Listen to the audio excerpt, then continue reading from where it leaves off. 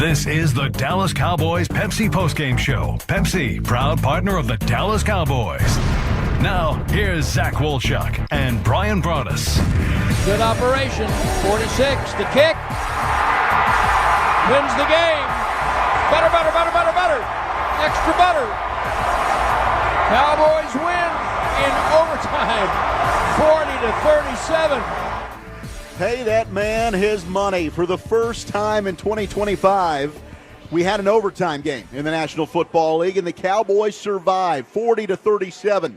Cowboys get their first win of the season. They improved to 1-1, and the Giants still haven't won at AT&T Stadium since week 1 of the 2016 season as they fall to 0-2. Zach Wolchuk alongside the Super Bowl winning scout Brian Broaddus here at the Miller Lite Field Club. What a crazy ending this was, Brian, as you had Miles Sanders way back with 5:53 left in the fourth quarter, put the Cowboys up 27-23. Wan'Dale Robinson catches a 32-yard touchdown from Russell Wilson. It was like channeling old MVP Let Russ Cook back in 2016, 30-27. They go on top of the Cowboys. Dallas comes right back, 11 plays, 71 yards. Dak Prescott finding George Pickens for his first touchdown as a Cowboy. It's 34-30. You're thinking, here we go. No, you're not, because this defense had been leaky all afternoon, and they did just what you feared. Malik Neighbors, wide open, 48 yards, a beautiful throw from Russell Wilson as he drops into a bucket, 37-34.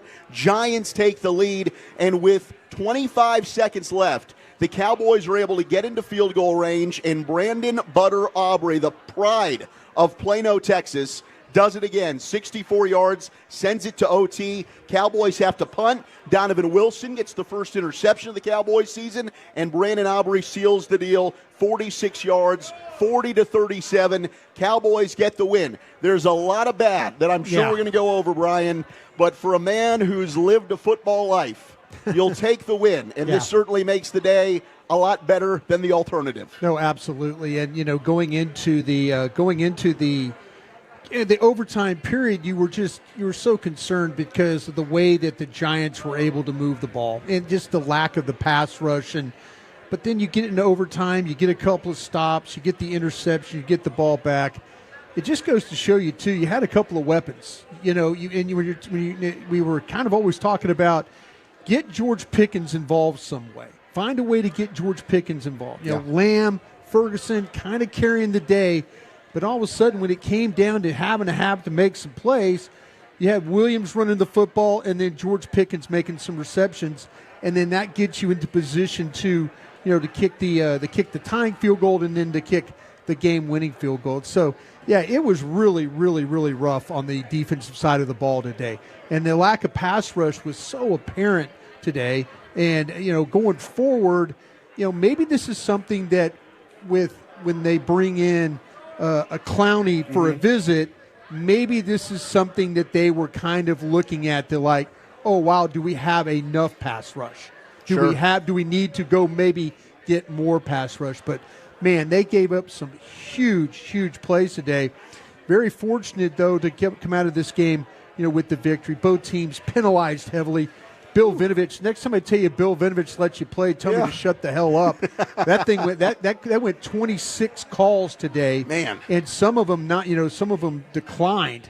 So boy, that was a rough game from that aspect as well. Yeah, it was wild. 14 penalties. You had 4 just on the opening drive from the Giants starting left tackle, James Hudson II, who was starting in place of the injured Andrew Thomas. He immediately got benched. They went to their rookie Marcus Mbao out of Purdue, who we did like quite a bit. We kind of liked him, coming out of the draft show, but I believe more of a right side player than a left side player. Yes, sir. But 12 penalties for the Cowboys today for 106 yards, and how many of those were on special teams, Brian? It just seemed like that every time there was something going on with a holding. I know Ryan Flanoy was involved with a couple. I think he had a block in the back as well, but you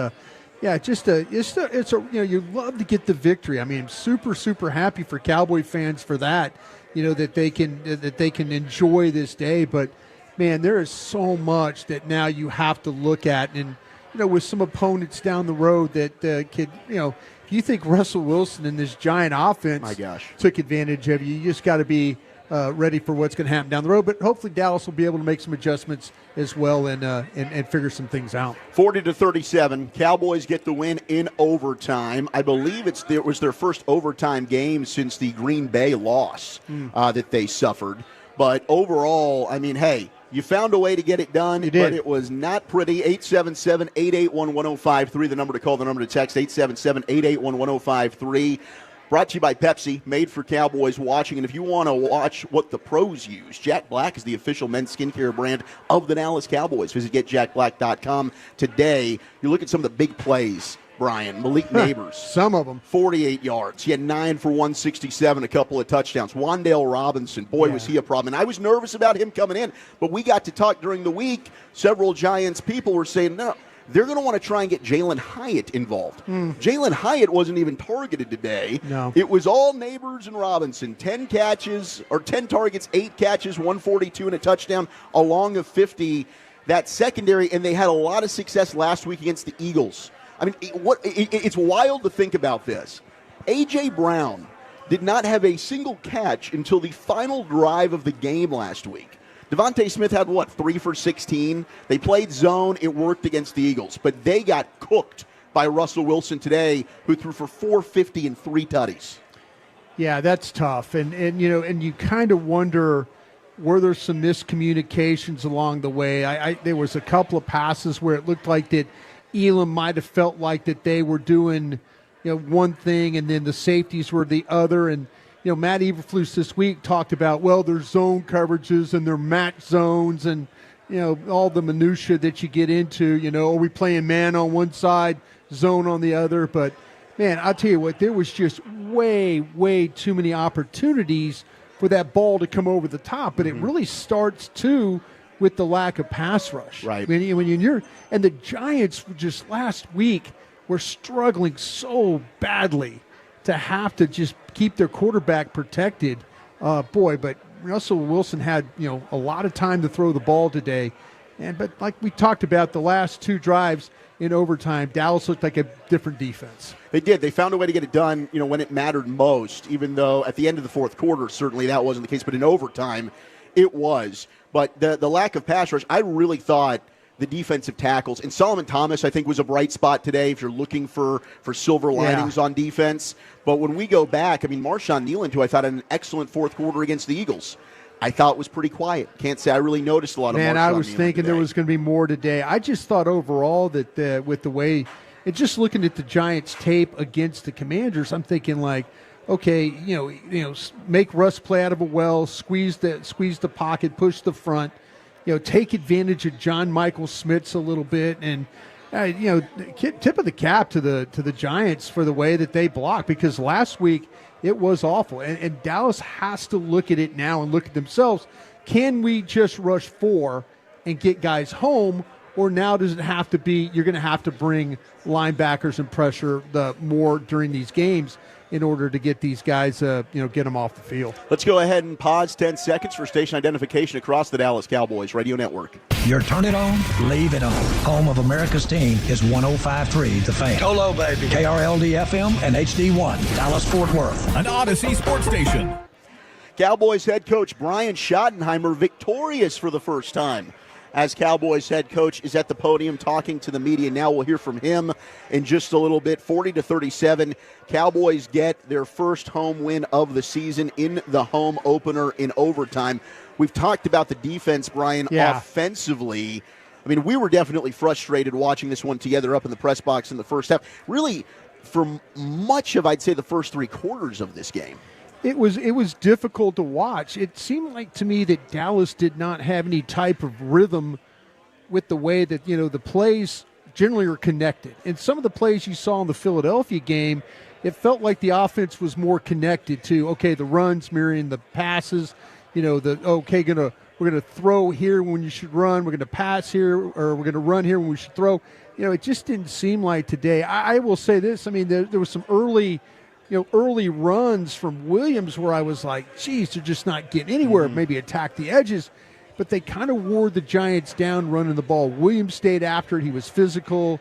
We'll look at the tape again tomorrow morning, and you'll see maybe there was some maybe there was some penetration that kind of hurt their trap blocks or their down blocks, but they late in the game they kind of found a little bit of some ground to gain that way because of Williams, his toughness, and then Dak with the key run at the end. Yeah. To get Aubrey in field goal range. Yeah, Javonte Williams finishing 18 carries, 97 yards in that touchdown. He's got 3 touchdowns already in the first 2 weeks of the season. Cowboys with 4 rushing touchdowns as a team. They had 6 all of last year. Yeah, and he also had 6 receptions for 33 yards as well. So complete game for Williams and stuff like that. A lot more to unpack. We'll hear from Brian Schottenheimer. Of course, more player locker room audio. The voice of your Cowboys, Brad Sham. You're listening to the Dallas Cowboys Radio Network. I'm home. Hey, Mom, before you ask, I've done my homework and...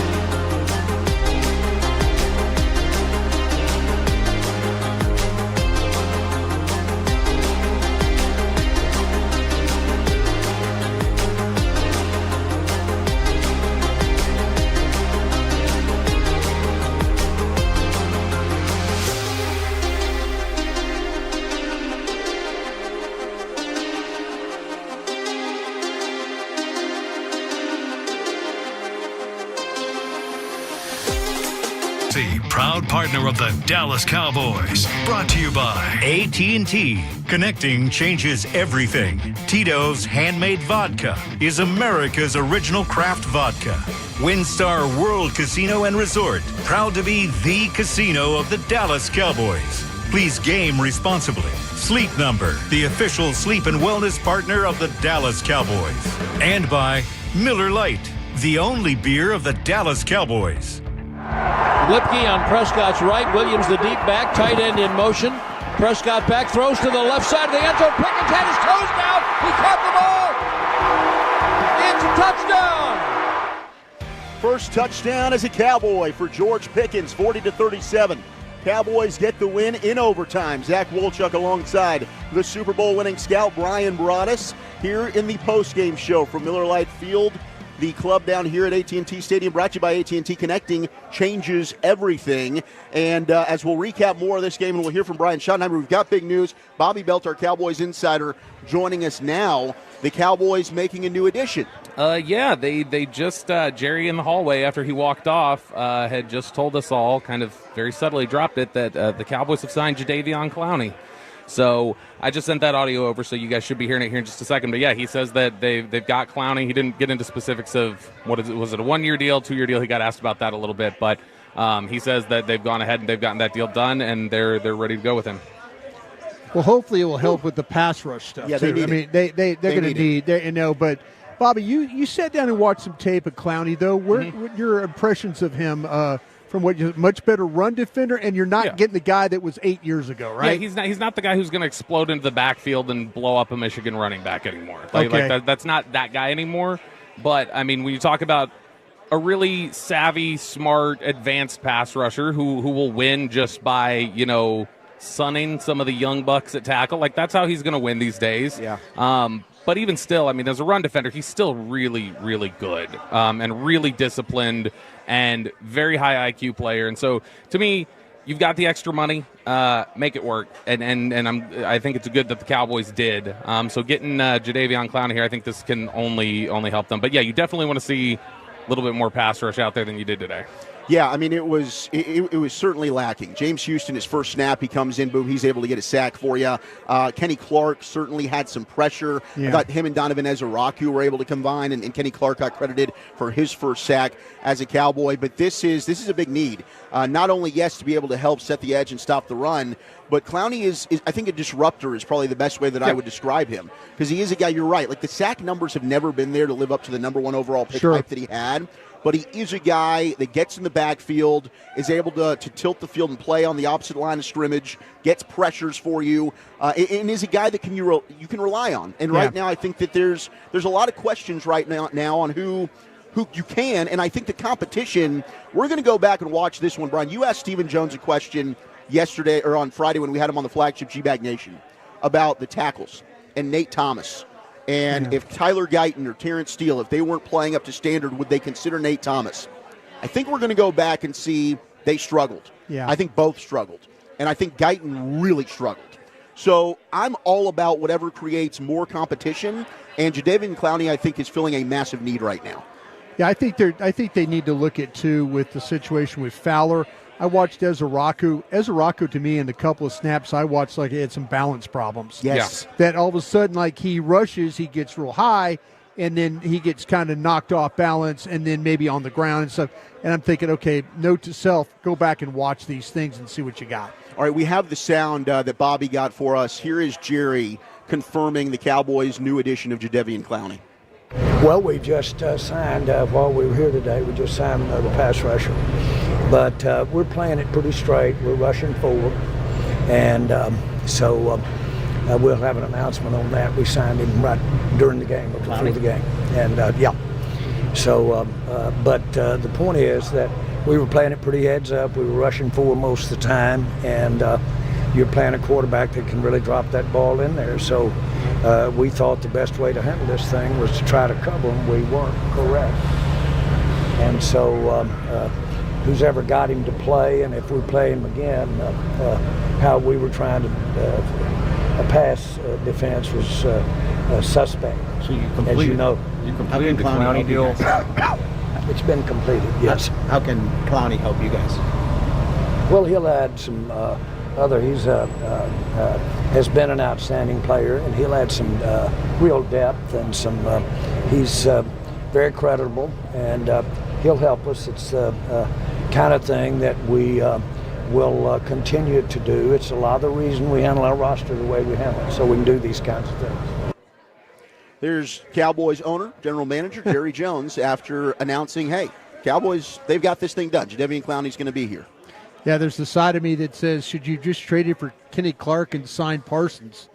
I know, but he's talking about given up Kenny Clark. Well, he's talking about depth and all these things like that. And he's rushing 4 and all that. And Bobby and others will tell you, though, that Clowney is much better as a run player right now. Hopefully he'll help you with some of the pass. But they've got, as a unit, they have got to figure out more. They've got, and it's not just going to be about Clowney. It's going to have to be about Fowler. It's going to be about Williams. It's got to be about Ezeraku. They've got to figure some things out. You cannot allow a guy like Russell Wilson to throw the ball on you for 500 yards in this game. No. And especially with how bad the Giants' offensive line was coming into this game with protection. There are going to be some other tougher games. Hey, super happy you get the victory, but let's not just put lipstick on the pig right now. Oh, 100%. I mean, they need to figure some things out with this, and hopefully Clowney will maybe help them with some of that. Yeah, this is, Bobby, you and I were both, I had no doubt coming into this one. I thought the Cowboys were going to win this easy. Mm-hmm. You and I I've already seen some texts coming in like, oh, Bobby, what happened to the Cowboys winning by 2 touchdowns? I think the Giants are a bad football team. Yeah. To be in an overtime game and giving up 37 points to the Giants is a massive concern. It's hard to win in the NFL. Yeah. So I don't just want to just go by, the Cowboys got to win today. It's not just raining and pouring. We do need to acknowledge and be excited about that. But there was a lot of concerns on that field, and I'll admit I was wrong. But to me, the Cowboys being in a dogfight with the Giants opens up a lot of questions about how good are they. Yeah. You had the moral victory discussion in week 1. Week 2, we're going to have the devastating victory discussion. Devastating. Just a devastating victory. The moral win. Just a devastating victory for the Cowboys. Look, and I know the fan text is going to have that to say on that. And, it makes sense. That is not a good Giants football team. No. Nobody underestimated the Giants here. You're talking about a football team that committed 6 penalties on the opening drive.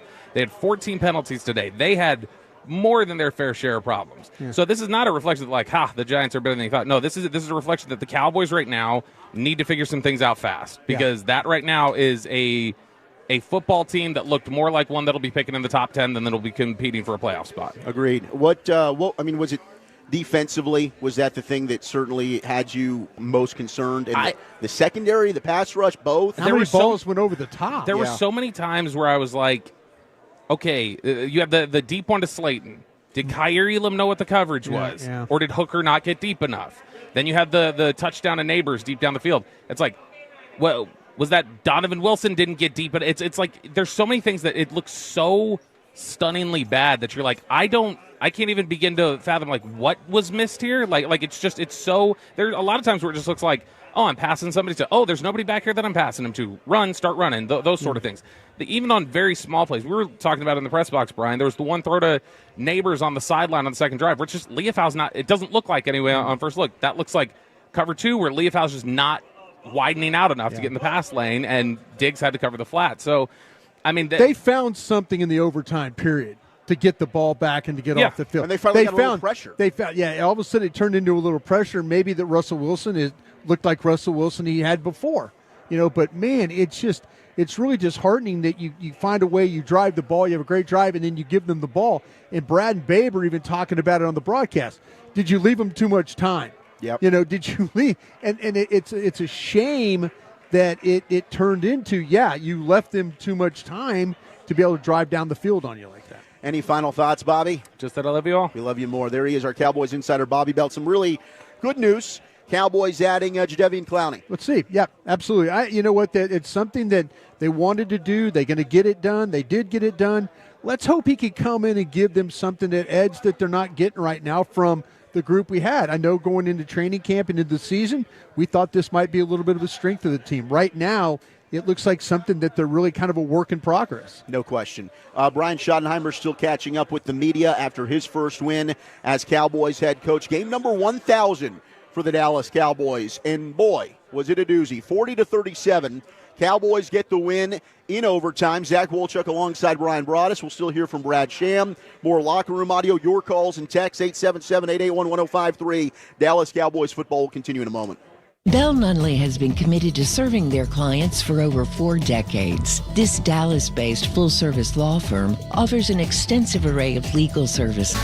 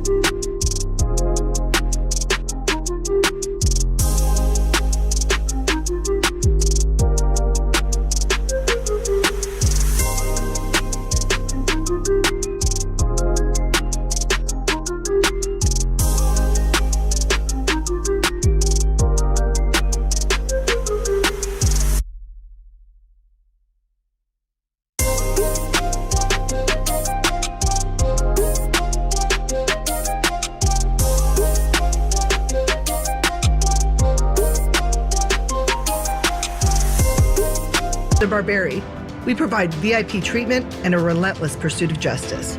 Choose Barberi Law Firm for a masterful defense. Call 682-LAW-STAR. Motion now from Tolbert, inside handoff, Javonte Williams, and he breaks free, and Williams has a head of steam, and Williams to the end zone, and Javonte Williams running hard, took it home, 30 yards for Javonte Williams. 18 carries, 97 yards for Javonte Williams, including that 30-yard touchdown scamper. His 3 rushing touchdowns in his first 2 games, according to ESPN research. The last Cowboys running back to do that, Brian Broaddus, Marion the Barbarian. May he rest in peace, back in 2008. I think the last time that Williams had a 30-yard run was against the Cowboys. Yes, his rookie year. Yeah. And I think he broke about a gajillion tackles to do that one. But he does run hard, man. He really does run hard. And as you mentioned earlier, also a weapon in the receiving game as well. 40-37. Cowboys get an overtime win over the Giants. Zach Wolchuk alongside the Super Bowl winning scout Brian Broaddus here at the Miller Lite Field Club, AT&T Stadium. Dak Prescott about to talk with the media. We'll hear from, of course, Brian Schottenheimer, CeeDee Lamb, with our buddy Chris Arnold. And if you're ready to learn a new game and invest like the pros, don't worry. Even the pros were rookies in crypto once. Blockchain.com makes buying, selling, and trading crypto easy. Invest like your icons with Blockchain.com. I do want to get to the phones, 877-881-1053. Brian, a couple of texts coming in. I do think this is a good question. Yeah. And you and I were just kicking this around during the break. But as weird as this is to say, I almost felt better about this team last week in a loss to the Eagles than I do today after an overtime win over the Giants. Kind of weird, wasn't it? Yeah. I thought when you put it that way, I was like, you're kind of – I'm not the moral victory guy, and I'm also not the, wow, we looked that bad and still won the game guy. Yeah. But, that it has kind of a funny vibe to it through the first 2 weeks of the season. Absolutely nuts. We'll hear from the voice of your Dallas Cowboys, Brad Sham, here in just a moment. But let's get a call in. Let's go out to Paul in Richardson. Paul, you're on the official postgame show of the Dallas Cowboys. Yes, sir. Gentlemen, thank you for your show. And thank you real quick for you putting the delay on or something, because you synced up to my DirecTV perfectly. It was like I could watch you instead of listening to the guys on the TV, and I appreciate it. Yeah. But all I had to say was I love my Cowboys, and I can't believe it. If you can't be good at being good, be good at being bad, because they figured out a way to pull it out, and thank God for that. No question. Thank you so much. We appreciate the call, Paul. As the voice of your Cowboys, Brad Sham, joining us now here in the Miller Lite Field Club. Brad. Zach? You'll be able to put this one into perspective, and you might tell me that this is a terrible question, and it might be. Now, wait. Did you see any of Brian Kelly's press conference after the LSU game last night? No. I saw some good coach question. The very first sometimes question you was, have to win a game. It was what was it about that you couldn't stop the run or something? They won the game. Offense was bad, and that's the first question. And Brian Kelly's first answer was, "That's a terrible question." Yeah, poor girl. We won the game. Well, these poor men just went in there one. And to the reporter's question, credit, he did not stop. He didn't. Why don't you ask a different question? Okay, why is your running game so bad? Right. Yeah. Since you dared me. Sorry. Well, okay, so here it is. It's a good question by Molly. Did you feel better about this team last week after the Eagles game, even in a loss, or today after a win over the Giants? The answer to that question is what I say all the time. Last week and this week have never met. Mm-hmm. That's the same team. That's a T-shirt right there. Right? It should be. Mm-hmm. And we're going to get something different all the time. If I were a Cowboys coach, I would be thoroughly unqualified for my job. But in addition to that, I'd be very happy we won the game. Right. Yeah. That's the thing you're supposed to do, right? Right. You came here to win the game. Right. I would be really concerned about my first half offense. Mm-hmm. I thought you had a good point during the broadcast about which carried over. Babe was talking about the offense is great. I said, well, hold on. Yeah. And weren't so great in the first half. Now then, in the second half, after the interception, they scored on 5 consecutive possessions. And then they couldn't in the overtime. Right. And look, they got some breaks. Russell Wilson fumbled that ball in overtime. That changes that crazy whole play.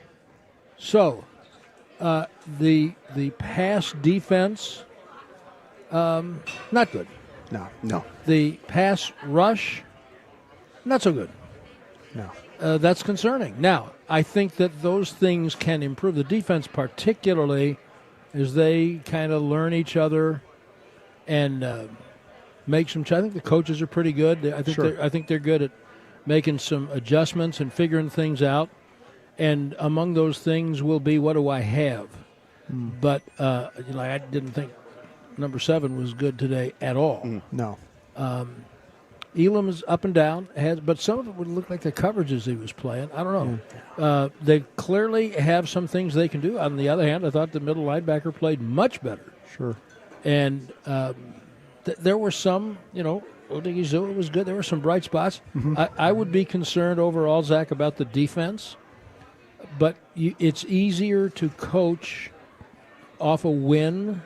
I mean, imagine if they had to walk off that field with their second loss after the comeback doing the things they did. It's pretty good resilience in your offense when you give up that touchdown with however many seconds were left, and quarterback just says, "That's all right. We'll just go down and set up our bionic kicker." Yeah. Gosh, my guy. I don't want to call him out because I like him, and I don't want to throw shade at him. On the medium formerly known as Twitter, was saying today, Tyler Smith's done. That's great. Now do Pickens. And I said, can we first? I said, no, do the kicker. Yes. Kicker. And then let me see Pickens play here for a year. Sure. And he responded, you've seen Pickens, and it's just he's going to get paid even if he gets hurt. So why are you prioritizing a restricted free agent kicker? And my answers to that are, I have seen Pickens, and I know why the Steelers let him go. So let me see him not be that guy for a year. And how about the kicker? No, sign him now. Sign whatever the top kicker's getting, kick that up by 50% and sign him for 5 years. Dable said it during the week. Yeah. If the problem is if you let them get to the 50-yard line, they're in field goal range. And that guy's an incredible weapon. So, there's a lot to not like in lengthy answer to your question. Zach likes this because he can ask one question and then take a nap. And then, in the pregame show, I get to soak it in. In the pregame show, you gave us an excellent description of what fajitas bring to a tailgate party. Those particular fajitas. Yes, those particular. Especially the recipe, and the question is one of versatility and durability. But there's a lot to, just like last week, there was a lot to like, but they lost. This week, there's a lot to not like. But they won. But you come back, you get your first takeaway of the season in the overtime. Yeah. Right. I mean, that's not unimportant, whatever happened on the throw. And then you got the resilience to come back and just get him into range. And so, they won the game, and there's a lot to build on. Just go ahead and beat up on me about this running back for the Cowboys that I was wrong about. 33? Yeah, you're a fool, Brian. Yeah. Just beat up on me about that. I don't feel the need to beat up on you. I think that don't be too gentle. This guy's got some toughness to him, huh? Yeah. I mean, legitimate. It's not going well for a lot of the game, and all of a sudden he just keeps running and breaking tackles, right, and catching the ball, right, and he does that. And Sean Payton tried to tell me this, and I said, I didn't want to listen. Get Jaden Blue on the field. I think McClay knew what he was doing as usual, as is usually the case. Yeah. And now, look, I don't think he's going to rush for 2,000 yards. That was a tough game today, running the ball. Tough. Tough 98 yards. The Giants played pretty well in some areas defensively. But this guy is tough. He will give you everything he's got. He will break one. He will catch the ball. He was. I don't think they made a mistake. Let's put it that way. Yeah. The penalties. Not good. My gosh. And you made the point of the special teams penalties. Well, and you get, first of all, you've got one team that's committed like 20 penalties at halftime. They've only been called for like 14 of them or something. But you've still haven't been able to score. You haven't been able to do anything with it. And then the Cowboys tried to catch up to him, and that is bad for Marquise Bell to make he's one of their best special teams players. You can't do that. I love C.D. Lamb. I would like to see him not sit on the ground and taunt the guy because they're looking for that. So, the second half penalties are a big concern, and you got to watch those. Brad, thank you so much. Enjoy the rest of the afternoon. I think I will, and I think I may have some libations in my home. There we go. Wait. And fajitas. I think I hear them calling me. Fajitas. I could order some fajitas. That's not a bad idea. Enjoy some Sunday. Have a lovely Sunday evening. You too, sir. There he goes, the voice of your Cowboys, the legendary Brad Sham, 40-37. Cowboys get the overtime win over the New York Giants. Zach Wolchuk, Brian Broaddus. We will hear from the victorious head coach, Brian Schottenheimer. We've got C.D. Lamb. We've got George Pickens. We'll get back to the phones, 877-881-1053. You're listening to the Dallas Cowboys Radio Network. Hi, I'm Tito Beverage, founder and master distiller at Tito's Handmade Vodka. When I got into the...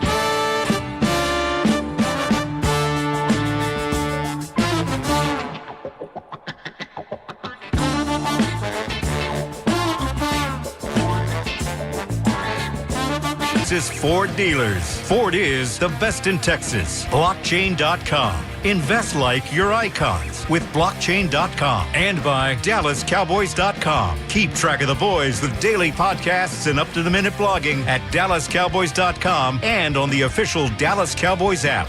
64 for the tie. Or it's the last play of the game. Snap, hold, 64, and sweet butter. But don't hurry to re-sign the kicker, whatever you do. Oh, man.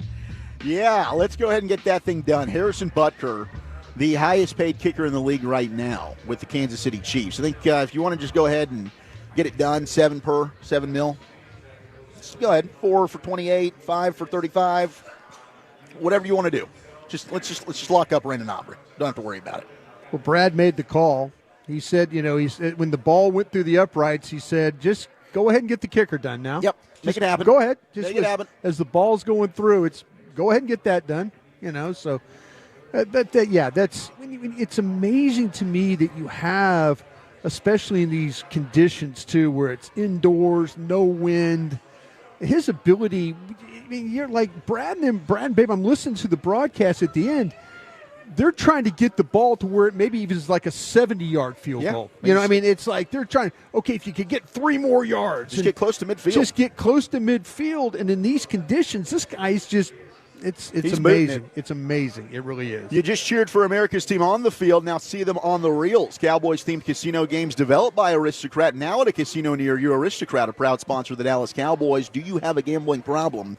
Please contact 1-800-GAMBLER for 21 and over. Zach Wolchuk alongside the Super Bowl winning scout Brian Broaddus live in the Miller Lite Field Club after a 40-37 overtime Cowboys win over the Giants as they improved to 1-1 on the year. Crazy game, and getting the game ball for his first win as Cowboys head coach in game number 1,000 in the history of the Dallas Cowboys. Brian Schottenheimer caught up with the media.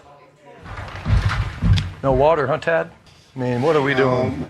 I'll go get my own after my first victory, Tad. Hey, I'll get my own water after my first victory, Tad. That's fine. Hey, I got Gatorade. Hey, I'm a little hoarse, too. How's everybody doing? How you doing? You guys ready? Calvin Watkins, Dallas Morning News. Your emotions after getting your first win? I was really good coming off the field. And then when Dak presented me, he and Jerry presented me with the game ball, that was pretty special for me. Cool way to win your first game. You'll remember it forever. But the words that Dak and the players said to me after the game is why it's so special. It's I expect the first of many. But I'll remember this one forever because of the fight of these guys, the way they didn't quit. They just kept believing. We always say give yourself a chance in the fourth quarter. I guess we had to go a little longer tonight, but we found a way to do it. And very, very special. But so proud of those young men, man. You talk about pro football and the ups and downs and the high lows and giving up big bombs, and then you got to go back out there. And some of the situational stuff we did was just incredible. What can I say about Brandon Aubrey? I mean, just, 4 field goals, 51, 44, 64. Would have been good from 70, and then the walk-off 46-yard kick. So proud of those young men. The hard work that they've done. This is about them. This isn't about me.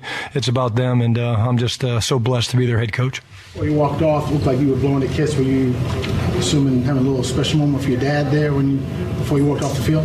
Yeah, so my family was up in the box. I was blowing them a kiss. I was talking to my dad as well, and how about this?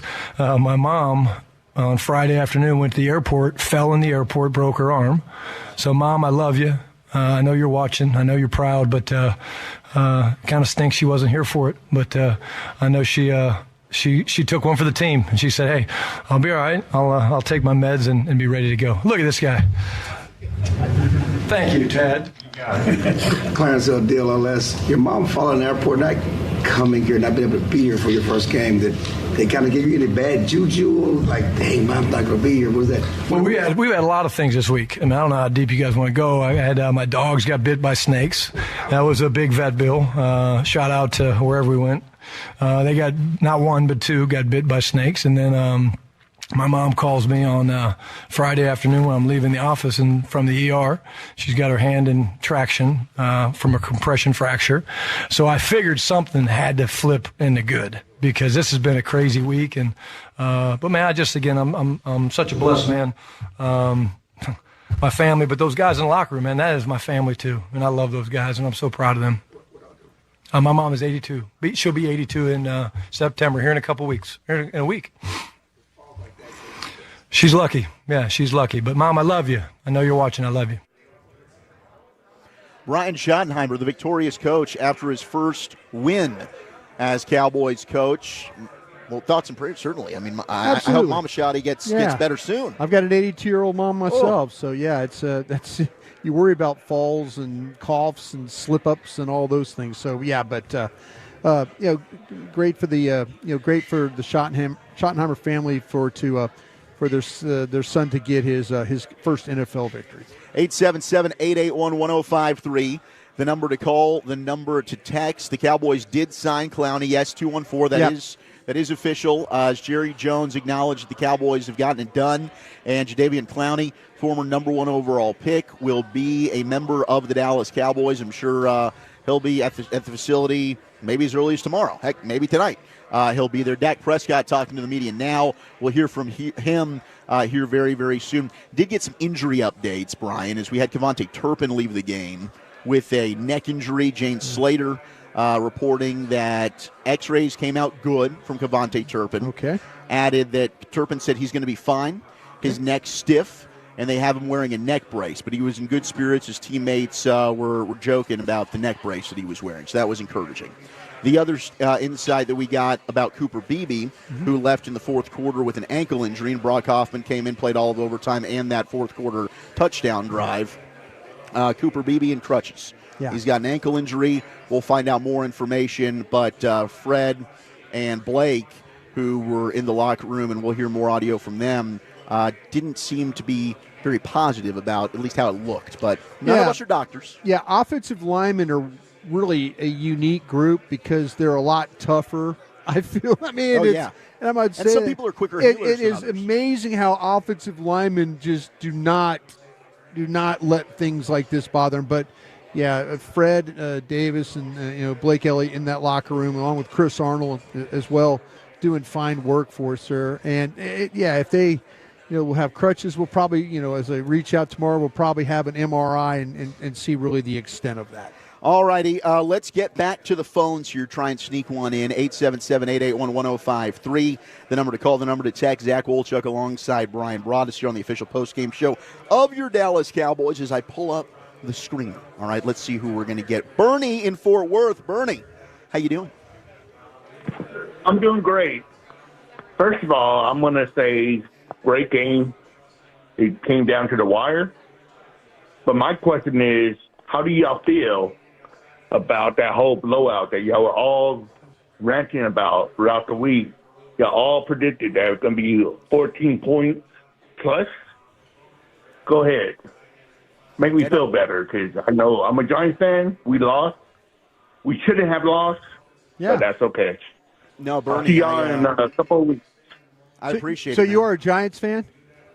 You're a Giants fan, sir. sir? How did you feel about it today then, from your perspective? It was great. Moral victory for you guys, you think? No. See, yes and no. Because we should have won this game. We just beat ourselves. Sure. The interception that threw, we should have scored. We should have put points on the board. Yep. You put points on the board at that time, there's no overtime. Sure. But we were they had no confidence in our team overall, and they just wanted to go for it.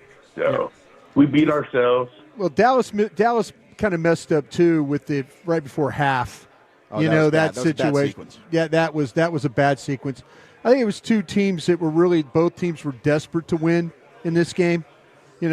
Dallas found ways to do it in overtime. For the majority of the game, if you're a Giants fan, you kind of had Dallas's number. You really did. But then Dallas was able to get a couple stops. That's what it was going to come back. It was going to come down to. It was going to come down to what team was able to get a stop or two at the end or in the overtime. And Dallas got that. They got the interception, and then they were able to, this is a victory's a victory. Right. And everybody, the Giants are, like I said, the Giants are an NFL team too. They did a good job of blocking Dallas today. And maybe maybe the situation is too that Dallas is not as good as we think they are either. Maybe Dallas, that's maybe the kinda where I'm Eagles, the Giants, the Commanders. Maybe this division as a whole is not as good as we think it is. Yeah, Bernie, I mean, I'll take the L. I really thought the Cowboys were going to win this thing easily. And as you said, by 2 touchdowns. And to me, it makes me now wonder how good are the Cowboys. Because I don't think your Giants are good. I don't think their offensive line's good. The fact that they were able to run the ball as well as they did today is a concern to me. I think their secondary's trash. And the fact that it took the Cowboys as long as it did to finally get Lamb and Pickens involved is a concern to me. So to me, this says more about I got questions for the Cowboys than I do. I think the Giants are actually better than I thought. I think it's more we got to go back to the drawing board, and we'll see next week against the Bears how they look. Sure. But, it was wrong. Giants certainly played a better game today. Okay, 877-881-1053. We'll get back to your calls. We'll get back to your texts. We'll also hear from CeeDee Lamb. We'll hear from Dak Prescott. Dallas Cowboys football will continue in a moment. From retirement planning to insurance, SWBC.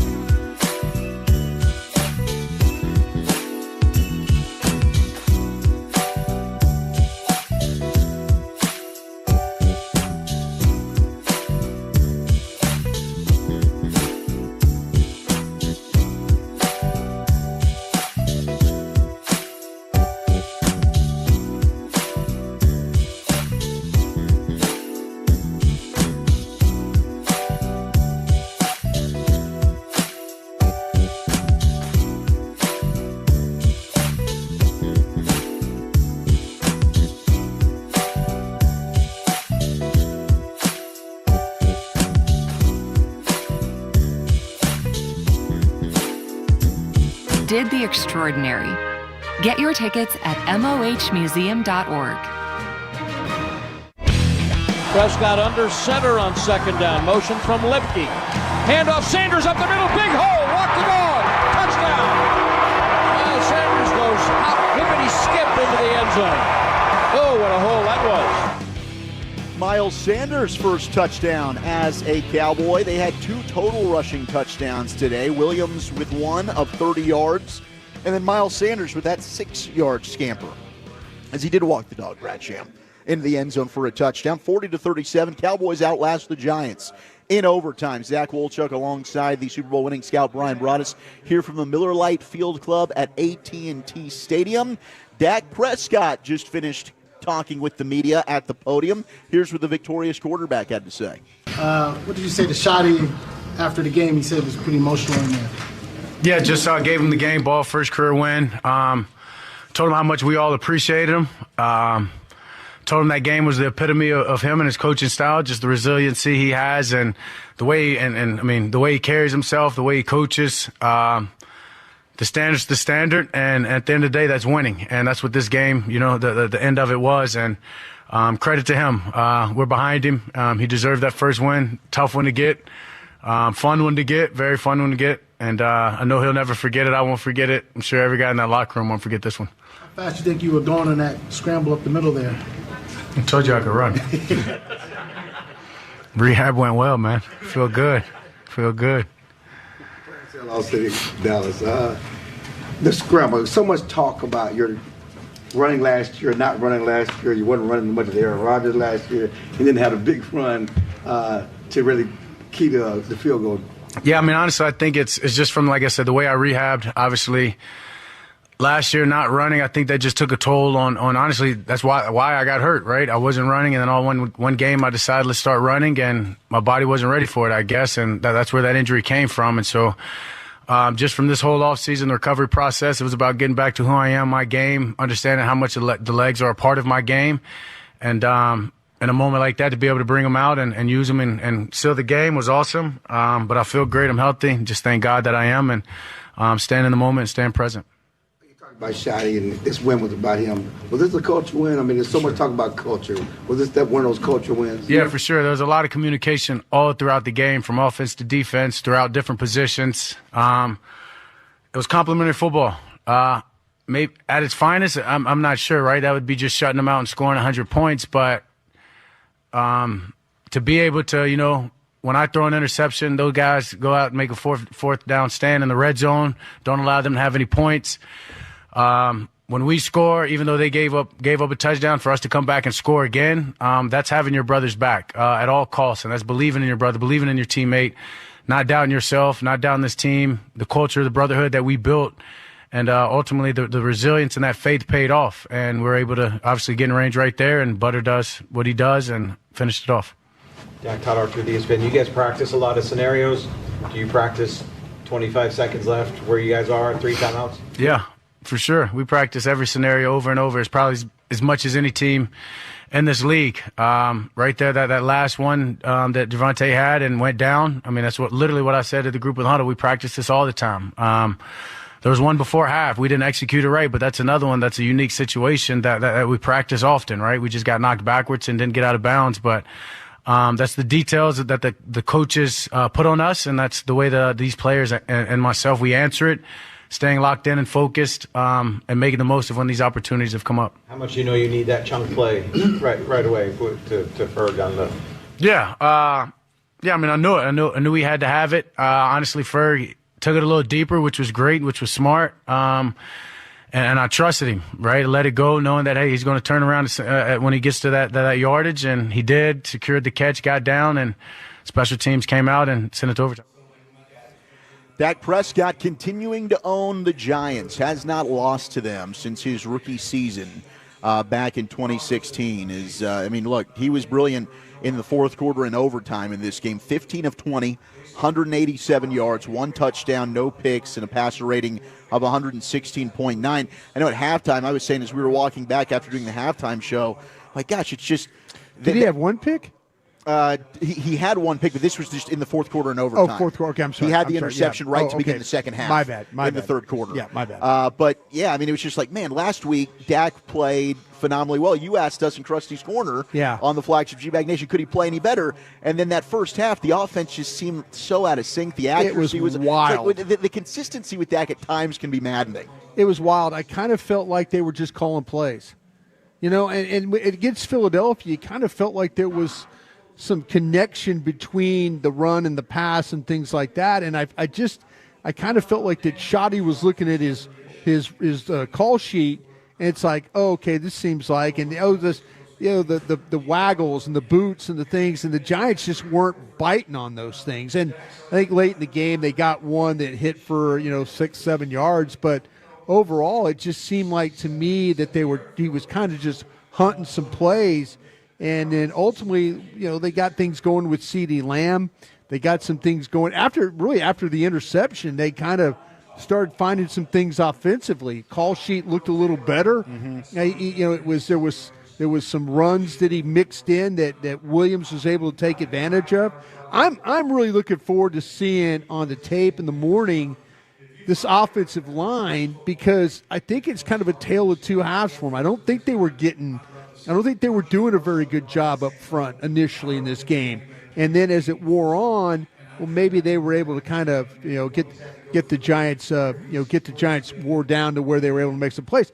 I went in this game feeling like, you attack, Cordell, you attack Flott, and I just didn't seem like to me there was, you find the guys, find where you can attack these players. And it just seemed like to me that there were times where it was just he was looking at his call sheet and he was just trying to kind of, okay, let's see this. And I didn't know, like, in the Eagles game, the offense just seemed to really thrive with him and Dak kind of on the same page. Right. And then early in this game, for at least like a half, and then you had what happened at half to you where you just, you saw that at the end, you get Aubrey to midfield, you get a chance to get points. Mm-hmm. And you're messing up stuff, and you're not getting out of bounds, and all kinds of kind of like crazy decisions were made. Dak, brought to you by the all-new National Medal of Honor Museum in Arlington, brings the stories of America's greatest heroes to life through virtual experience and exciting interactive technology. Plan your visit today at mohmuseum.org. 877-881-1053, the number to call, the number to text. And when they needed it most, I mean, Dak certainly found his guys in CeeDee Lamb and George Pickens, making some big plays for him. And then he did have that scramble for 14 yards to set him up into field goal range. All right, let's try to get another call in here. Let's go to Derek, who's calling in from Brooklyn. Derek, is this a Cowboy fan in enemy territory, or is this another Giants fan? Nah, this is a big Cowboys fan over here, lifelong. I just wanted to talk a little bit about the defense. I don't know what Eberflus is doing, but this zone ain't going to work. This secondary. We don't know it's all zone, man. We don't know it's all zone. We don't. We're saying zone because he played it 100% of the time. But let's figure it out. I mean, you could say the scheme.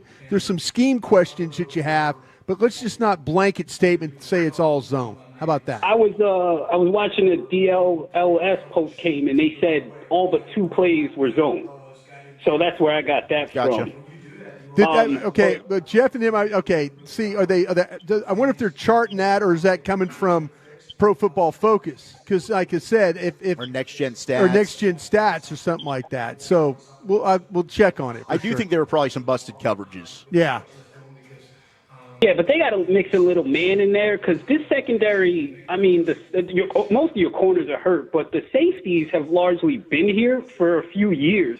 Mm-hmm. They know what to do in man. I don't think they've always had problems in zone coverage. So they were great last week, though. They were great. I mean, that quarterback was awful against the zone coverage in the Eagles game. I mean, 2 of the best receivers in the league were held to almost nothing with zone coverage. Am I right? Part of that is Hurts. Even you guys said he doesn't like to look past his first read. So it's one look and run. But I think they got to do something with that. My only other thing was, can someone please pay Aubrey? Yeah. Just pay that man. Pay him whatever he has. 100%. Absolutely. I agree with you. I appreciate that call. Pay that man his money. Let's go ahead and pause 10 seconds for station identification across the Dallas Cowboys radio network. Your turn it on, leave it on. Home of America's team is 105.3 The Fan. Hello, baby. KRLD-FM and HD1, Dallas-Fort Worth. An Odyssey sports station. All right, more of your calls and texts on the official postgame show of the Dallas Cowboys. Zach Wolchuk alongside Brian Broaddus. We also have C.D. Lamb, George Pickens, more player locker room audio as well. You're listening to the Dallas Cowboys. Dallas Cowboys football will continue in a moment. Hey, Cowboy fans. Keith Davis here, former Cowboys safety. Keith Davis into the end zone. You know what's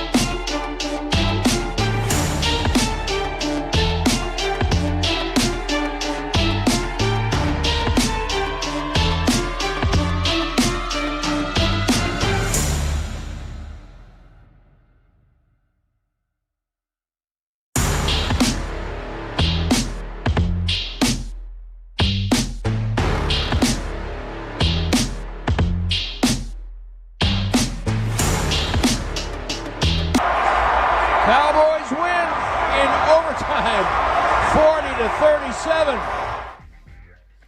40-37, and butter. He sure did get it done as the pride of Plano, my fellow Plano Wildcat, Brandon Butter Aubrey, getting it done there as the Cowboys get an overtime victory.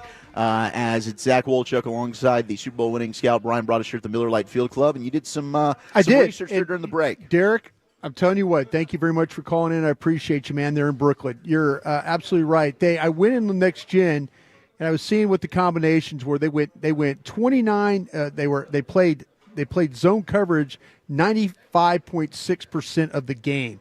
So that means there were only 4.4% that they did. And the Giants against zone coverage were 29 of 39 for 447 yards, 3 touchdowns, 1 interception, quarterback rating of a 126.8, 11 yards at attempt. So, okay, 2 weeks in a row.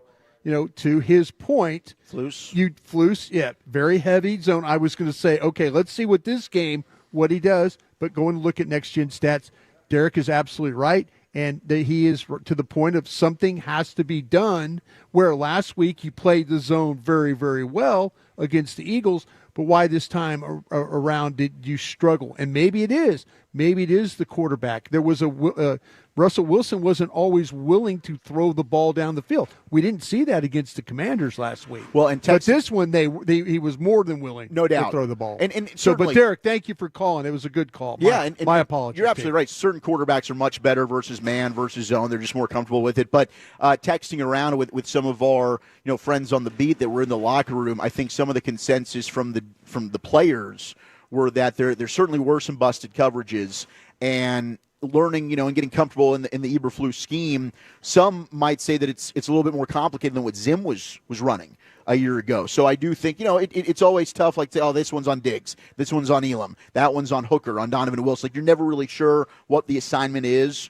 on a specific play, and it did sound as if there were certainly some blown coverages in the secondary, maybe some communication errors on that back end. That Brandon Aubrey 46-yard field goal, our drive of the game, 4 plays, 42 yards in 2 minutes in today's game between the New York Giants and the Dallas Cowboys at AT&T Stadium, brought to you by Dr. Pepper. Raise your Dr. Pepper glass to America's team. It's a Pepper thing. We'll get back to the phones, but first, let's hear more from Jerry Jones.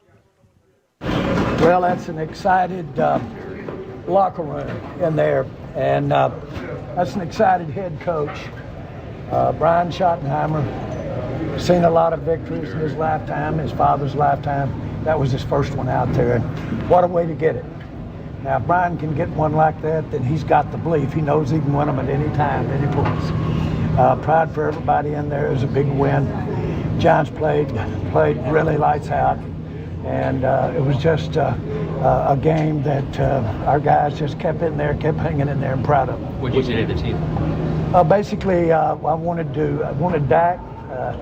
Gave Dak the ball to give to Shotti, and he's the man to do it. And we all are proud for Shotti to have his first win in his career in the NFL. What can you say about Brandon Aubrey and the way you can rely on him in big moments like this? Well, it really.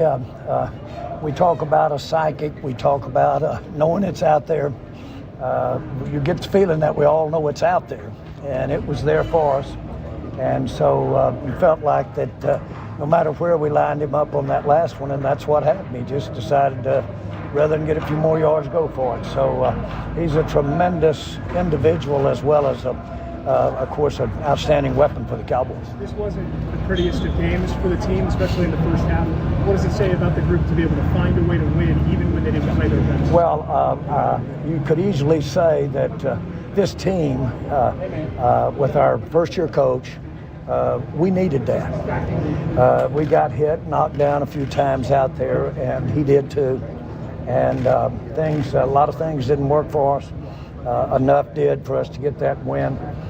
When you can win like that in coaching, then you've got a chance to win a lot of games. And so it says a lot. It only, though, says what this game says, which is a lot. But he's put so much of himself in it that he's got these players, he's got their back, they have his back. There is Jerry Jones, victorious 40-37 overtime win here at AT&T Stadium, and certainly an awesome moment for Brian Schottenheimer, his first career win. Sounds like a heck of a week for the Schottenheimer family. You know what? You're talking about all the things he had to go through. Zach, me falling down the rabbit hole a little bit. Yeah, what's going on? Because they broke it down even further, and I was just curious. Again, thank you for a call from Brooklyn. Against cover 2 with the 2 deep safety look, they were Russell Wilson was almost perfect. He was 13 of 15 for 177 yards. Oh, wow. So they didn't give up a touchdown, didn't have an interception. But they played that in this game 33% of the time. They played cover 3 36% of the time. Russell Wilson was 9 of 12 for that for 165 yards and 1 touchdown. And then they played a combination of cover 4 as well. That was 6 or 9. So the 2, the 3, the 4, all the coverages that they played today were just, none of them had a good answer. Cover 6 was they played it for 3 snaps, and that seemed to be the best thing. That's, cover 2 on one side, cover 4 on the other side. That's how you get the cover 6. I know it's a lot of talk and a lot of that, but it didn't matter if they were playing 2, 3, or 4 today.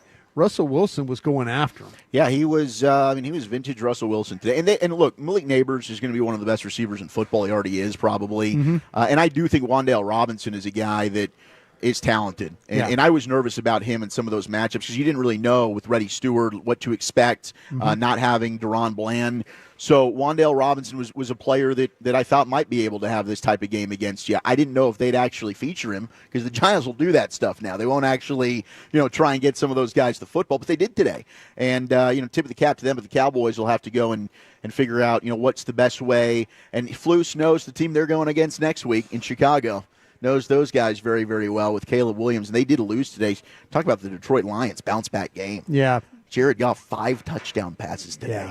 Absolutely. As they got some revenge, as Man Campbell called it a must-win, they got that win over their former offensive coordinator, Ben Johnson, as the Bears taking the L there. The Lions improving to 1-1. All right, let's get back to the phones here on the official post-game show of your Dallas Cowboys. Zach Wolchuk, Brian Bross. Let's go out to Roanoke. We got Adam calling in, been waiting patiently. Adam, what's going on? Hey, thanks for taking my call, brother. I know I'm the one that always says bad things about the Jones boys when I text you, so take it easy on me, all right? Yeah. I got a couple quick points. I'll let them get in and let you guys comment. Some on offense, some on defense. One, I like Dak finding Pickens more. When he goes deep to him, though, it seems like he underthrows him a little bit. You got to put the ball up for him to make the plays on the deep balls. Two, Brian, when you break down the tape on offense, is it me or do I like this team when Dak's under center as opposed to not being under center? Three, don't go to Tolbert late in the game. Please just stop that. Go to the defense. I'm sorry, guys, but you got a bunch of jobbers out there. Guys like Fowler or Bust, the 2 linebackers you picked up in the offseason are okay against the run, but, boy, they couldn't catch a tight end with a net. My final point, gentlemen, is this. You're going to sign Clowney. Okay. So now what? You're going to be 8-9? Would you rather be 4-13? Would you rather be, 5-12? I'd rather be what I am, let my young guys play, stick it out, and get a better draft position. I'll wait for your comments. Thanks, gentlemen. Yeah, I appreciate the call, Adam. I mean, I think we kind of discussed this a lot last year, when Dak went down. This is the problem. And it's Adam, right? Yeah. If Adam was employed by the Dallas Cowboys in the front office, he wouldn't ask that fourth question. Right. So you really can't. Yeah, you and me and others, we could sit there and say, be 5-12 and figure out a way to get a top 5 and, be that day. And you're right. They might be who they are. But if you worked for the team, you're never, ever, ever, ever thinking that way. You're never thinking about tanking games or losing games. You're trying to win every single game that you participate in. So that part of it isn't. The thing about Tolbert, I kind of felt like that Tolbert was due for a good game today. And so I was, it's one of those things where he's quiet, and then all of a sudden he makes a play or two for you. But he had the one catch right for 11 yards towards the end of the game that he was able to make. But like I said, I was expecting a lot more for him for sure. Yeah, I think that I've been pretty consistent with my feelings on Jalen Tolbert. I think he is what he is. He's going to be a free agent after this year. I don't know that he'll still be a Cowboy after this year. I probably would have looked to move him after camp and see if you could have gotten something. Yeah. But they like him, and hopefully he ends up making big plays for him at times. But I agree, late in the game, clutch situation is probably not the guy I'm looking for either. Yeah. All right, we'll get more locker room audio for you. We'll also get back into some of your calls and texts. 877-881-1053. Dallas Cowboys football will continue in a moment. The National Medal of Honor Museum is now open in Arlington, Texas, just a few blocks from AT&T Stadium.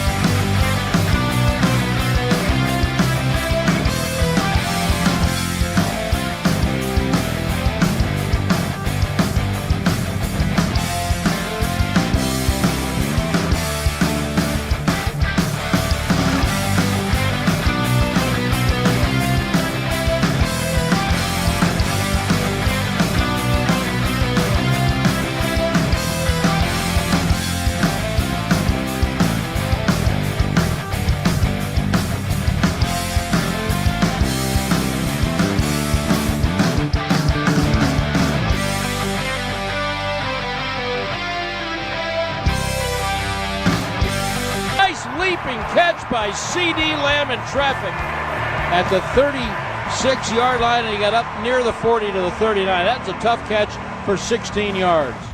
Oh, man, it was an outstanding catch, and it was big to extend a drive, as that was our What a Play of the game, brought to you by Whataburger and the Salvation Army. Doing the most good is CD, 9 for 112, his fourth straight game, over 100 yards receiving on 11 targets, and he really didn't get targeted a ton until, I would say, late in the second quarter, and most of that damage was done in the second half. We'll hear from CD in a moment, but Brian, we have an update on Cooper Beebe. Yeah, they're calling it a lateral sprain, and this is a kind of a common injury. It's most often affecting with the ankle. It involves the damage to the ligament on the outside of the joint, and this is the most frequent type of the sprain is the lateral ankle sprain. So it's kind of that.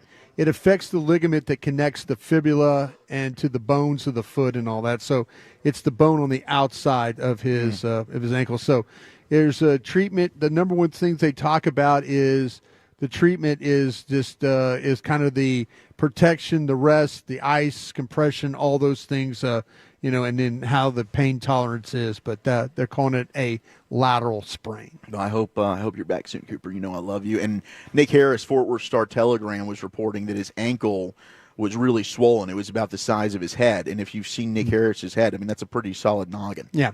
Big, so that thing had to be pretty swollen. Big brain on that boy. Big brain. I love you, Nick. You're doing fantastic stuff. If you're not following Nick Harris, you absolutely should be. All right, here was C.D. Lamb with our buddy Chris Arnold. C.D., have you ever been in a game close to the crazy turns of that one? Yeah, I have in college. Lots of shootouts, so I'm literally immune to it. But as far as an offense and as a team, we got to have each other's back. Our defense wasn't the best today. Our offense had to step up, and we had to. Can you talk about the fact that nobody gave up? Nobody. It's resilient. That's what Shotti is preaching within us.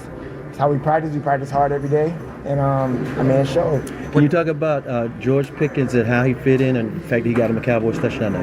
Happy for him, man. Happy he's here, and it showed, my man. He had his first touchdown. It's the first of many, and he's a heck of a player, and I'm excited for what he's going to bring to this team in the future. What kind of adjustments you guys make in the fourth quarter and kind of overtime passing attack really kind of stepped up? You got to get aggressive. Use who you have as your outside pieces. I mean, they were doubling me all game, and we had to take a step back and understand that. And then after we came out and threw the pig in the second half, we made an adjustment, and then the rest is history. What did you think of the way Brandon Aubrey had you guys feeling? That man is a GOAT.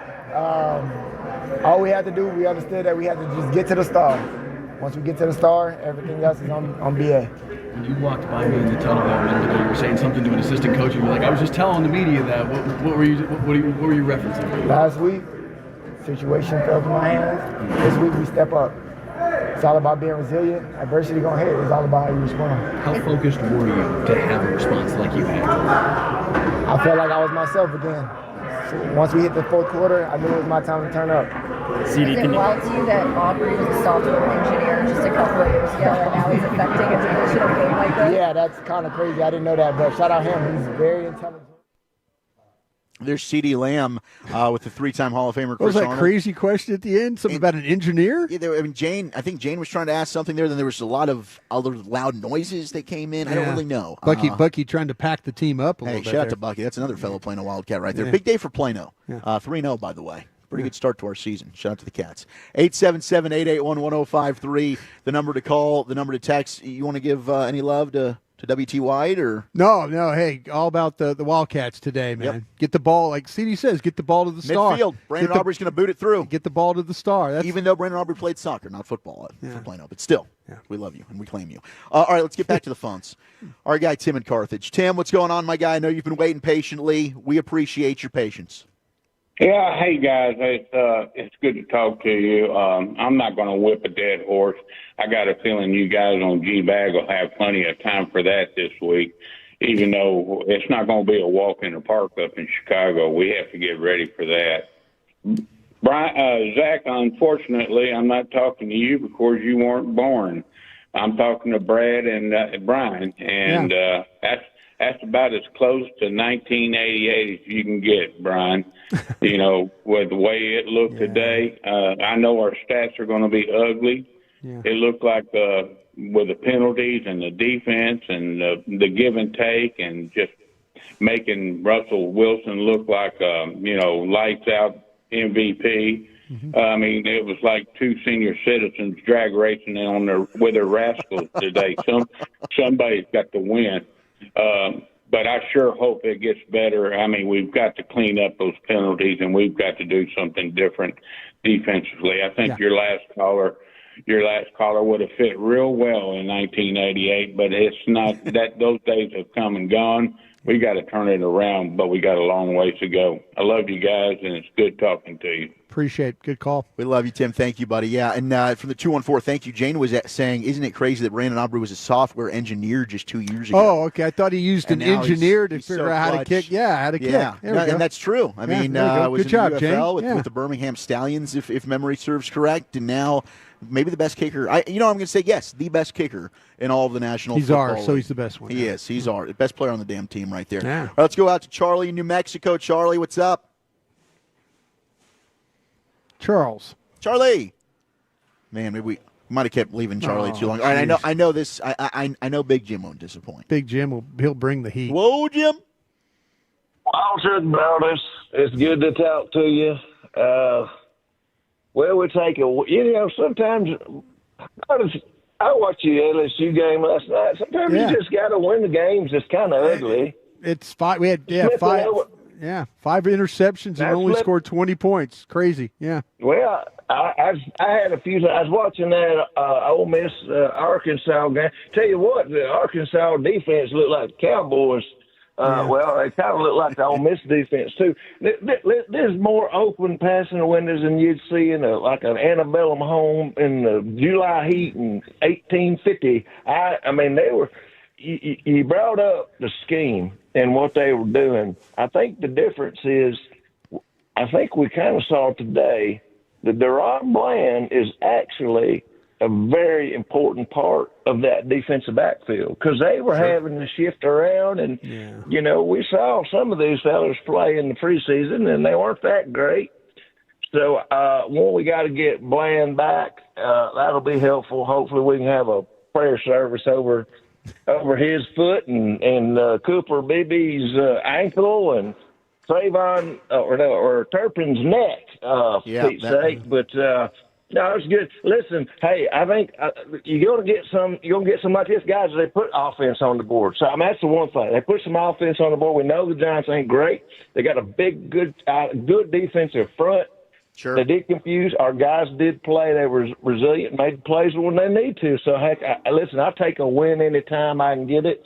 Listen, we got a lot to talk about this week. Can't wait to jump over on the Crown and to the G-Bag Nation. Folks, if you're not watching these guys, what they do during the week, you need to search them now and find it. This is quality radio, quality YouTube. And so you take care, fellas. I love you, and we'll talk. We'll talk on Friday. So there we go. We'll talk Friday. We'll talk Friday, Big Jim. We appreciate you, man. 877-881-1053. That opens up a line here on the official postgame show of your Dallas Cowboys. Zach Wolchuk alongside Brian Broaddus hanging out here. Miller Lite Field Club as we take you to the top of the hour. We will have a postgame show with a 3-time Hall of Famer, Chris Arnold. And Fred Davis. Fred Davis as well will be on the flagship 105.3 The Fan, also on the Odyssey app if you're interested in that. All right, we'll get, yes. Both the guys in the locker room today getting a lot of, watching the game and in the locker room. They're going to have some insight. They'll have some insight for you for sure. And they were pretty locked in watching. I don't think I've seen Fred that engaged after his third plate of food. Yeah, he was really locked in. Absolutely. Maybe being a row up was a good thing for Fred today. It was good because he didn't sit next to me. It was, we were able to kind of just watch without the chatter. Let's get Osa Digizua. We'll hear from him. We'll also get more of your calls and texts. You're listening to the Dallas Cowboys Radio Network. You hear that? That's the sound of Pepsi Zero.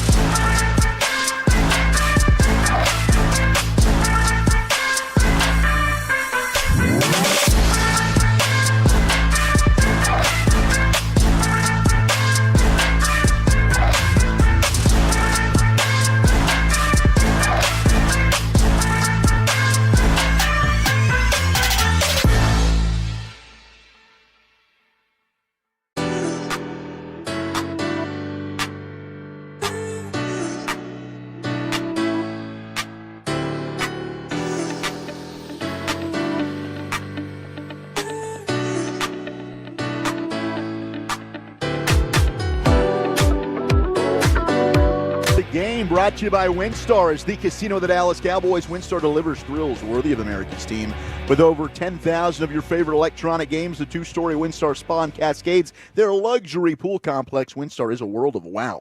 Please game responsibly. Picked a pretty good time there, did Dono, to get the Cowboys' first turnover, an interception in overtime. I thought as soon as they punted it away, the way that defense is played, I thought they've just lost the game. I did too. I mean, I'm just like, there's just Dallas has really no answer for that ball going down the field. And how fitting, as Brad would say, that a safety made a play because it just appeared that the ball just kept going over the top today. And you wonder, playing that zone coverage, and you wonder if if there was some communication problems or just eye problems eye problems of not seeing or reading or feeling those routes. But man, I tell you, you're going to get now everybody in the league. If they saw Russell Wilson launching balls on you, get ready for the rest of the league launching balls on you too. No doubt. Caleb Williams wants to. Yeah. And Roma Dunze had a pretty darn good day today. DJ Moore, really good receiver. Luther Burden, the rookie, out of Mizzou, who the Cowboys might have been interested as well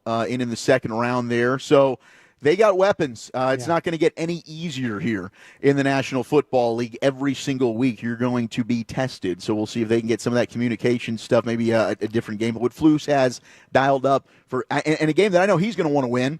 You go back to a team that just fired you as head coach. You want to get some revenge against the Bears. Yeah, it's important. The Bears are reeling a little bit now, and they're struggling, and it's going to be a home game. It's going to be a desperate team theory. Dallas, offensively showed up really the second half after that interception. We were talking about it in the halftime show. Hey, try and win the middle eight. They just totally botched up the first half of that, going into half. Could have gotten points out of that and then get points coming out. But after that interception, man, it seemed like the offense kind of found themselves a little bit, and good for them. They needed it for sure. Yeah, Bears 0-2 after losing to the Lions in Detroit today, 52-21. How about that Lions offense? They woke right back up, didn't they? All right, speaking of the Cowboys defense, let's hear from Osa Digizua with our very own Chris Arnold. Osa, you done played against the Giants a lot of times. Was that not one of the craziest games you ever been in? Definitely. And can you talk about how the fact that nobody gave up, even though both teams, it was like a laundry bowl out there, all those flags and whatnot, but people were fighting through all that. I mean, that's what type of team we are, bro. Football is going to be a lot of ups and downs, but, and that's one of the things that we hang our hat on is our competitiveness and our ability to keep fighting until the game is over. What does it mean to get Shotti his first win as a head coach? It means a lot. He loves the team, and we love him too. So be able to put one in the win column for him in his first year as a head coach, and his first win is pretty dope. It's a good moment for us as a team and as a family. Yeah, and finally, can you wrap it up without saying something about Butter? Brandon Aubrey, that guy was the GOAT tonight. Man, you can't freeze Butter. You can only chill it slightly. I love it. Osa, appreciate it.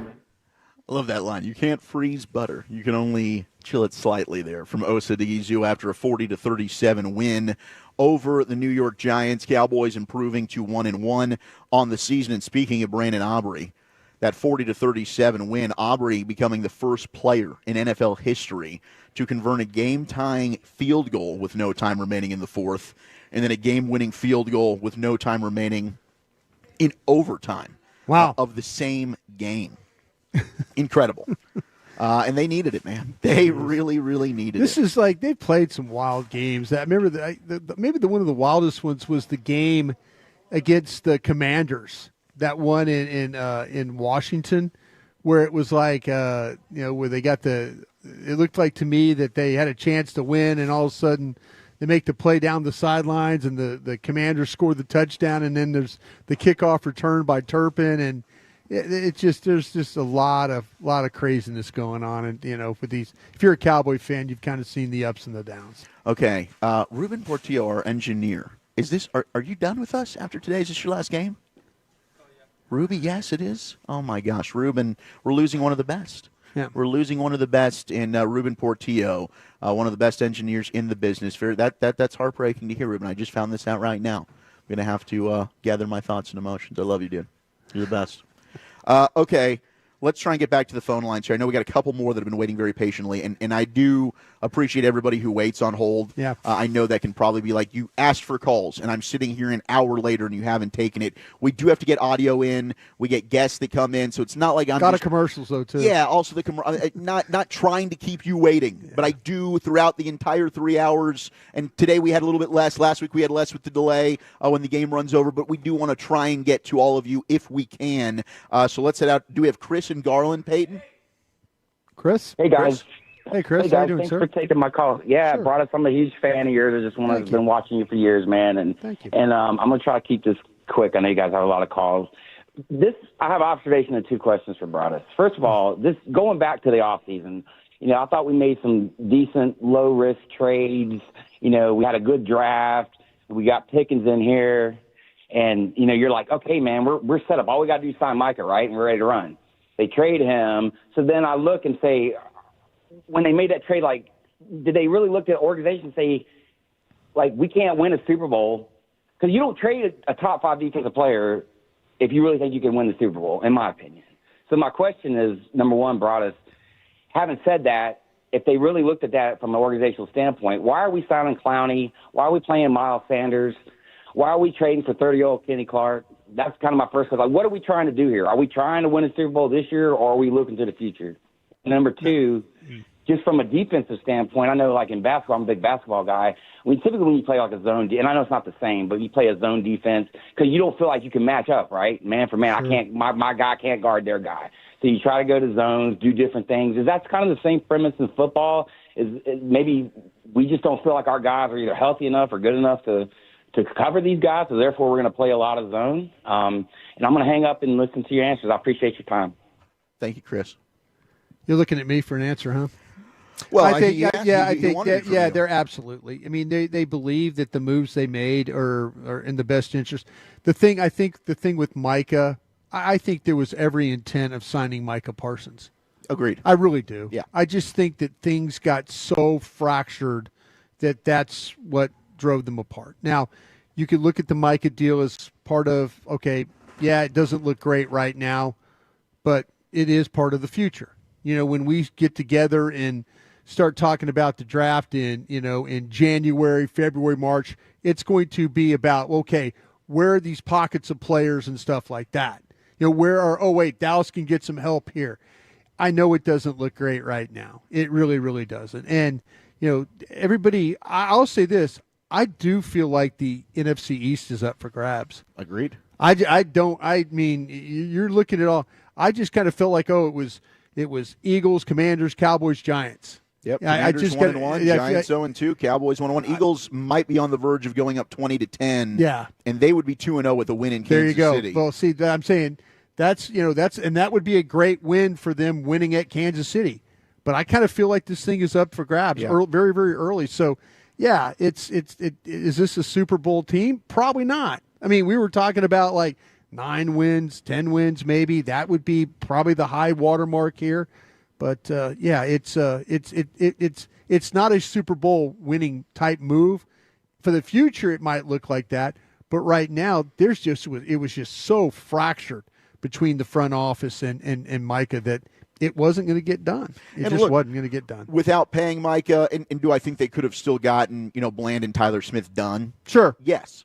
Would have been Tyler Smith for sure. Bland, I don't know. Would have been more difficult? Yeah. Yeah. And I don't know that they'd have done it now, right? But now that you did have that money free up, all right, let's go ahead and lock up our all-pro guard. Let's get our former all-pro That's kind of a back. Super Bowl winning try for the future. Yeah, that would be a really, really good move. Yeah, I mean, your offense is pretty taken care of for the most part now. You've got your core now under contract, outside of maybe keeping George Pickens around. They're going to have that conversation after the year. But I think that's a smart decision, quite frankly, to let that ride. Because up until the fourth quarter today, we were sitting there thinking, are they able to get George Pickens involved? Like, what is going on here? I've been screaming for it for 2 weeks. That to me, George Pickens, you throw him the ball, he gets like three pass interference penalties against him.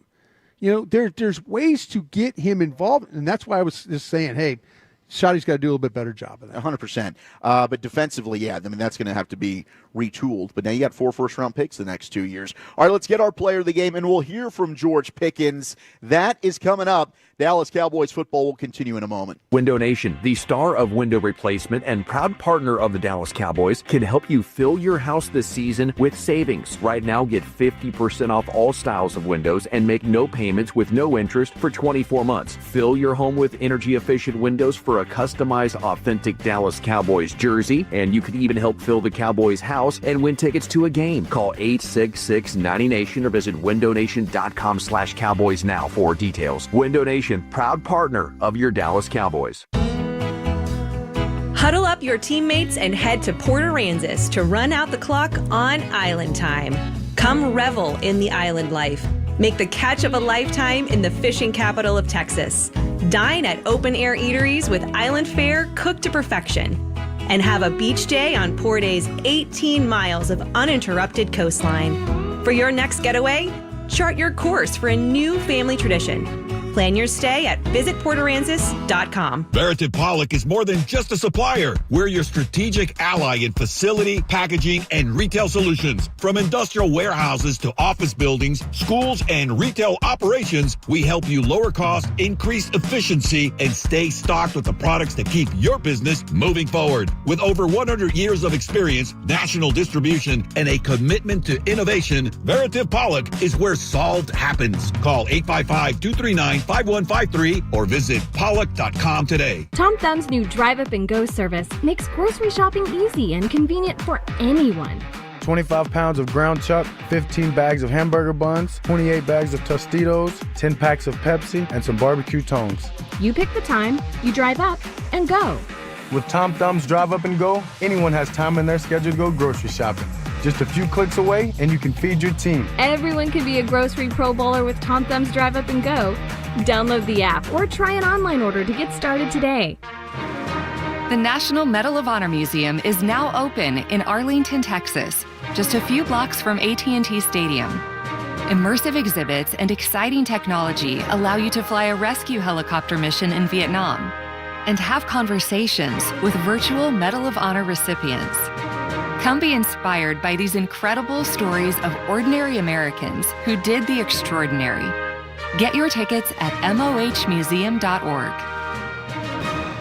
Every day begins with a promise to work hard and to build a future. That's why we're here, providing the tools, expertise, and John Deere equipment you have relied on for generations to help you get the job done right. We're with you. That's our promise to you, because no matter the project or the challenge you're facing, we're with you. We're united. Looking for the perfect getaway or a place to host your next event? Discover Embassy Suites Frisco and Convention Center. Enjoy spacious 2-room suites, a complimentary made-to-order breakfast, and our famous evening reception. Whether you're traveling for business or just fun, we're steps away from shopping, dining, and entertainment in the heart of Frisco. Book your stay today at Embassy Suites Frisco, where comfort meets convenience. Call 972-712-7200 to reserve your suite. Dallas Cowboys fans know a thing or two about legacy, commitment, and loyalty. That's why Kohler is our proud partner. With more than 150 years of craftsmanship, leading-edge design, and innovation, Kohler kitchen and bathroom products stand out and stand the test of time, just like our Cowboys. Experience the Kohler difference firsthand at either the Kohler store in Dallas or in Plano, and visit Kohler.com now. Whether you're in the courtroom or on the field, winning matters. As a proud partner of the Dallas Cowboys, Barberi Law Firm understands the stakes when your life is on the line. Our clients have a lot to lose, so we use our 25 years of criminal defense experience to handle each case with precision and dedication. Led by board-certified attorney and specialist Heather Barberi, we provide VIP treatment and a relentless pursuit of justice. Choose Barberi Law Firm for a masterful defense. Call 682-LAW-STAR. Okay, quiz fans, what's one word to describe Whataburger's new prickly pear raspberry Whata Fresher? Is the best word refreshing? Or does the real raspberry make you say tangy? Or perhaps the sweet prickly pear fruit is simply delicious?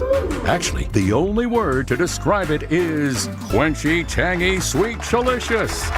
And that may sound like 4 words, but we used hyphens. Introducing new Whata Freshers from Whataburger.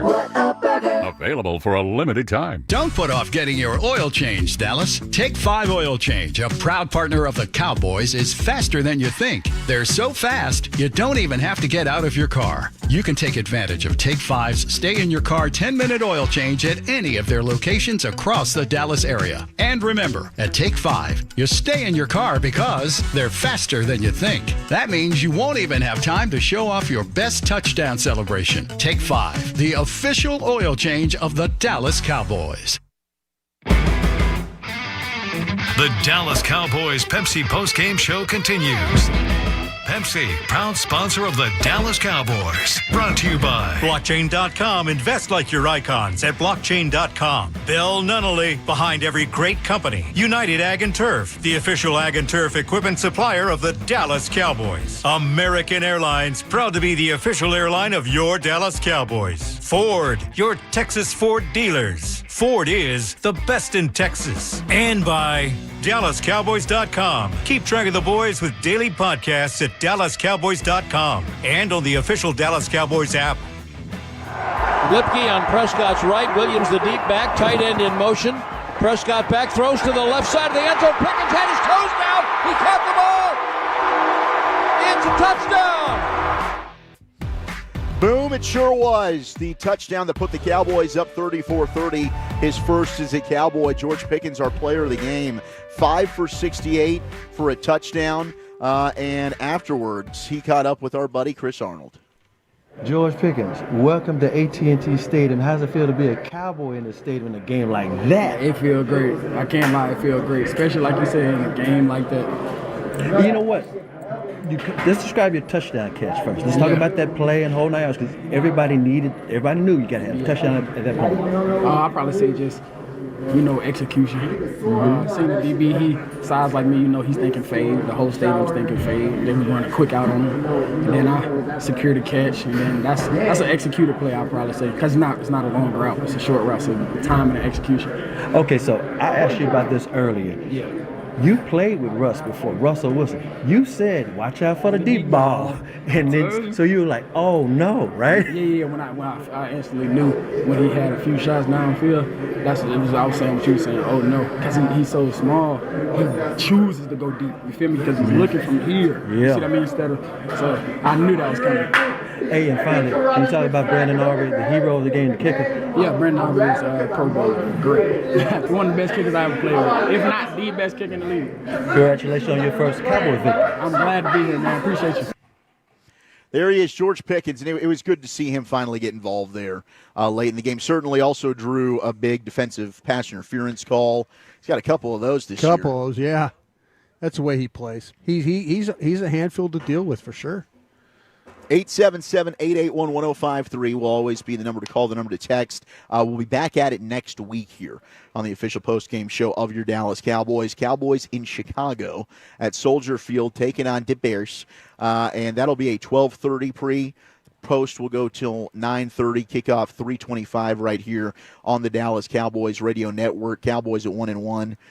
Bears at 0-2, Brian. Yeah, that'd be a desperate game for the Bears. You're going to get their absolute best shot at it. You better be ready for it. Better buckle up. Probably another tough game you're going to have to deal with. Big thank you to Peyton Russell, always doing an excellent job producing. Kevin Walker, Dylan Moore, back in Master Control as well. Ruben Portillo, we love you, and we'll miss you, buddy. Raymond Cruz as well, crushing it. And I am Zach Wolchuk, alongside the Super Bowl winning scout Brian Broaddus. Until next time, hugs and hand pounds, everybody. You're listening to the Dallas Cowboys Radio Network. Miller Lite, the legendary light beer. The originator, the inventor. If this beer could talk, it'd tell stories about that one time, that night.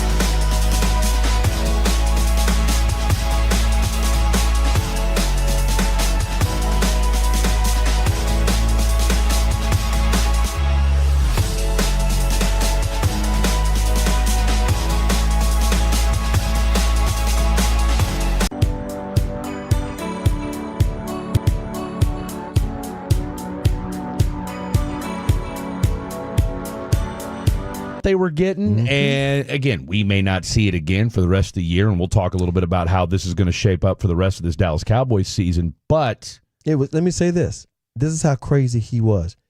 If it weren't for his last pass losing 2 yards, he would have set a personal record of throwing over 458 yards. Yeah. No, that's how crazy it was. He had 95 yards on the first drive down the field. 95. And, I mean, that's crazy to think a drive that went for a field goal was 110 yards of total offense, and 95 was Russ throwing? Well, and part of that, though, too, was it didn't hurt that they committed 6 penalties on that first drive. Oh, my God. That was the name of this game. And that's another conversation that we're going to get into as well. You and I were both at the game. We were at the game, and I do take slight umbrage with the characterization that was painted of me by our cohorts, Mr. Zach Wolchuk and Brian Broaddus. Oh? Who said Tell me that, more. We were sitting with you. No, I wasn't. Oh, that's right. You were sitting behind us. I was sitting, and as if when I do sit next to them, I'm a pest. And that's kind of the way I was characterized today. And you know what? I'll see him again on Thursday. Okay, I'll see him again on Thursday. See if they say it to my face. But I kid. But no, look. And in all fairness, though, I mean, look, we did sit on the back row because it was that kind of game today. The front row was packed, and it was.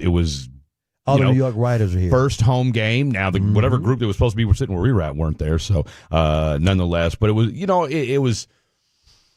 It was just that was and Blake and I were talking after the game on the way back to the car. That was a weird game today. It was a very strange game. You mentioned the penalties. How about this? 26 penalties for 266 yards for both teams combined. Oh, it was sloppy, dude. The craziest penalty situation ever. This one play, it was a pass interference to CeeDee Lamb. The ref called 4 penalties. He called 3 on the Giants, 1 on the Cowboys because CD was mocking the guy who did the PI. Yes. And he said offsetting penalties. I mean, what the F? That's how crazy this game was. That's just on the penalty 3 side. penalties on one play. And 4. There were 4. Well, I mean, I'm just saying 3 penalties to the Giants on one play. And the Giants on several occasions, on at least 3 that I can that come to mind where they had multiple penalties on one play. right? And number 55, Hudson III, I think is his name. That kid, I mean, he had 3 penalties just in that first drive alone, by himself. Here's what's so crazy about these penalties, and you know this because we were sitting there watching it. Every time they dropped the flag, we didn't know which team they were dropping it on. It was almost one. It's like flip a coin. Who they gonna call? We don't know what these refs want. It got to the point. Oh, you gotta be kidding me! It got to the point, Chris, where anytime a big play happened, you were looking to see if there was gonna be a flag on the floor. Exactly. Right. Like you just felt like something was gonna. I mean, it had that kind of ebb and flow, and then the fourth quarter, a video game broke out. Yeah. Right. It was defense wasn't even optional in the fourth quarter. Defense was non-existent. Right. The first half, both teams kicked a couple of field goals and made a couple of touchdowns. That was it. A touchdown each and a couple of field goals each. And then next thing you know, second half, ding, ding, ding, ding, ding. You had a fourth quarter where, and I think Blake and I were talking about it, where you had probably 4 scores in a roughly 5-minute period, I think is what it went down to. So we're going to get into all that. We're going to get your phone calls more, 877-881-1053, 877-881-1053. We'll hear what Shotti had to say. We'll hear what, I don't know if we've got the Dak audio just yet. I had a chance to talk to Donovan Wilson after the game. We caught up with Sam Williams after the game. We caught up with the offensive lineman after the game.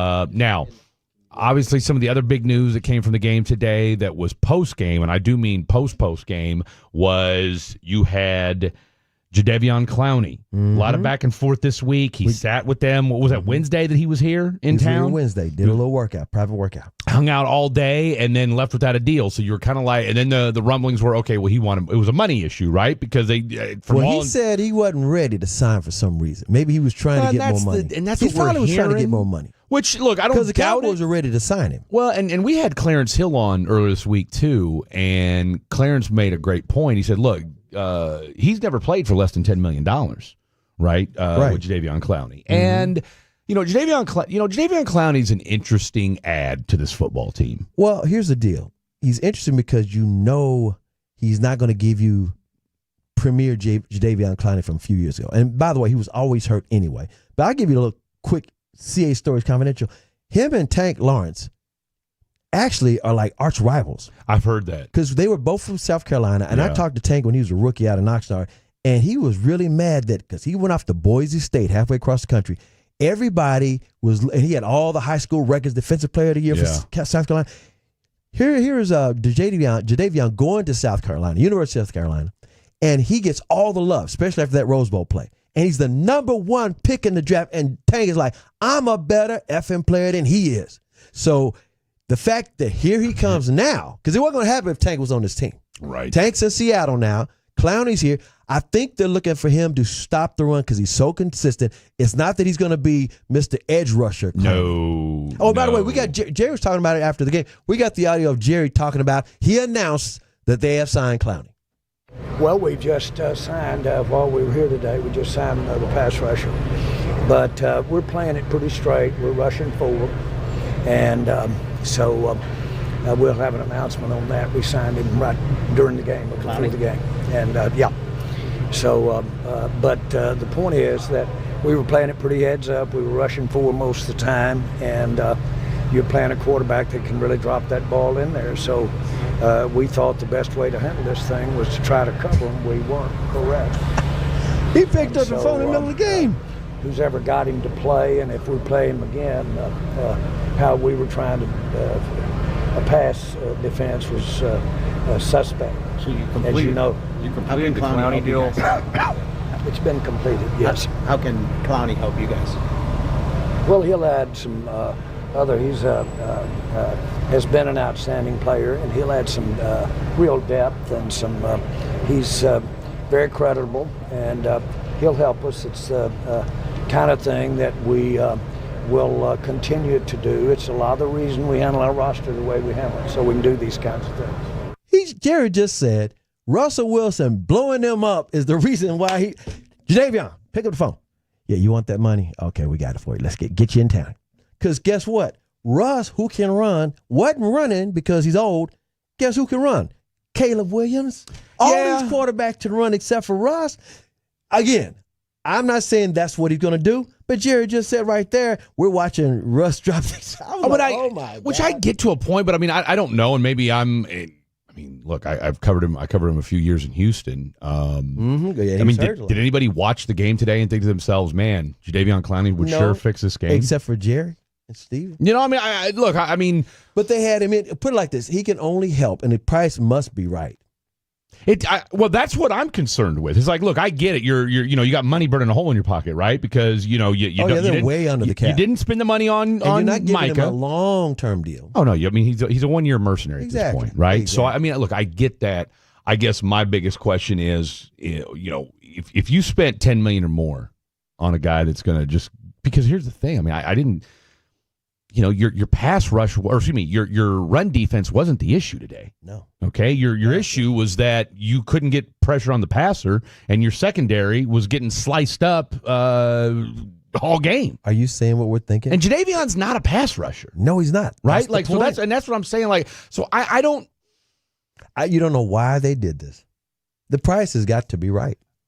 I mean, to your point, yeah. I mean, we would hope so, right? Because Jerry will overpay for some name value. And let's call it what it is. Jadeveon is a name value, right? Right, wrong, or indifferent. Jadeveon Clowney. Look, Jadeveon Clowney is still living off of a hit that he made 10 years ago. Yeah, the Rose Bowl. Okay. All right, you know what I'm saying? Like, Jadeveon Clowney's still living off a hit. That's what made him the number one of laying pick. out a running back from Michigan where his helmet popped off. If you'd have told me that, 3 days ago that it got what was it? Jabari dadgummit. Who am I thinking of? Jabari Peppers? Jabril Peppers. Yeah. If you'd have told me that was if you'd have told me that was who you went out and got? Yeah. Okay. If you told me you would have went out and got Kendall Fuller? Yeah. Okay, I can live with that. Look, and maybe I'm, maybe it's heat of the moment, maybe it's victim of the prisoner of the moment rather.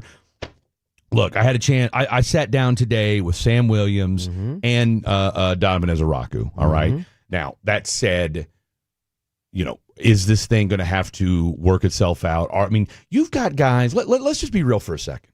Outside of Dante Fowler, all right, who again didn't light up any. Isn't blowing up anybody's skirt. I think he got half a sack. Not half a sack. Half a tackle today. Okay. I mean, and here's the thing. I look at. All of these guys are trying to learn Eberflus's system. This is the third coordinator in 3 years for that defense. And Fowler is a Dan Quinn guy. Yeah. When he went to Washington last year, 10.5 sacks. Dan Quinn. That's what he was doing here. They brought him back here, but you ain't got Dan Quinn back here. You don't have Dan Quinn back here. And look, I didn't get a chance to talk to Dante Fowler today because he hightailed it out of that locker room pretty quick today. And I think maybe he's in. I think you've got a defensive front, and I talked to James Houston today too, and we'll get to some of those cuts later on. And I got a chance to talk to Ezeraku, but for whatever reason, my raggedy ass iPhone didn't. I did 7 interviews today. The three of us, me, you, and Blake, we were hustling in that locker room today. Bobby Belt too, and Bobby Belt was doing his thing as he always does. You guys know how Bobby rolls. I didn't, for whatever reason, it didn't get the Ezeraku stuff. Because I asked Ezeraku, I said, look, what was y'all's, exactly, right? And I was, because I asked all three of the guys the same question, like, how are you through 2 weeks? What is that, you guys are by far the most scrutinized group on the defense. Now, some might say it's the cornerbacks, but no, because nobody's missing, Micah was, you kind of knew going into the season what this cornerback room was going to look like, all right? I mean, Trayvon Diggs is still working himself into shape. Siobhan Revel, we haven't even seen yet. All right. The surprise, Deron Bland got hurt again. Stop. He was supposed to be the only one they got that was solid, and he's going to have to play some nickel. And here he is now, 2 years in a row where he's suffering with a foot, ankle, whatever it is, and overcompensating for the other one. Right, and so you've got. I mean, look, Kaiir Elam today, with all due respect, played like why the Bills let him go and if you can understand my broken English right there. But Kaiir Elam did not look good today. All right. Reddy did not look good today. I mean, how many times? Reddy was not ready. Reddy was not ready today. How many times did, and look, let's be real. Trayvon Diggs didn't look good today. No, and you know what? That might have been the scheme too, see. And he's not going to do that many snaps. He's not going to do 60 snaps. No, but he played a lot today, though. He played a lot. I mean, because Bland was gone. But at the same time, he's still learning Eberflus system too. He's still learning his system too. I mean, again, I don't want to put it all on Trayvon Diggs. I mean, look, he's coming off of an injury. He's learning a new system, and I think the other aspect of it is too. he was the. I mean, look, Malik Hooker didn't look great out there today. I mean, the entire secondary didn't look good today. All right, I mean that's the. I don't want to just single one guy out.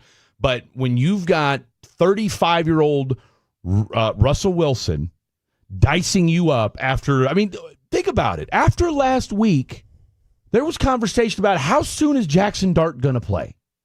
All right, like it was right. like, I mean, you know what I'm saying? That's what like, they were mad at Russ. Russ Wilson was washed. Was on the marquee after last week. Okay, and after today, you're saying to yourself, "Damn, Russ might get this team to a wild card." I mean, and I'm being facetious here, but again, if you're the Dallas Cowboys secondary and the front seven, all right. I mean, Jack Sanborn. Okay, he has set white linebackers back 20 years. Okay, I'm going to say this. They are going to have their hands full with Caleb Williams, who can run. And the Bears going to be playing in Chicago. They don't want to go 0-3, those Bears. It's going to be crazy. They're bad. They're bad and they're desperate. And again, the quarterback is very, very mobile. So I can see them adding Clowney. I don't know if he's going to play this coming Sunday. But at the same time, the defense needs some help. I don't think Mozzie was activated. I saw him. No, he was inactive. I saw him in street clothes today. I don't think it matters. I saw him. I don't even know why he's on this team anymore. He doesn't either. Shots fired. But seriously, why is he even on the team? But like I said, the offense stepped up and saved them with those 40 points. Oh no, your offense. The funny thing was, and I interviewed the defense. I interviewed pretty much all defensive guys first, and of course, obviously, that tenor of the conversation is a lot different than when you switch over to the offense, and you're like, "Well, wait a minute, you guys did put up 40 points. Never mind, my bad. It was the defense that couldn't stop anybody today." So we got plenty to get to as far as interviews that we sat down with different players today, get their thoughts. Again, was able to talk to Donovan Smith, asked him, "Hey, what happened?" But I'll say this, and because I don't want it to be all doom and gloom today, right? A couple things. One, it's a division matchup. Oh, yeah. All right. I don't care what it is. There's just something about when you play teams in your division, whether you're good, bad, middle of the road, it doesn't matter. Look, there's a reason why you haven't had the same back-to-back winner in the NFC East for 20 years. Exactly. It's the craziest record. There's another it's not a coincidence, and I've talked to enough NFL guys, they'll tell you there's a big reason why. Hell, Broadus will tell you. There's a reason why when guys become free agents, 8 times out of 10, they get signed by somebody else in their division. Why? Mm-hmm. Because they know you the best. Yep. All right? And so, look, Daboll went into that. We talked about it yesterday on the show. If you're Brian Daboll and you're fighting for your job, all right, it was going to be today. Guess what? You're down to Ron Bland. You've got a balky Trayvon Diggs trying to come back and a bunch of dudes that you've never heard of before. Oh, we're going to air the ball out today. Russ, you're going to cook today. Okay, we are going to air out the ball today. They even had the burn unit set up on the sideline. That ambulance. That thing was scorching. Guys are going in and out of there. But those last 10 minutes were, it was fun football. It was fun football, but it was really fun because you came out with a W. He's Chris Arnold. I'm Fred Davis. We got so much to get to today. 877-881-1053. 877-881-1053. It is the Fan Game Day wrap-up show. We're going to take some phone calls. Woo. We got 3 y'all already on the line right now. Let's get some more y'all ready to rock and roll. 877-881-1053. Let's talk about this Cowboy game today, the big win. How y'all feeling about it? We'll discuss next. It's a must-listen on your lunch break. Rangers manager Bruce Bochy brings us the latest and has fun with the KNC Masterpiece. Wednesdays at 12:30 right here on The Fan and our Odyssey, iHeartRadio, and TuneIn apps. This year, we're keeping it 100. For 100th Anniversary State Fair Classic, Saturday, September 27th at the world's largest fair.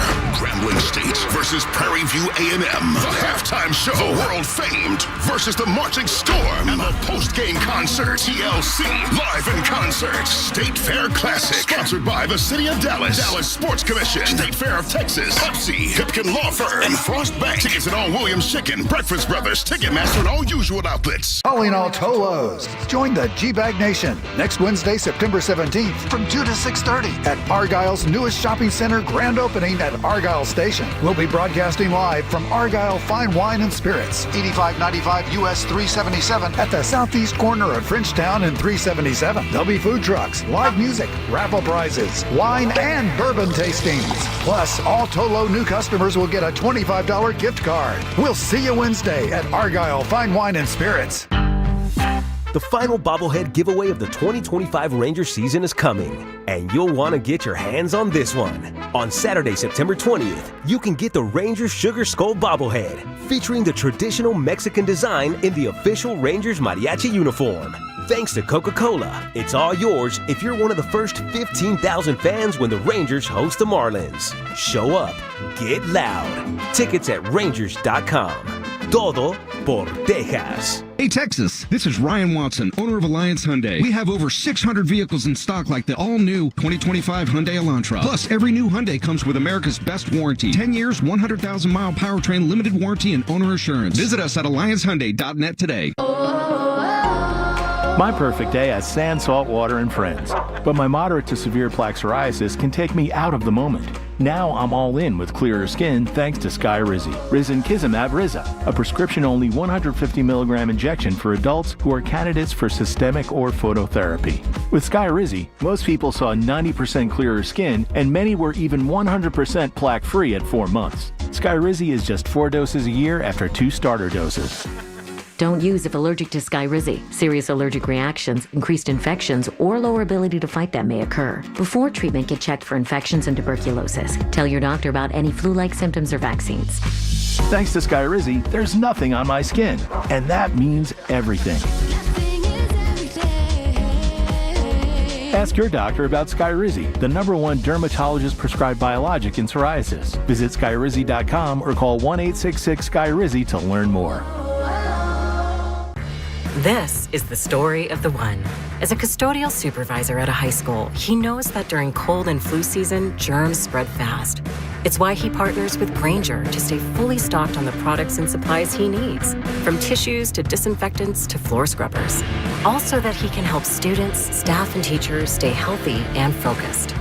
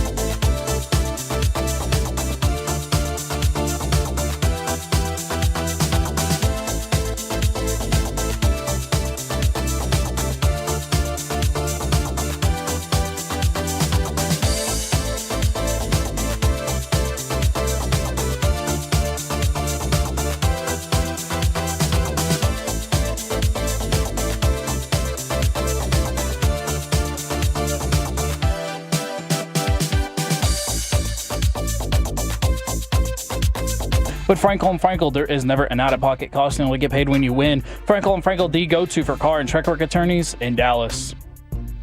Welcome back in. It is the Fan Game Day Wrap Show. Fred Davis joined alongside the 3-time Hall of Famer, Mr. Chris Arnold. Got you down. Real quick aside, Texas Rangers. Yeah. Took an L today. They'll bounce back. They will bounce back. I almost said the word I can't say. The crummy part, I'll use the G-rated version, is did the Mariners win today? Yeah, the Mariners won again, but that's okay. You want the Mariners to win the division, and then you play the Astros these next 3 games in a row. You knock the Astros out of the wild card, and you're in. Don't worry about the Mariners. It's the Astros you can control. That's true. So don't worry about the Mariners. Mariners going to Mariner. But the Rangers need to beat the Astros, and they need the Astros to suck. And you want the Astros to also lose to Seattle. That's how you get into the wild card. Well, you do have You do have the Astros and Mariners who play, like 1 or 2 series after? I know it's at least 1. I don't know if it's 2, but I definitely know it's at least 1. By the way, the final score today, the Rangers lose to the Mets in New York in 10 innings. Both Rangers and Cowboys were in extra overtime or innings at the same time. Free sports today in the DFW. Yeah, so 2-2 was the score going into the 10th inning, and then Pete Alonso hit a walk-off homer. 5-2 was the final score. Mets win. My boy Luis Crivello with the gave up the ding dong. So Jacob Latz went 4 2/3, 4 walks, 4 Ks, and you had another great performance from your bullpen. They only gave up another run until Crivello got rocked in the he got rocked in the final stanza. So make a note of this: you activated Adolis Garcia. I saw that. And guess what? First game in Houston against the Astros is tomorrow. And Adolis owns the Astros in Houston. It's just a fact until proven otherwise. Do you think he'll start, or do you think they'll use him in a pinch hitting I have situation? No idea. All I know is he has no concerns about playing in Houston, and the Astros and their fans know it. It's like he owns the building. No, he certainly does. And again, the Rangers are 2 games behind the Astros, 2.5 games behind the Mariners. Jack Leiter is going to be your pitcher on the bump tomorrow, whereas Jason Alexander, not to be confused with George Costanza, will be on the bump for the Houston Astros. That's exactly right. Did he used to work for the Yankees? It's not a lie. Didn't George Costanza? He was the traveling secretary for the Yankees. And brought in the cotton uniforms, and the rest is history after that, because who needs polyester? Hello, Newman. All right, let's get right down to it. Let's jump out to the you guys got the Franklin injury attorney text line going nuts. 877-881-1053, 877-881-1053. Let's go out to Jake in Southlake. His Dragons took care of business on Friday. His Cowboys won today. How we feeling, Jake? Hey, Jake. I'm feeling good. Sorry to the Byron Nelson fans out there. Sorry. Hey, thank you guys for all the analysis tonight. I'm so happy about the win. But let's talk about if we're being nitpicky, let's talk about the stuff at halftime. God bless Brandon Aubrey, by the way. But butter. Leaving points on the board. Like, maybe he doesn't make it before halftime. I just thought, shades of Mike McCarthy. I know that I'm like skewered at this point, but I'm so happy they won, even though they let the Giants score 37, which is terrible. But I want what y'all's opinion was of halftime, right before halftime. Actually, like trying to throw that stupid pass to Fergie. I just don't understand it. Okay. I didn't understand that. Okay, appreciate the call, and I'm glad you brought it up, because Dak actually talked about that in his press conference, and he kind of mentioned, they go over every kind of scenario. They're actually talking about the positives of Brandon Aubrey, and they, trying to work the clock and get him to the star at the center field. But the point Dak was making is we messed it up, because we weren't set properly, and we should have been ready, and that's on him basically, and that's why they called the penalty. It did. The last, and I wrote it down in my notes. Shout out to Brian Broaddus and Zach Wolchuk. I wrote down in my notes that last 2-minute offense, or minute 43, whatever it was. That was just sloppy. And that's what the caller was saying. And I agree with Jake wholeheartedly. It was it was a sloppy. And look, it didn't burn you today. It could have. You lucked out. But. Again, the defense was just so bad. They were. We'll get back to that here in just a second. Let's go out to Apollo in Houston. Does that say Houston? Yeah. I had to do a double check. Oh, and he just went off the line. I said Apollo in Houston, and he hung up. Okay. Man, my man's on the line, too. Let's go out to Hakeem in Frisco. What's up, Hakeem? Hey, what's going on, fellas? Chris Boomer. Got you down. Shout out to John. Shout out to John Mateer, who about to be the real Heisman Trophy winner. He's the real deal. Little Lamb's on. Boy, you guys are right around the corner from you. Hey, thumbs down on your boy Arch, but we will digress from there. Man, that arm ain't. Tell you what, he must be the maid's kid, because that kid can't throw to save his life. Hey, Chris. Also, I'm a big fan of yours, brother. Even though you pledged your fraternity about 5 years later, but that's okay though. Is this A5A guy? Come on, baby. All day, every day. Well, let me give you a quick shout out because one of my close friends, Roland Martin, was in town and he's A5. He was at a golf tournament. He was A5A, head to toe golf shoes and golf clubs and sleeves. I mean, I was like, come on, Roland. But anyway, I understand. Texas A&M's own Roland Martin. That's right. He said he'd go to a chapter meeting. There you go. Hey, man, so on the game today, first, I thought Dak played great. I know he had that pick, but you talking about putting the team on his back and rolling with it. There's no doubt who the true leader of the team was. There was the things I was really disappointed with. Number one, Jack Sanborn. You talk about awful, no speed. I mean, missing tackles. And here's the deal. I think he almost led the team in tackles, but he missed about 5 or 6 more. Yeah. And if he's supposed to be our spy, we're in big trouble. I can't wait till Overshow can come back. Yeah, for real. I also think that from a Jake Ferguson perspective, he's cool as a tight end, but what we do know is that he's not breaking tackles. Nope. He's not outrunning people. He's not running anybody over. You throw him that 5-yard hitch, that's all he's going to get you. He's not George Kittle. So that's actually disturbing in relation to that. The defense in and of itself, I mean, the fact that we continue to play zone lets you know just how bad it would be if we had to end up playing man. So my question to you, gentlemen, is this. So we're going to have at least three picks, maybe in the first 50, 52 picks and so forth. My thing is we're going to need it definitely from a linebacker perspective because I think our linebackers are terrible, definitely in the defensive backfield. I know we're a long way away, but would you just concentrate everything on defense as we look forward with these picks? Because I just don't think that defensively we are so far behind any other team that we just have a deficiency. So shout out to all the brothers of 858. Thanks, fellas.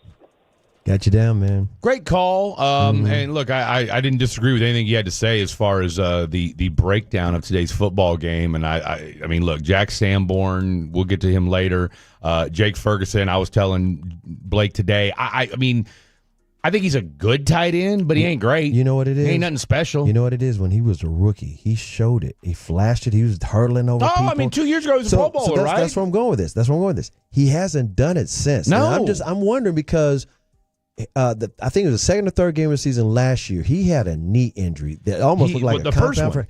First one against Cleveland. Game. Yeah, that's what it was. And we were thinking he might be a out season for the ender. year. Yeah. And he wasn't. He came back. He said he was lucky, everything. Yeah. But he hadn't had that kind of burst since. And I don't know if it's in his brain which or stinks his legs. because you gave him $52 million too. Well, again, you hope that he bounces back because he had it the rookie year. Well, time will tell. Let's go out to all right, Apollo's back. What's up, Apollo in Houston? Hey, man, I just want to say shout out to the Cowboys for honoring Charlie Kirk, dude. That was really nice. Also, Chris Arnold, I miss you on G-Bag Nation. Ooh. Got you down. Sweet. That used to be my thing every day. So shout out, y'all. Thank you. Can I do a quick little G-Bag shout out? Hey, I want to do a quick G-Bag shout out because at the fight last night, Canelo versus Bud Crawford, before they got into the ring and stuff, they were playing different songs. They played Stranglehold, G-Bag's theme song, which was the Kevin Von Erich walk-up music when he was wrestling back in the day. And I was like, they're playing some Stranglehold. But go ahead. Back to what you were saying, Apollo. Also, that guy, number 20, Elam, that guy's terrible. He should not be on the NFL roster. Buffalo Bills That was a horrible performance by him. That's really all I got to say, y'all. Thank you all for what you do. I'm a big fan. Tolo, baby. There you go. We got Tolo in H-Town. That's what I'm talking about. Let's go out to Kyle in D.C. What's up, Kyle in D.C.? Hey, guys. Just need your help here on how I need to look at this game. Should I be excited and proud that our offense was found a way to put 40 points up against the Giants' defense that was really playing really well? You know, their D-line, their secondary is wrapping up our receivers, or should I look at it like they're just two bad teams playing each other and it was chaos at the end? Let me answer. Let me throw my thoughts on this.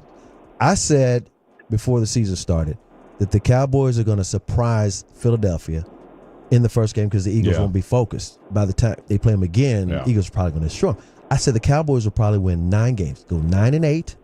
Well, that means they're going to have to win some games now. I don't know what to make of this team, but I will give you a bright spot. First of all, Dak looks great. Yeah. But more importantly, There's no such thing as running back by committee in that room.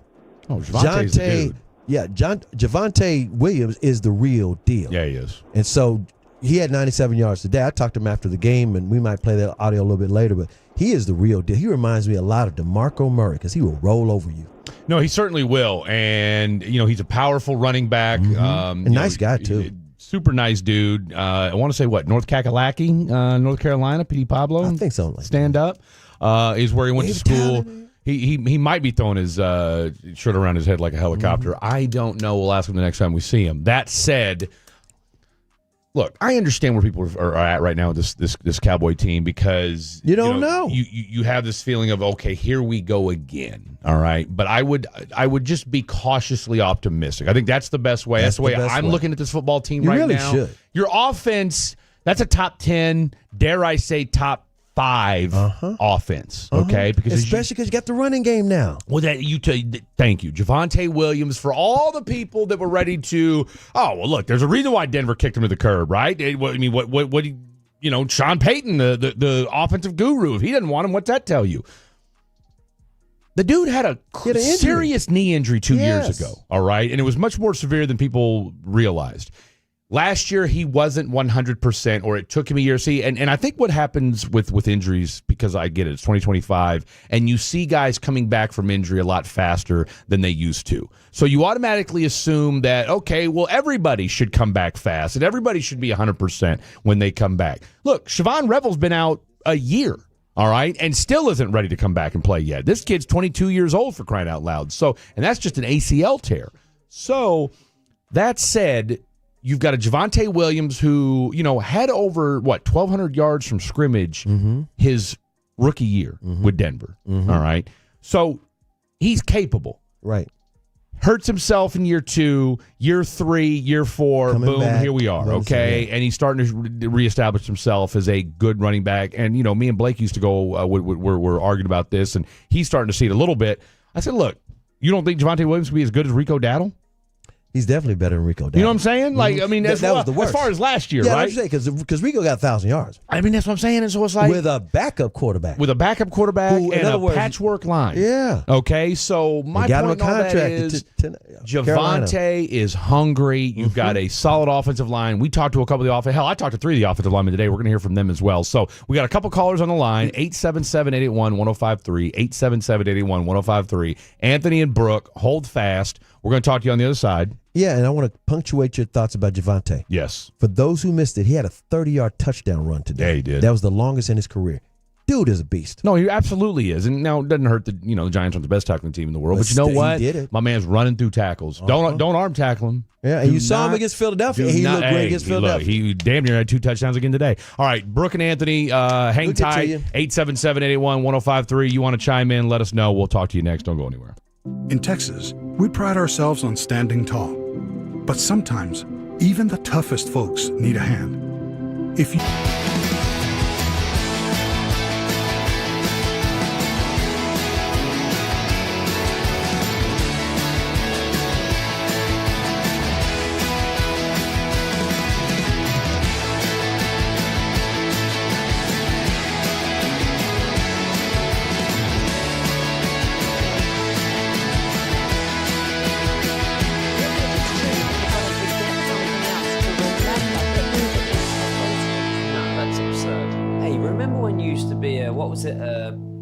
Pepper Lady. Pepper Lady? Wasn't it Cinnamon Sisters? Basil Babe. Sapphire Swap? Nutmeg Maiden? Paprika? No. Nutmeg Maiden. I just said that. Was it Spice Girls? Doesn't sound right. Was it Saffron Swap?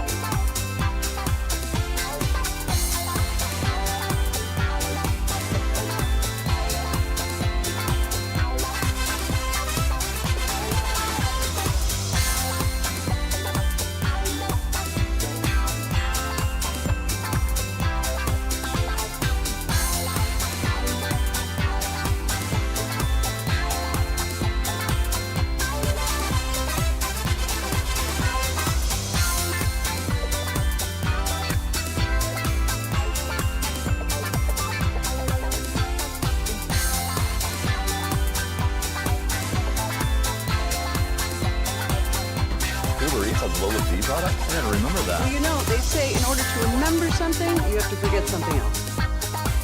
Okay, now that is a very cute haircut. That's like a little shag. I've never seen it before. Well, I mean, of course you have. It's the Rachel. Oh, is that your name? No, I mean like your name. No, I'm Jen. My name's Jen. Right, but I just mean like this is your haircut. But that's hair on your head. I'm not saying this is your hair. Okay, freaking me out a little bit.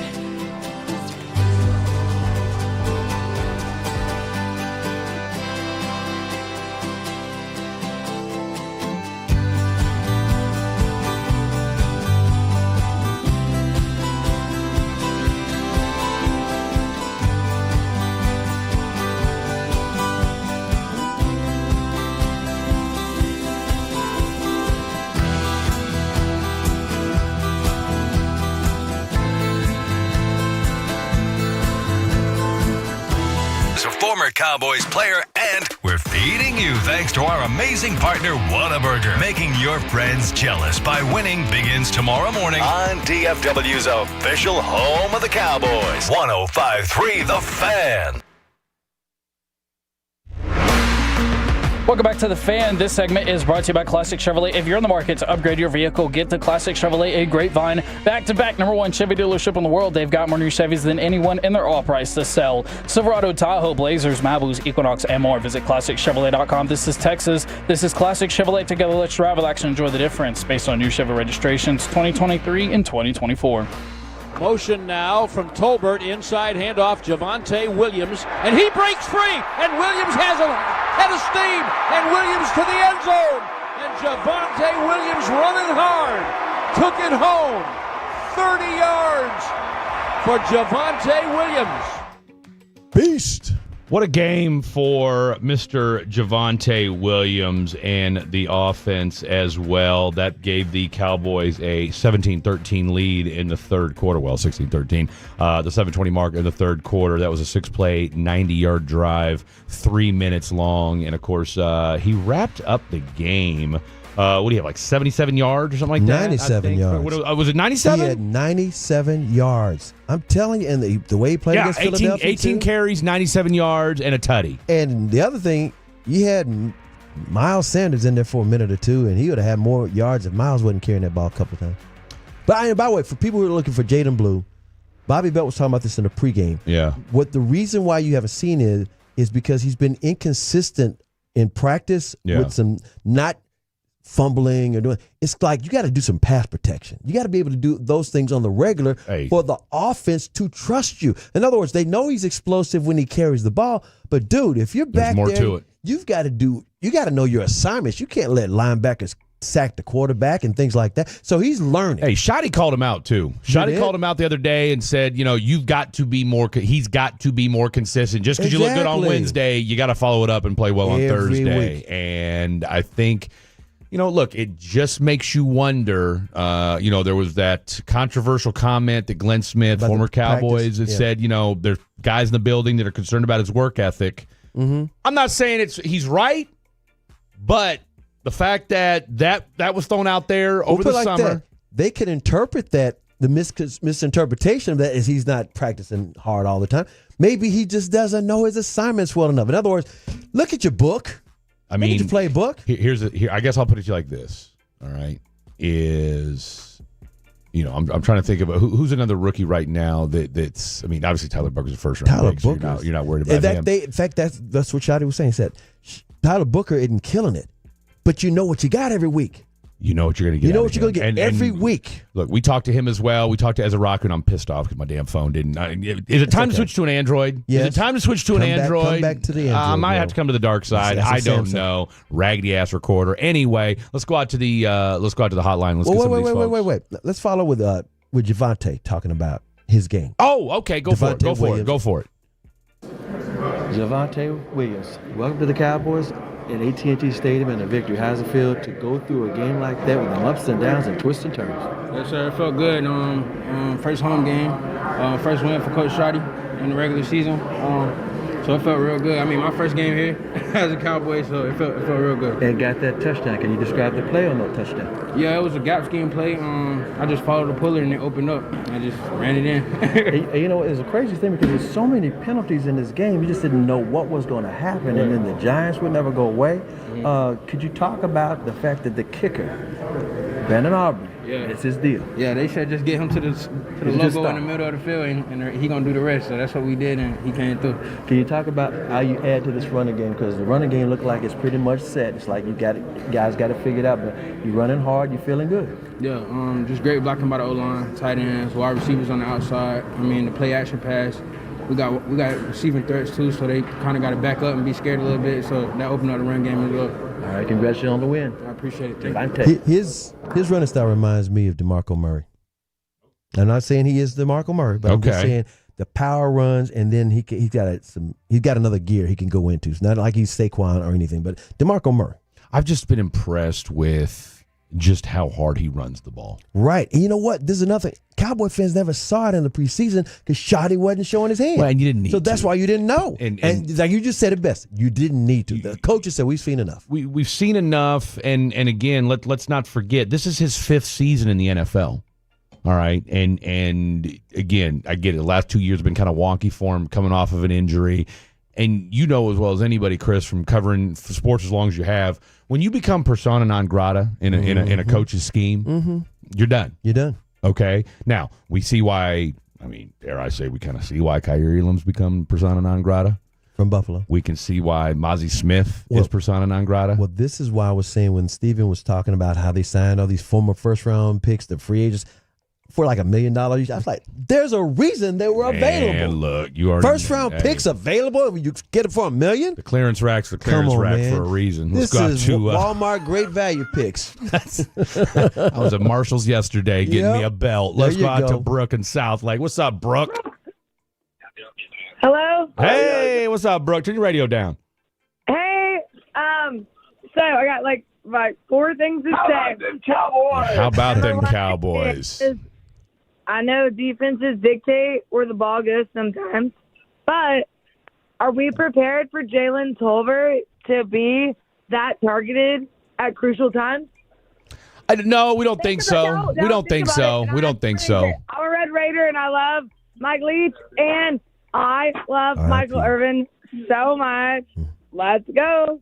Let's go Cowboys. Okay, fantastic. Appreciate you. Got a random Red Raider and Michael Irvin shout out as well. Jacob Ray's probably excited when he hears that. Let's go out to Anthony in Arlington. Let me answer a question real quick. Which one? We don't expect to see Jalen Tolbert a lot. I think no. I'll tell you what. Let's hear from our boy Anthony in Arlington, and we'll address I'll tell you what. We'll address the Tolbert stuff at 7:00 because CA and I were talking about that during the break. I think there was a reason for that, but we'll talk about that in the break. Let's go to Anthony in Arlington. What you got, Anthony? What's going on, gentlemen? Hey. Hey, man, I just left my buddy's house, big get-together. We were watching the game. And, nice. Overall, I thought it was a good win, especially at home. Was it clean? Not one bit. A ton of penalties. Felt like that game was never going to end.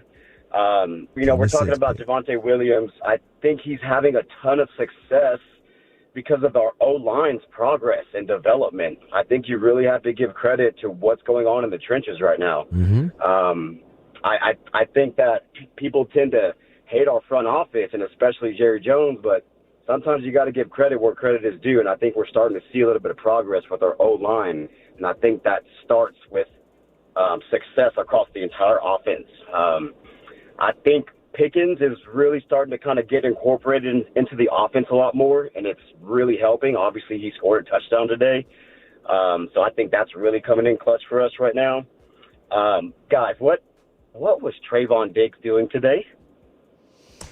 I mean, look, Trayvon, I'm not going to beat him up. I think there's a couple things going on, right? He's the only guy in that secondary that you trust. And I don't mean to take anything away from, and I think I said Donovan Smith earlier, Donovan Wilson and Malik Hooker, right? I think a lot of guys had long days today, but as far as from a quarterback perspective now, did Malik Neighbors shake him out of shoestrings? What was it? Did Wan'Dale Robinson give him the business later in the fourth quarter? And me and Blake were sitting there going, what was he thinking? There might have been some miscommunication, though. I think there was some miscommunication with there was that new also, system. I think there's also to I'm not convinced Trayvon trusts his body yet. Continue. Yeah, I can see that. I mentioned to my buddies before that one of the first deep balls that Russell threw, I said, guys, you better be ready because Russell is an elite deep ball thrower, and he made us hurt today. CD, I thought, had a good bounce back game. Yep. He did have a drop or two, but I think he's able to build off 100 yards. 100 yards. And last little point, God sent us an angel in Aubrey, and in Aubrey we trust, man. Let's go, Polo. All right. Amen to that. Appreciate you, Anthony in Arlington. Good stuff from you. Let's go out to Daryl in Mesquite. What's up, Daryl in Mesquite? What's up, D? Hey, man, what's going on? I was just calling. I know y'all the flagship, but I was just wondering, can y'all have diverse opinions or different? Everybody's got to come up with the same analogy, and rather than saying, hey, that offense didn't look good. They had help. Dak didn't look good to me because I was at the game, and you can see all 22. He missed some throws that he should have had. First half, he didn't look good at all. That offense had a lot of help with penalties. And so, and I know you, Chris, and I'm like, y'all can make the show a lot interesting with diverse opinions. We've been doing. Hey, hold on a minute. What are you talking about? Did you not hear us start the show? Say, what do you mean with diverse opinions? What are you talking about? When we started the show, there were people texting and saying, "Wow, y'all so negative." So we've been clowning the defense for an entire show. We've been clowning the defense for an entire hour. We told you that the offense got off to a slow start to start the game. And we have yet to talk about Dak at all. Well, I'm talking about Dak, and he didn't play well But at you all. said we don't have diverse opinions. Okay, look, so that's where we're going with it. Man. You started that off wrong, man, and I appreciate the call, but my goodness, you're judging us without even saying you heard us. What I'm saying, it sounds like y'all all agree. It's just like the trade. Agree on what? Agree on what? Agree on what? What are you talking? Hold on, and Darryl. What trade? All your subjects, every subject. Every subject you know what? Darryl, wait, Darryl. If you're gonna wait a minute, you say the trade. And I don't what know was if our you just opinion have on the to do trade? that so you can keep your jobs or what? But I'm just saying there are diverse opinions on all sides. The offense. Then give me an example, Darryl. Give me an example. Quit talking in circles and give me an example. Be specific. You just shredding people with collateral damage. I'm not trying to shred anybody. All I'm saying you're not saying anything, Darryl. Tell me an opinion that we're the same on. All you've said is we all agree on the same thing. Give me an example. Y'all agree that Dak had a good game. He did. I don't think he had a good game. So because it differs from what you hold on. Darryl, hold up. So because it doesn't agree with you, then it's wrong, okay? I'm going to tell you something right now. 38 of 52, 361 yards, 2 touchdowns, and an interception. That's not playing well to you? And I haven't yet to give my Dak opinion. So I was going to say, we haven't even talked about Dak. I have not talked about Dak. If you look at the film, he left some points on the. But you're saying we said it. It's not about your opinion. You're saying we don't have diverse opinion. You said that hot take, and we're like saying, how you come up with that? We can have a different opinion than yours, and we can agree with you. But don't just open the phone call saying we don't have diverse opinions, and then you can't give us an example, and then you say Dak, and I haven't even mentioned Dak. You can, but I'm not on the show. You're on the show. You make the show interesting by having diverse arguments or diverse opinions. That's all I'm saying. Man, look, dude. I listen to you guys sometimes, and it's the same thing. Everybody disagreed with the Doncic trade, but everybody agreed about the Michael trade. Does that make sense? Darryl, you know what, Darryl, get home safe. You're leaping to conclusions. I appreciate you, man, but you are leaping to a conclusion, trying to say all the people on one station say the same thing. Get out of here. And that's like somebody saying the Cowboys won't let you have an opinion. And you know how I know Darryl's full of you know what? And I like you, Darryl, but I can't believe you're doing this. You know what? I don't even like Darryl. You know why? Because you want to come on here and run your mouth and make up just generalized statements and talk in circles. And you know what? You know how I know you're making up stuff? Because I was one of the few people who didn't have a problem with the Doncic trade when it was all said and done. That's right. Okay, so you know what, Darryl, get out of here with that nonsense. All right, you know what? We got a lot of phone calls to get to. Darryl ain't gonna stop my hustle. That's the 3-time Hall of Famer Chris Arnold. Chris and I disagree all the time. Okay, so Darryl, quit tripping, dude. Lots to get to. More phone calls. Don't go anywhere. It's a wrap-up show. Take us with you wherever you go.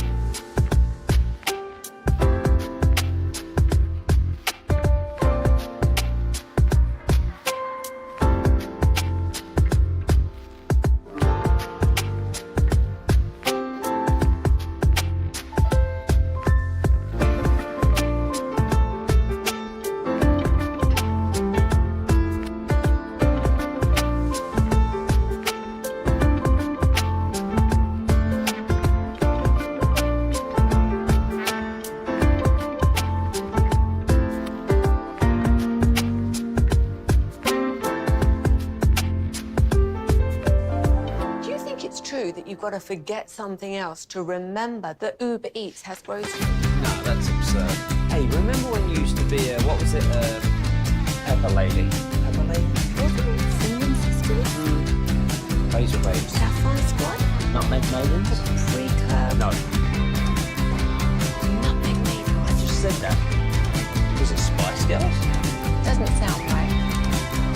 Was it Saffron Squad?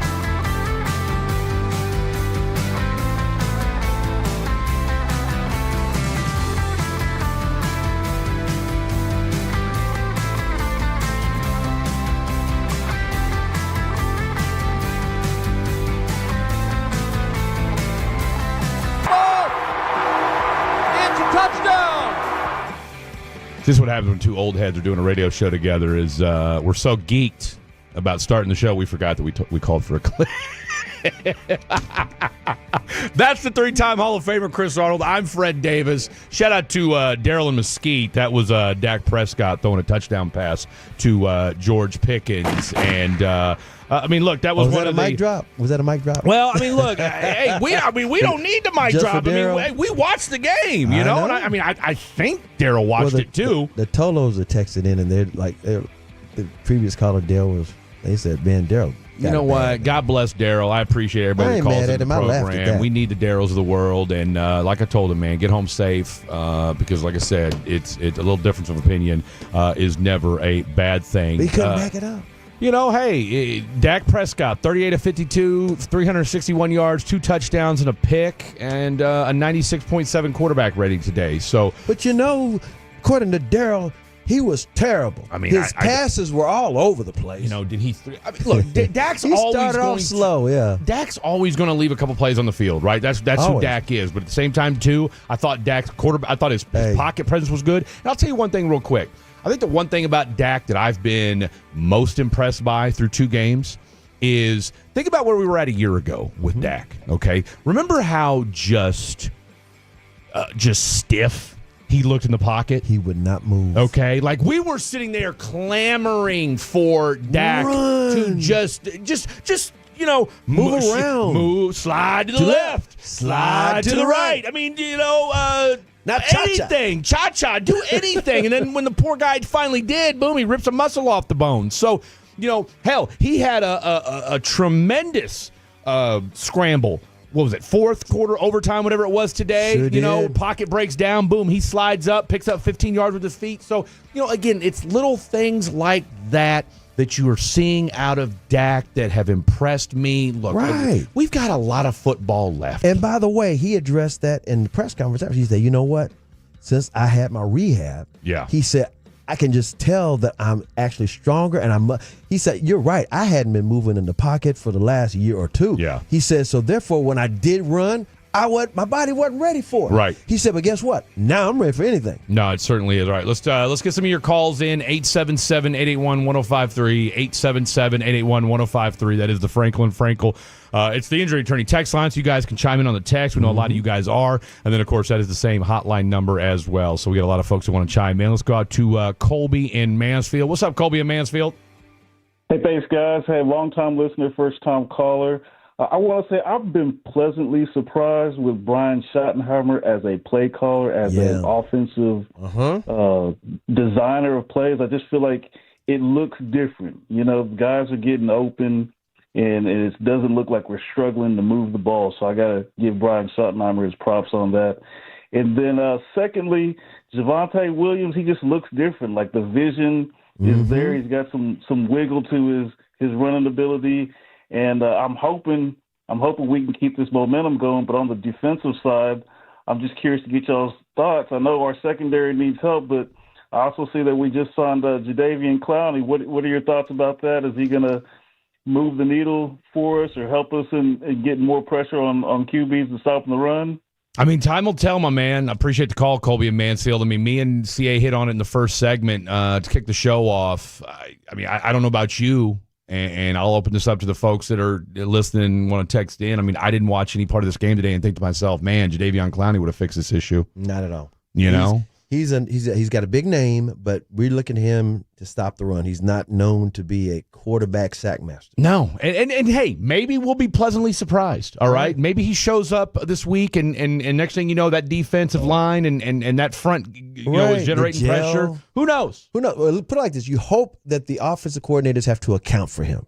That means that's all you can ask for. If he's at least that much, that's all you can help. The other thing you were talking about Shotti, props to Shotti. Jerry said he gave Dak the game ball to give to Shotti. Yeah. That's what they did in the locker room afterwards, and Dak said it meant a lot to him. Ironically, Morning News has a story in there talking about how Shotti is following his dad's footsteps because his dad lost his first ever game as a head coach, like Shotti did last week. He's the Philadelphia Eagles. And then the second game, he won. And that's what Shotti just did, just like his dad. We just need him to have a better playoff record than his dad did. That's all I'm saying. Trust me when I tell you, I know it all too well, ladies and gentlemen. Let's go out to Sam and Keller. What's up, Sam and Keller? Sam. Hey, y'all. Hey, CA. Hey, Fred. Appreciate y'all chatting with me. Sure. I do have to start off by saying I disagree with Daryl. I appreciate the diversity of opinion that we get on this station as a Tolo who's been listening for about 15 years. So I have to push back on that a little bit. If he doesn't think there's diversity of opinion, he should listen to Sean and RJ or G-Bag. No. Yeah, because they always argue about something. Go ahead. Right. But the main point of my call, gentlemen, is just to say I'm worried about this team. It's a lot of fun to watch the offense, and I've had a lot of fun so far this season watching the offense, but where does this defense put us? And I know it's a little early to be talking about this, but as a playoff team, because if the Giants can move the ball this easily on us, I'm scared of what, a better offense is going to be able to do. Are we going to have to put up 40 points to win every game? I'll hang up and listen to y'all answer. Appreciate it, man.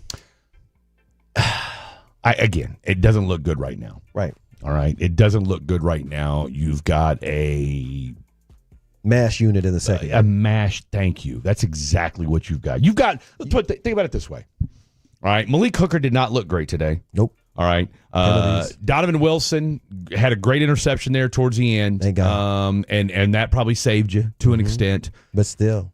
You got guys starting and playing major minutes who were cut from practice squads 2-3 weeks ago. Okay. And you're missing Deron Bland. We already know. And maybe he'll be back next week, maybe he won't. All right. You spent your third round pick on a guy who we all know would have been a first round pick, but he wasn't because of his ACL. And now I'm starting to wonder, okay, was there more to that doctor's note than we realize? Okay, but on the same note, on the same side of it, and I'll argue my other side that I made earlier today when we were talking about Javonte Williams, we get so caught up in, it's 2025. Guys are coming back from Achilles injuries 6-9 months later. Well, ACL can't be that bad, right? But there's more to it. And maybe the Siobhan Revell thing, as we're finding out, was a little more serious, and it's taking a little bit more time than they realized. I'm going to put it like this, too. If you're trying to compete for a Super Bowl, which the Cowboys say they are every year, how do you not bring back Jordan Lewis knowing that Trayvon Diggs was coming off of his injury? You didn't know when Trayvon was going to be back. How you going to let Jordan Lewis sign with, I think it's Tampa Bay? Jaguars. They gave him 3 years, $30 million. Yeah. Again, you shouldn't even let him go like that. You shouldn't even let him test the water. Just go ahead and sign him. He's beloved in that locker room. He set things up. I know. They were like, look, we're going to draft and develop. Well, that and they've probably looked at the standpoint of, we gave this dude $2 million, and you were going to give him 2 years, 20. Mm-hmm. I mean, that's what they do. And that's the thing, right? So you got the W today. Blake and I talked a little bit about after the game today, and one thing that he heard just from Scuttlebutt and folks he was talking to in the locker room today, this defense, number one, it's the third D coordinator in 3 years. Exactly. Okay, so I think sometimes that gets lost in translation, all right?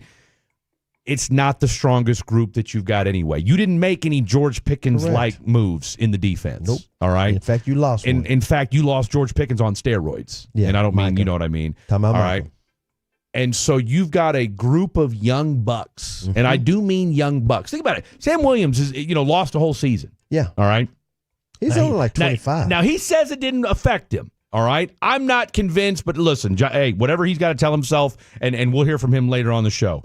And then you've got two guys, Marshawn Nealon. He's in year 2. All right, he missed parts of last year due to injury. Okay, and so and Marshawn Nealon is not a quote unquote lockdown pass rusher. He's more of a stop the run kind of guy. Right. Okay, then you got Ezeraku. Ezeraku is still figuring things out. Yeah. Okay, so you got 3 guys who are at the most 3, 2, and 1 year of NFL experience. And I say 1 year. Ezeraku's got 2 games, and those are the guys that you're counting on to replace a game wrecker in Micah Parsons. And let me explain this as well.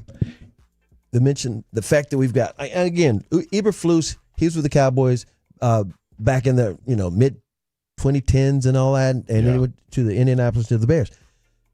The thing I think Cowboy fans are looking for is the defense to look like it did when they were 12-5, 12-5, 12-5. Yeah. That's Dan Quinn's defense. And let me tell you what Dan Quinn's defense did that helped the Cowboys offense, and especially Dak Prescott. Dan Quinn's defense was predicated on creating takeaways. That's it. Punch out the ball, whatever, scoop and score, pick sixes, all those things, which not only, if it wasn't just a touchdown, it shortened the field for the offense. Yeah. And butter, if he needed to. Yeah. So the point I'm trying to make is you don't have that style of defense, let alone the players. And so if your recent memory of the Cowboys, 12-5, 12-5. Now that McCarthy's gone, we go back and maybe we can get somewhere.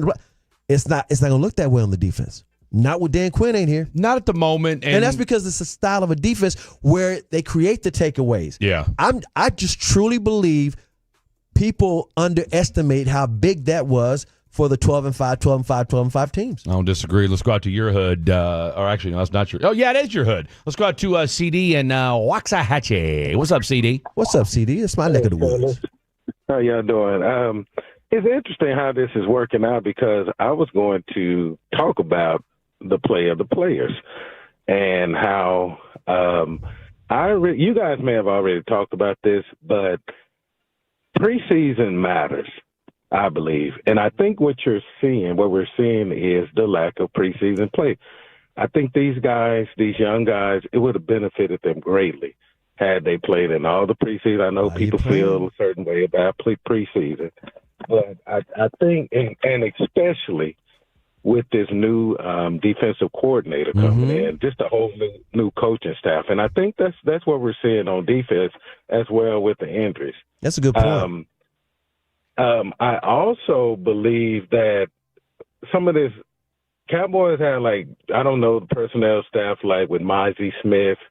They should have moved on from him a long time ago. He should have been traded with Micah Parsons because Micah Parsons vetted for him. He said, "Hey, go after I need this guy." He that was one of his guys. So the fact that they're scratching him as a healthy scratch, that tells you something right there. But just like just more so the point of about the preseason. I think you're right. I think you're right. I appreciate the call. Because you know what? You are right. The reason I say this is because a lot of different talk show hosts at this station were talking about you're going to be watching like the preseason because these guys didn't play in the preseason. And in the NFL, because you don't want your starters hurt, a lot of teams do this. But he's got a point about the younger guys hadn't even played together. Yeah, I mean, I don't know. I guess I don't disagree with the notion, but the young guys did play a lot in the preseason, though, is my only thing. Well, I mean, that's all. Starters. We're talking about these starters. He didn't play no starters. Well, no, he didn't. I mean, I guess I didn't understand what he was saying. I mean, look, he was saying the starters, the guys who start the game. Oh, well, yeah, no, okay. So I guess I misunderstood. I thought he was saying the young guys didn't play enough in the preseason. I mean, no, the starters don't, right? And I've said for years. And you got a bunch of young guys on this team. In other words, it's not a veteran team like Kansas City or Baltimore or Detroit where they used to each other. They don't need the preseason. Well, the offense, and I think that's why the offense has guys that have been together for a while, right? And that's why I think the offense, it's just got overall better players, okay? But, I mean, CD not playing the preseason didn't hurt him. Well, we're talking about a couple of players. On that offensive line, you had a bunch of new guys. And then CD. Yeah, but I would argue that I don't think the offensive line, I mean, look, I don't know. I mean, look. Don't get me wrong. I'm just saying he's explaining why they don't look right. I mean, I don't disagree, but I would also say, too, though, that the NFL as a whole, nobody plays preseason anymore. Right. I mean, you and I have talked about this before. September's the preseason. September's the new preseason. Yes, it is. Okay. Like you're to me, it's can you go 2-2 in that first month of the NFL season? Can you survive it? All right. Because that is the new preseason. Because it really is. That's I mean, okay, and let's call it what it is. And this is where you could argue both sides of it, right? Okay, Chiefs played their starters in the preseason. All right, they're 0-2. Mm-hmm. Okay. Bears played their starters in the preseason. They're 0-2. Mm-hmm. You know what I'm saying? So you can and I don't and look, I'm not taking anything away from what CD from Waxahachie said. I think it's one of those situations where, yes, we would love to see the guy, and maybe it's a defensive thing, but at the same time, too, you had to see what you had in Mozzie Smith. I don't need to necessarily know. I know what Solomon Thomas is going to do. Okay, I know what Osi Adigizua is going to do. All right, now maybe I should have seen a little bit of Dante Fowler just to get a little bit of a kind of a feel for. And with the new regime, now I would agree with CD from the standpoint of give these guys, especially on the defensive side, they needed some reps together. That's the point. With a new regime. Okay, yes. Because Shotti's system, I mean, look, these boys are rocking and rolling. But Eberflus, that's the third defensive coordinator. Man, like it's the third defensive coordinator, different and schemes, we've heard that's a little more complicated than people realize. Okay, when it comes to Eberflus's system. All right, we got to go to break. We got Nick on Nick's. We got Anthony. We got Kid Cudi in the house. We got Triple D. We got Rocky, and we got two other people on the board. We don't even have names for them yet. And your audio from the locker room. Man, we got audio that we may not even get to that till 9 o'clock. We want to hear from you guys. You guys are geeked today, as you should be. Big win today for your Dallas Cowboys. He's CA. I'm Fred. We got Khaki Kev behind the glass on the 1, 2s, and 3s. This is the Fan Game Day Wrap-Up Show. Our goal is to have you winning every sports debate.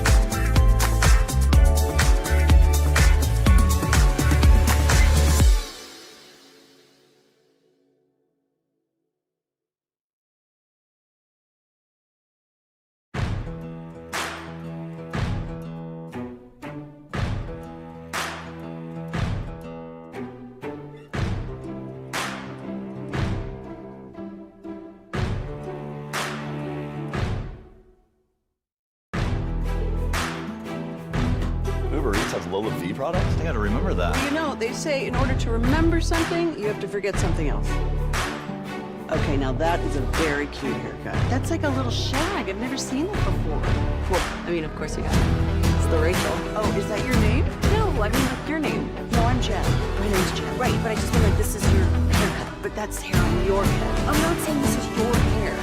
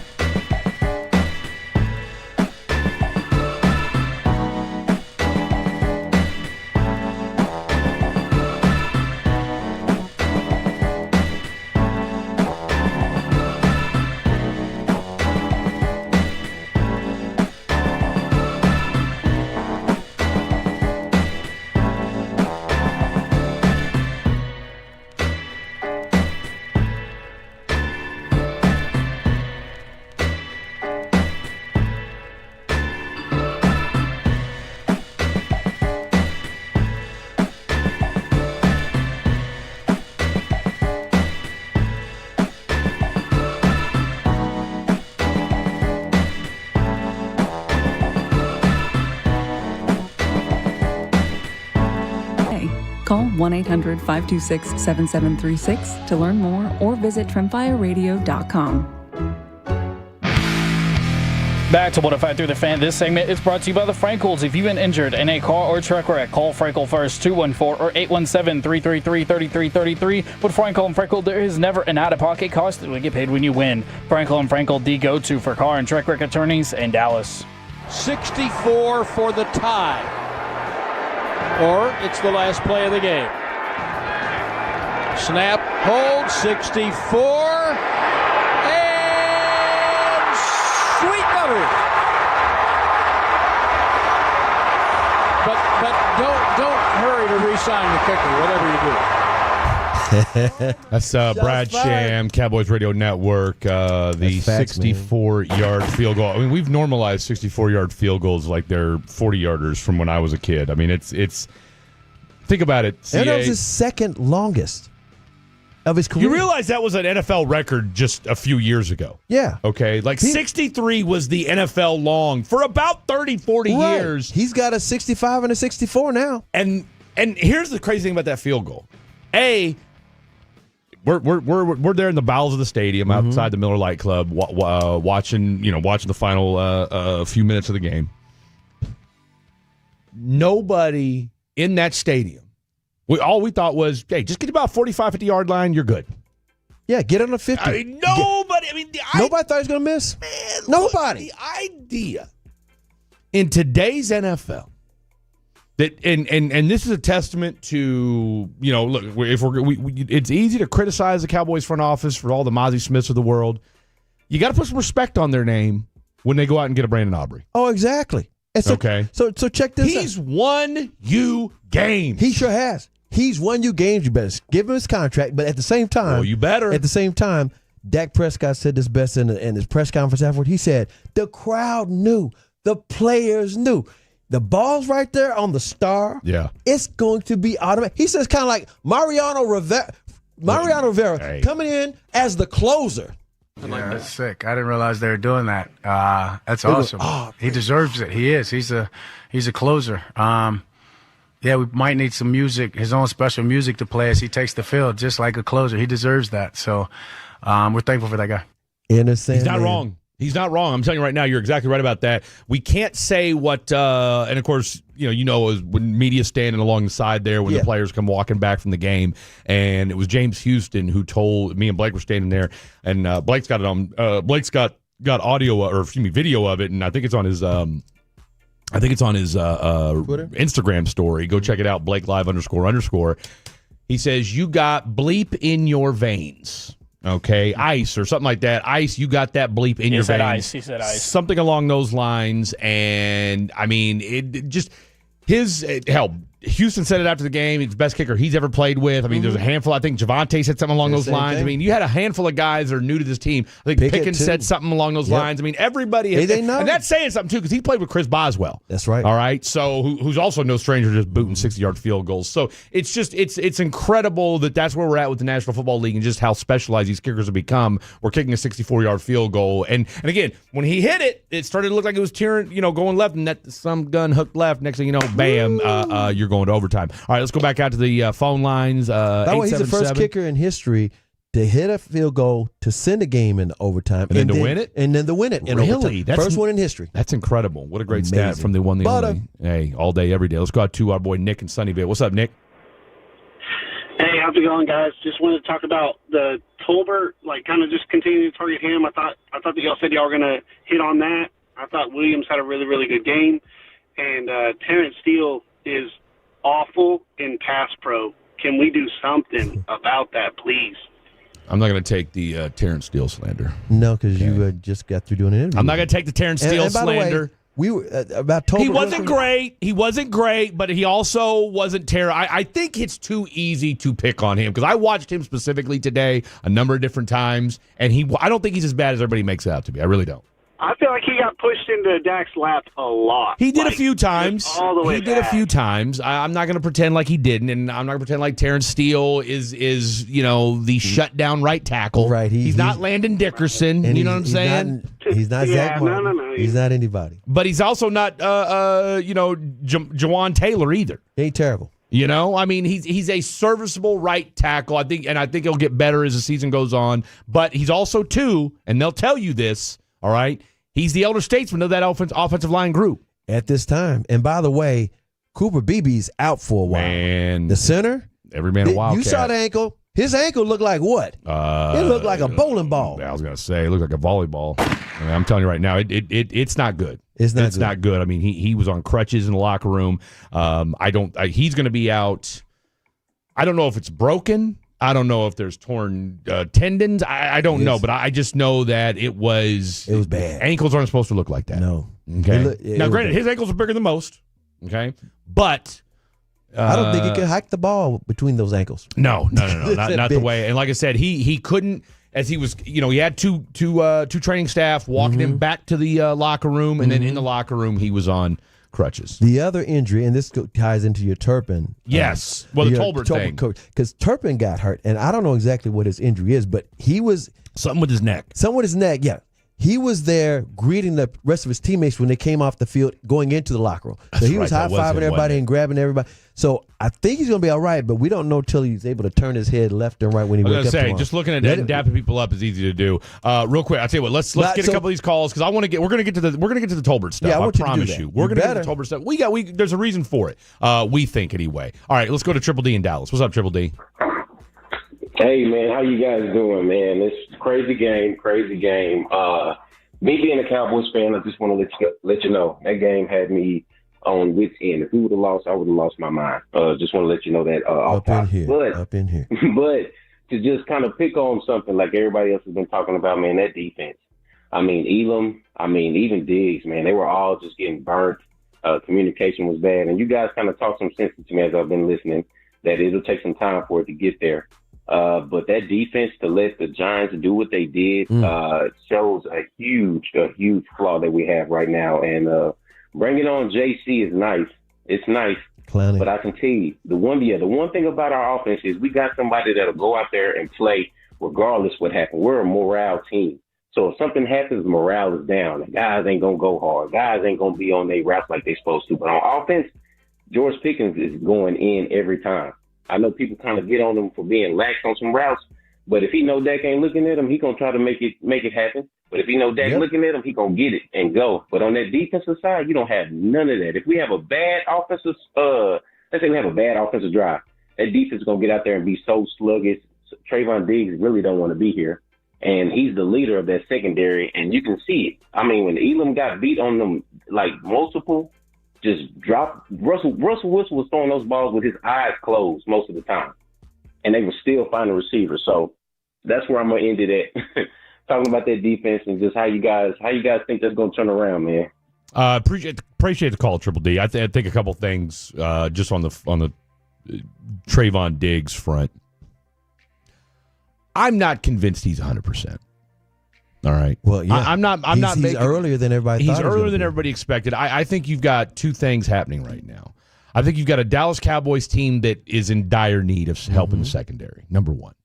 And then I think you've got a guy in Trayvon Diggs who knows, hey, maybe I'm not long for the Dallas Cowboys after this season. I want to put some good tape out there. People have already criticized the way I rehabbed a year ago, and so I want to come out here and show everybody that, you know what, I trained my ass off, and I'm ready to play some football. And he's only supposed to play 40 snaps today. Exactly. I haven't seen the snap count just yet, but I know this much: 7 was out there a lot, and unfortunately, 7 was getting picked on a lot. Okay, I mean, now you could also argue, guess what? Malik Neighbors makes a lot of people look bad.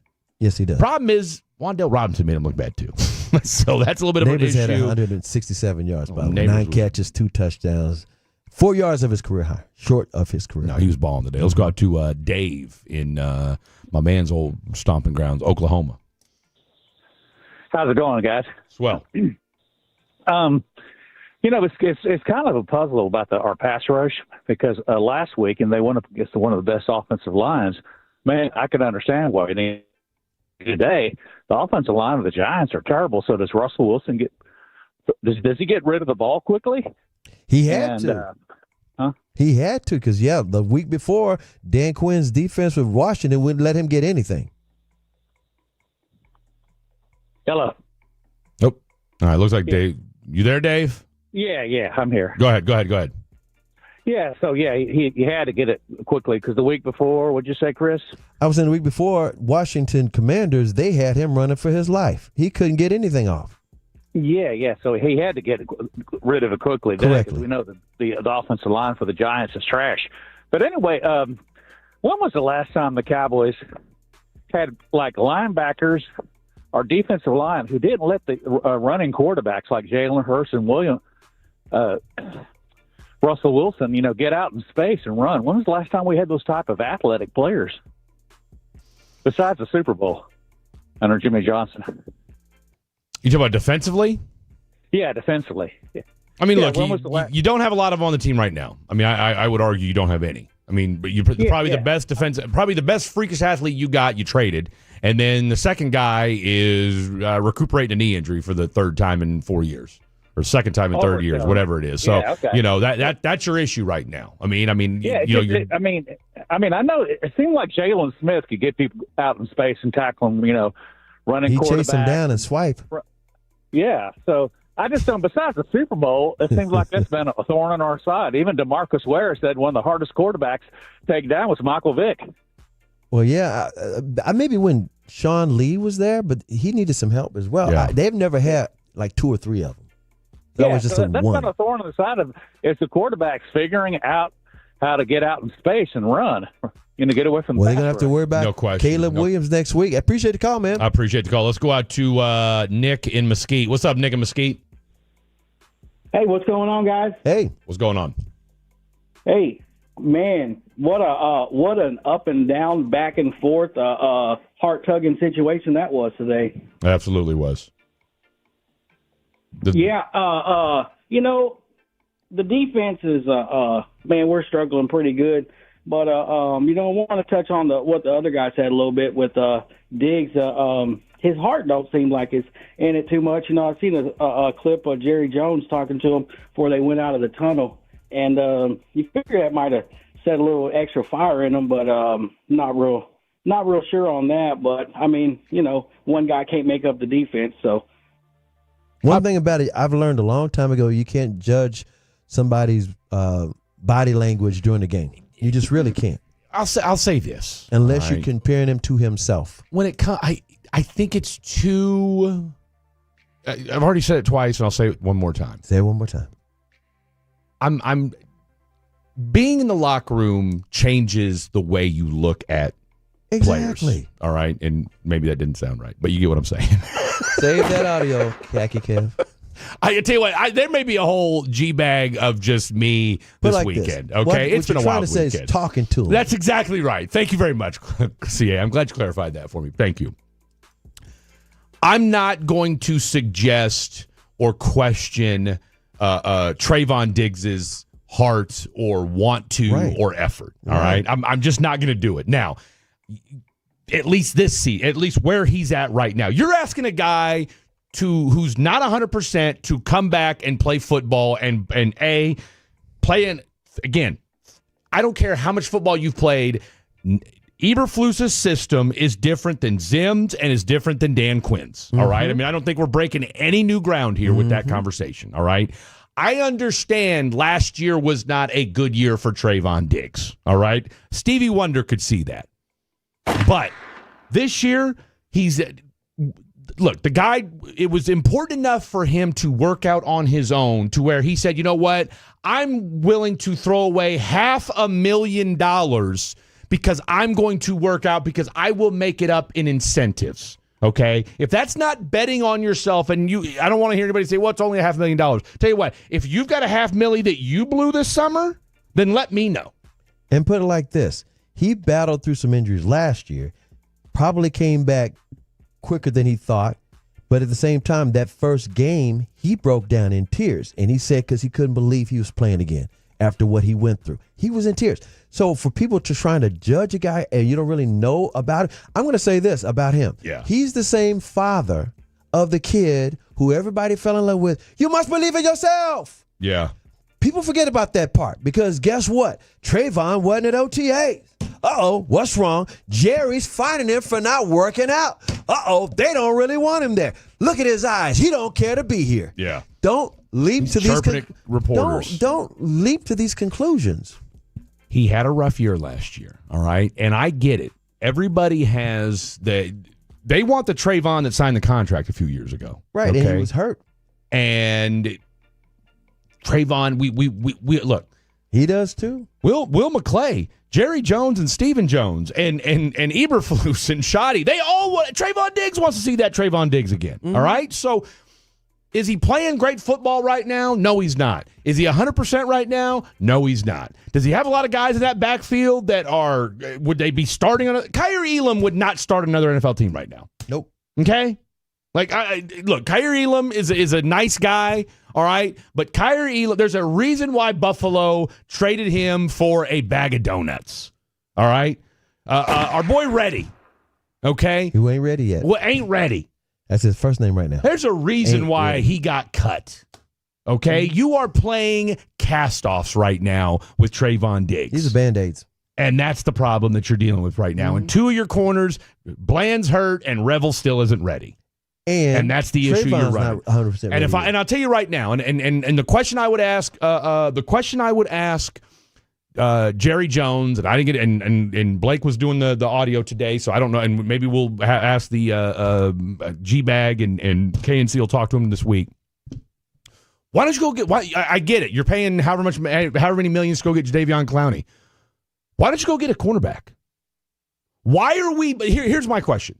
Why are you bargain basement shopping for cornerbacks Yet you're willing to go ahead and spend a little on guys who, oh, by the way, Nealon, Sam Williams, and Ezeraku are better than anything you have cornerback-wise, not named Trayvon Diggs and Deron Bland. Mm-hmm. But yet you're going to go ahead and spend more money on Jadeveon Clowney. Get us some more rush. Who, by the way, I'm D-line. sorry, but I don't know that Jadeveon Clowney at this stage of his career, I'm going to stunt Sam Williams and Ezeraku's and Marshawn Nealon's development for 12-year veteran, mercenary Jadeveon Clowney. It makes no sense to me. All right, we got some more phone calls to get to. Let's wrap these up. We got audio in the final hour, more of our thoughts, more of y'all's. Don't go anywhere. It's the wrap-up show. You and I make decisions every day, but on Prize Pick.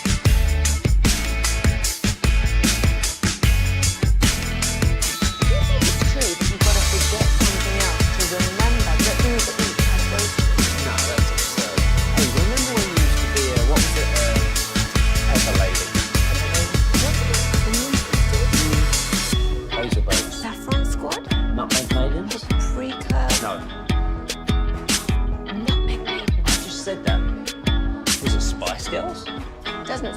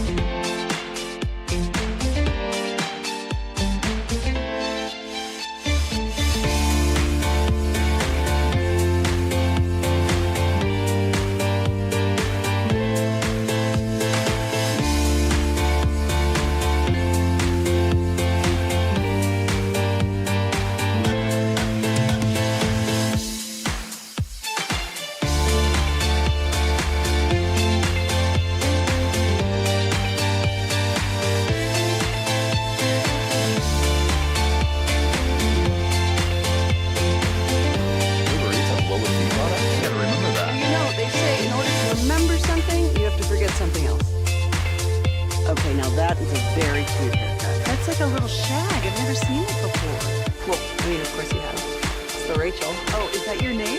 No, I mean, what's your name? No, I'm Jen. My name's Jen. Right, but I just mean like this is your haircut, but that's hair on your head. I'm not saying this is your hair. Okay, freak me out.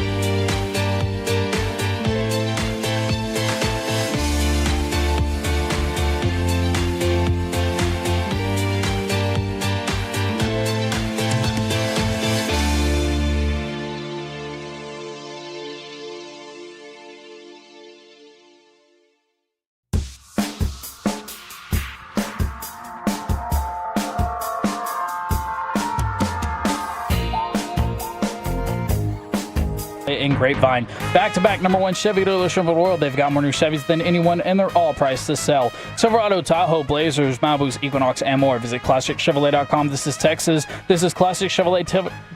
Classic Chevrolet. Together, let's drive. Relax, enjoy the difference. Based on new Chevy registrations, 2023 and 2024. It's easy for him to say. Excuse me, just locking in and trusting one another. We got Gators in the Pimp Cup. What's going on over there? Chris Arnold and Fred Davis, Khaki Kev in the Pimp Cup. We were going to play a highlight, but that's okay. Don't worry about the highlight. Let's go ahead and jump into the show. This is the fan. This is the fan game day wrap-up show. The game day wrap-up show. That's it. And I'm thinking about this because we got Tolos texting in. We got Tolos on the line, 877-881-1053. That's a Franklin Injury Attorney's text line. We got to give a quick shout-out to a Tolo Uber driver named Stan Braun, who's listening to us right now, picking up people at the airport and taking them to where they need to go. I love it. And again, shout out to our guy KG, who just got picked up from the airport and said, I'm sitting in the car, listen to the station again. And Tolo Uber Stan Braun said, what up, Honky Hornstein. Shout out to Tolo Uber Stan, and of course, one of the all-time great Eminem songs, Stan. There's a documentary, I got to watch that. Called Stans about Eminem's life. It Tell just you what, came out, just dropped. I want to see it. 4 great albums, and then just sporadic good songs after that. But that's another story for another time. We were efforting to get the Kevontae Turpin touchdown from early on in the game. He had 4 targets today, 4 catches, 47 yards. I mean, he has he's not a toy anymore. No. He has confidently established himself, and this offense has established him as that number 3 wide receiver. Of course, it'll that may change a little bit. Not in a bad. I mean, I don't think it's gonna he's gonna fall off the map by any means. But this is what I was nervous about. Our boy Blake Elliott, big time Kevontae Turpin guy, and shout out to him because he's been loving up on Kevontae, and he said before the season, like, hey, Kevontae's going to be that guy. I didn't realize last year that he had like 50 catches for 450 yards. I didn't realize they used him that much. Now, that said, that was kind of, I see him as kind of like a Dante Hall, right? Because as a guy who, back in the day, what they call him, the human joystick or whatever it was, and kind of the same build a little bit, and, the Chiefs used him in kind of a gadget formula type deal, because that's how I kind of see Kevontae Turpin, as a gadget type player, all right? I don't see him as a die-in-the-wool viable 3 wide receiver. Well, Dak was talking about that today, and he said he's turning more and more into that, and they're even using him as a running back too. He said he is better than a lot of people even knew. And I don't disagree with that. And that's what I'm saying. But you didn't see it coming. I've been pleasantly surprised with that. Now, but my concern though, Chris Arnold, is what happened today. If he got hurt. He's not a big, look, bro, he's not a big guy. And they hurt him. He plays through so much pain. And that's my issue. I bet he weighs $160. Bro, if he's $160, it's amazing. You know what I'm saying? And and that's what I'm saying. You're probably right, because my man's 5'8", 5'9", and that's being generous. And he's not squatty like Tyreek Hill. No. He's like muscular, but he's little, skinny. Well, you know what he reminds me of? T.Y. Hilton. Yeah, T.Y. Hilton. There you go. And T.Y. And the thing about T.Y. Hilton was wasn't a return guy. Right. All right. Deep type threat. All right. And for the first 4 or 5 years was a monster. Then started getting hurt and dinged up. And for the last probably 3 or 4 seasons of his career, T.Y. was great when he played. But the problem was he couldn't stay healthy, okay? And so that my point in all that is this. When it comes to Kevontae Turpin, and this is going to bring it all full circle to the Jalen Tolbert stuff, all right? They don't trust Jalen Tolbert. The offense doesn't. Fact. All right? And there's nothing about Jalen Tolbert's play that lends you, the viewer, the fan, to trust Jalen Tolbert. Nope. All right? But the problem is this. They don't trust Ryan Flournoy. Nope. They don't trust Jalen Brooks. Nope. Okay. They don't trust Trayshawn Holden. Nope. All right. And right now, Jonathan Mingo is hurt and is probably another 2-3 weeks out from coming back to the active roster again. Yep. So what happened was Kevontae Turpin, 4 targets, 4 catches, 47 yards, and a tutty today. Looked damn good doing it. Yes, he did. And then, oh, by the way, is that home run threat every time because, now that the NFL has that dynamic kickoff return, they want to see you return the ball. Yes, they do. Okay? He's Pro Bowl, all pro. And when number 9's back there, hey, you're 1 block away from taking it to the house, or at the very least, flipping the field and giving you a great field position. When he gets hurt, and he got hurt in the third quarter?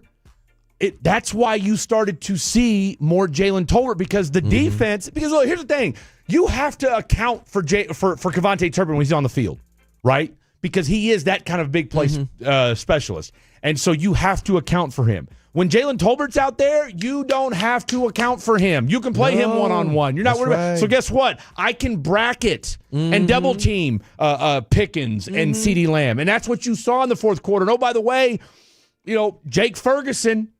We had a caller calling the show earlier. He ain't got it right now. Can I? I mean, where was the rookie? Here's the thing. Here's the thing. But back to Tolbert. Let me say this about Tolbert. Yes, you're exactly right. Your point is, for anybody who's concerned that all of a sudden we're going to see a lot of Tolbert. No, you're not. You saw him by necessity. By necessity. That's what it came down to. Whole point. Kevontae got hurt. Jake Ferguson is what he is right now, even though he did have 9 catches for 78 yards, all right? And if there was such thing as a nondescript 978, that would be it. You want the yak. That's what you're looking for. You want the threat of yak. Yes. You know what I'm saying? And I can't remember who our caller was earlier. Well, we know it wasn't Daryl. But whoever it was that called in earlier, and he had a great point. He ain't breaking any tackles. No explosion. He ain't spinning off anybody. Not like the rookie year. Not like the rookie year. I'm asked G-Bag to ask him about that because they have him on every week. I'd love to hear it. I'd love to hear it because he just doesn't look like he's got that same athleticism that he's had in years past. So tell you all that to tell you this. The Jalen Tolbert was by necessity today. You had no Turpin.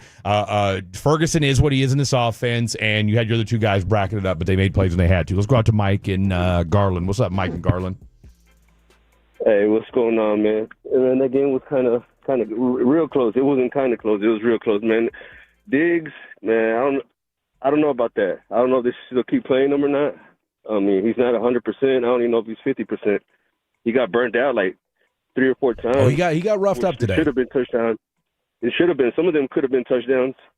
And, man, I remember when we used to put a lot of incentive in our line, offensive line. It just feels like they don't put that much They don't really pay attention more to offensive line like they used to. They did this year. This offseason, they got Brooks in. You already know Tyler Smith is a hit. By the way, shout out to Tyron Smith, who was at the game sitting in the suite, and they gave him a shout out, a lot of love. But they're getting done in this today. They're getting done in. How many times did they rush Dak Prescott? How many sacks did they get? I think 2 or 3. Yeah, but remember, you're cherry picking your argument because last week he didn't get touched, and they were going against the Eagles. I think that offensive line was going up against the world champion Philadelphia. Don't tell me about Carter got tossed because he's not the only one that's good for Philadelphia. So in other words, if you want to dog him out about today, I understand, but you can't say that they're not doing anything about the offensive line because that's what they addressed in the offseason. You're right, but I think they were more prepared for a stronger, better team, and I think they were thinking that the Giants were going to be easy and they're just going to roll all over them. But they surprised us today, I think.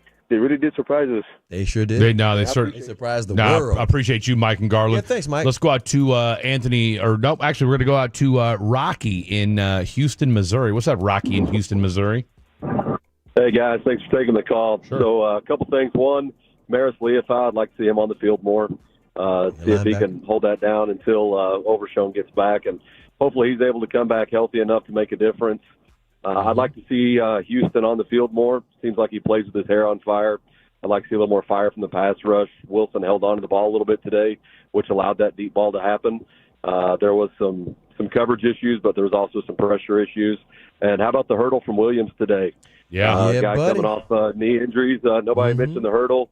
Dude got up there, played well today. It looked like it was Saquon exciting a to little see bit. that at the running back spot. So thanks, guys, for taking the call. Appreciate it. And we'll listen to you, okay? Yeah, got Shout you out guys. to Great you, call. Rocky in Houston, Now, Missouri. That's a call. That's a damn good call. Appreciate we it. follow that with another one. Concise, had his points. Yeah. Great stuff. Call it anytime, Rocky. All right, we got to make this quick. Anthony in Royce City, what you got? Yes, sir. Fred, Chris, big fan of both of you guys. Thanks for taking my call. I'll make it Thank brief. you. So, man, listen to some of these previous calls. I feel like Dallas fans, we don't know what we have until it's gone, right? Romo, Dak. What more do you want from Dak when he throws for 350-plus yards and 2 touchdowns in a divisional game, right? You must have I'm been not a talking to Dale. big Dak homer, but, man, he had a great game. You know what I'm saying? So, I mean, we have no defense. You have to work with what you got, right? Yep. And the last thing I got for Fred, I know you're a Chiefs fan. What do you think about the 0-2 start right now? That's all I got. Thanks for taking my call, boys. Yeah, thanks, man. Tell you what, we'll save that. I appreciate you asking, Anthony, but we're keeping it all Cowboys today because it is a Cowboys wrap-up show. I'll touch on it briefly. We're going to go around the NFL at 8 o'clock, just give you some scores. But tune in on Wednesday when we're actually Thursday when Fan After Dark's on, and I'll probably go a little more in-depth. But, hey, you know what? Again, as Marty Schottenheimer once told Ted Johnson, it's not about how you start, it's where you finish. All right, take us home, Scotty. Hey, Scotty. Cuddy in Waco, what you got?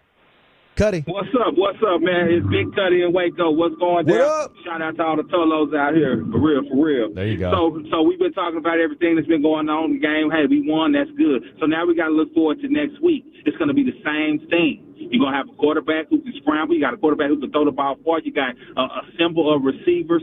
So we're gonna have to bring this same type of intensity next week against the Bears. I just wanted to know what you guys thought about that because we pulled this off. This is an NFC rivalry game. You never know what's gonna happen. So NFC East, my bad. So yeah, just thought I'd share that little insight about next week against the Bears, man. Good point. Great stuff, Appreciate Cuddy. you, man. I'll tell you what, stick around. We'll talk more about it. Final hour of the program coming up. We'll take a trip around the National Football League. will. We got audio, and we'll get you ready for Week 3 against them Chicago Bears, like Cuddy pointed out. Lots to get to. Don't go anywhere. It's the Fan Game Day Wrap-Up Show. When your friends say, hey,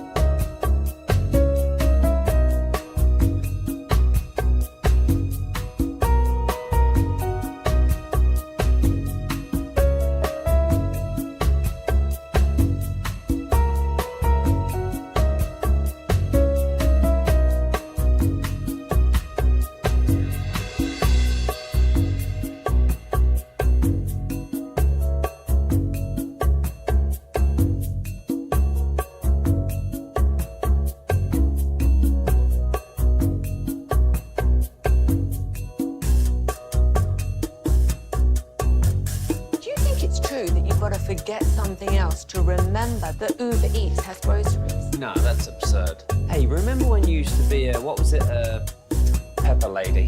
Pepper Lady? Wasn't it Cinnamon Sisters? Basil Babes. Saffron Squad? Nutmeg Maidens? Pre-Curb? No. Nutmeg Maidens? I just said that. Was it Spice Girls? Doesn't sound right. Was it Saffron Squad?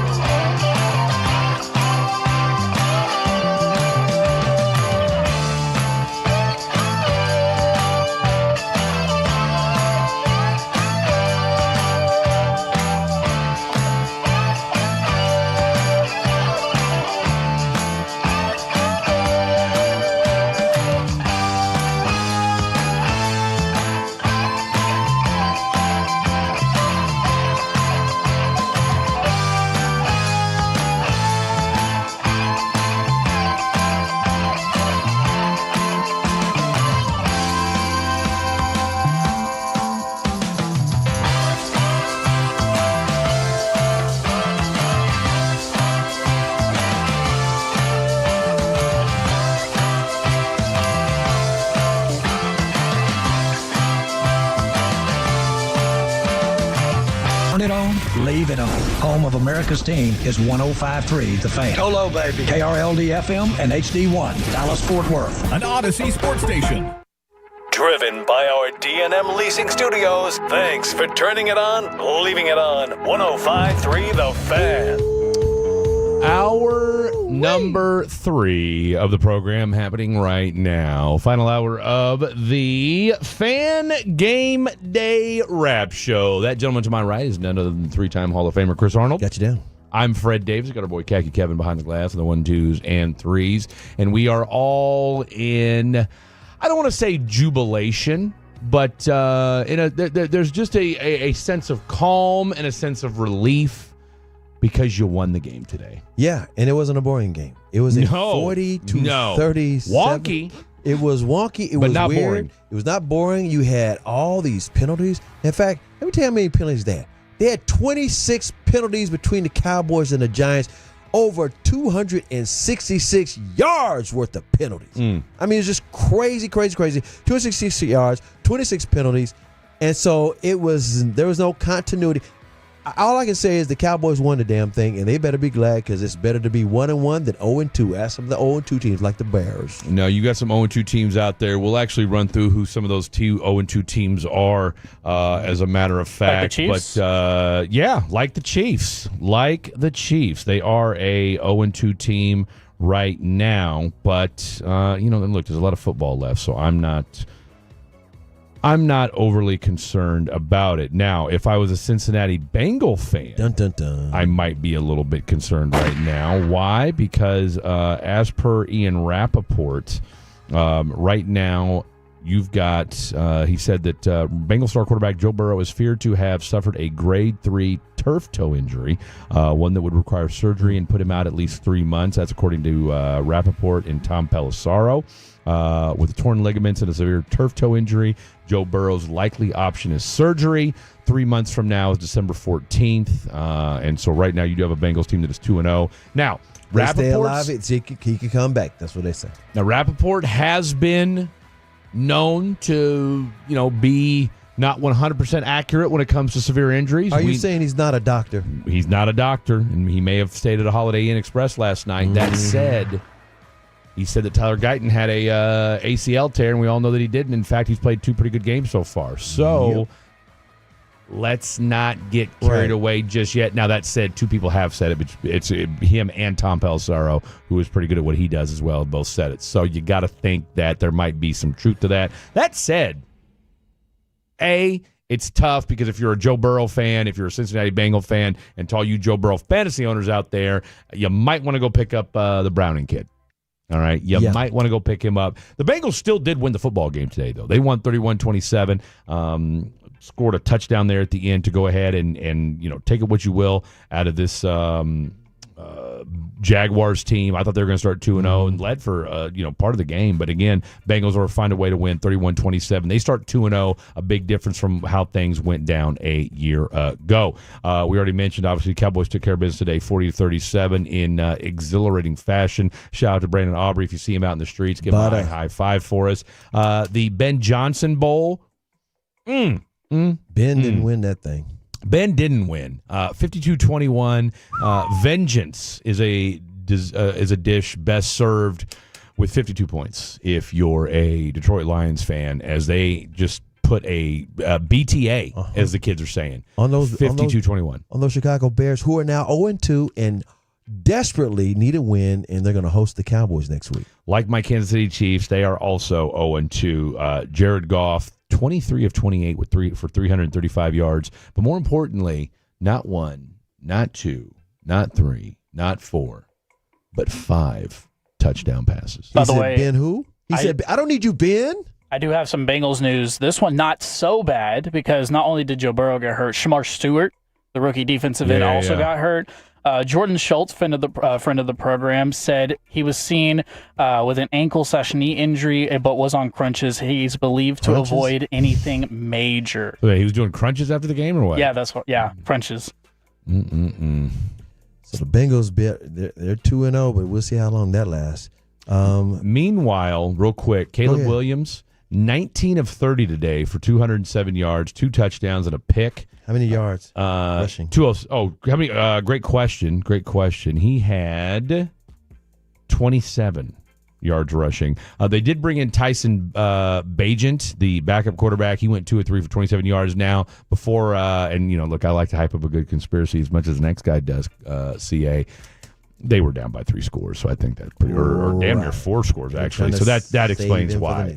Look, at that point, Tyson Bagent is the, that's basically their Cooper Rush. Well, that's their Ezekiel Duran pitching in the 9th inning is what that is, right? we don't want to blow out the bullpen. All right, this is Rowdy Tellez thrown in the ninth. Okay, the emergency quarterback who really is basically a wide receiver. Let's say, we're Ephus pitching for the next 3 innings. So, meanwhile, for all my fantasy nerds out there, and we know you're out there, and we're gonna go ahead and shout out to our boy Blake Elliott, who said Amon-Ra St. Brown is overrated. No, he didn't say that. Oh, he said it before. He's very steadfast in that. Well, and he does. And look, that's what you love about Blake. That's what you love about the Fan After Dark is that we do stand on business, whether that business is right or not. That's another story. Amon-Ra, 9 catches, 115 yards, not 1, not 2, 3 touchdowns. Blake is not. Blake did say as we were walking out, he's like, he's going to have to eat a little crow for that. Jameson Williams, 2 catches, $108, and a touchdown today as well. So, and for all my Jahmyr Gibbs fans out there, and raise your hand if you're one of them, 12 carries, 94 yards, and a touchdown. So this was as much about today. Detroit looked awful last weekend. Yeah. Chicago looked great for a quarter and then fell off a cliff. And obviously, we haven't had a chance to watch this game. We didn't get a chance to watch this game today. But you just got to wonder, like, A, that defense clearly isn't that good, and B, Caleb Williams. I know it's only we're only 2 games in, and it's still only year 2 for him. But man, it's too early to start saying he's a bust. But there's questions about, okay, is this? I never thought he was the dude that they all made him out to be. But, man, I don't know what kind of quarterback this guy's going to be when it's all said and done. I heard someone last week, this is before this game happened today, talking about how he is going to have to make his style fit Ben Johnson's offense. Yeah. And the deal is Caleb Williams, as a pro, has had to freelance and create things with his legs and move around the pocket, run for his life, and keep. This has been going on. So guess what? Here's Ben Johnson, who had Jared Goff, who's basically more of a straight up and down quarterback. And Caleb's got to kind of change his style to fit into a Ben Johnson offense and then be able to freelance once he learns the offense. And then he'll be able to maximize everything. But right now, he's still in run for your life, I'm a Chicago Bear guy. Whereas Ben Johnson's like, well, you know what? If you could just be still and stay here and let my plays happen, you'll be all right. It's not adding up yet. Rams 33, Tennessee Titans 19. Cam Ward, number 1 overall pick. He's he's doing the best with what God gave him, and and what I mean by that is that his that roster around him is not good. He went 19 to 33 for $175 today. Tony Pollard, former Dallas Cowboy, 20 carries, 92 yards, no touchdowns. TP. But his wide receivers are just not great at all. Calvin Ridley, who may want to go consider being a bookie because he's just not good at being a wide receiver. 3 catches for 57 yards. Tyler Lockett's over there too. Hey man, Tyler's just collecting a check at this point, and I'm not mad at him for it. I mean, hey, you're worth what they'll pay you. Exactly. Okay, you're worth what they'll pay you. 9 yards. Not a great night for him. I tell you what, rough weekend for K-State people. For all my Kansas State fans out there, rough weekend all around. Cooper Beebe gets hurt. Tyler Lockett's just although maybe it's not a rough weekend for Tyler Lockett. He's getting paid. Over on the Rams side of things, 23 of 33, 298 yards, 2 touchdowns, and a pick. Kyron Williams, 17 carries, 66 yards. But Puka Nacua is becoming a dual threat. He had a little jet sweep that he took to the house, 45 yards. Also hauled in 8 catches for 91 yards as well. And Devontae Adams, you thought he was washed?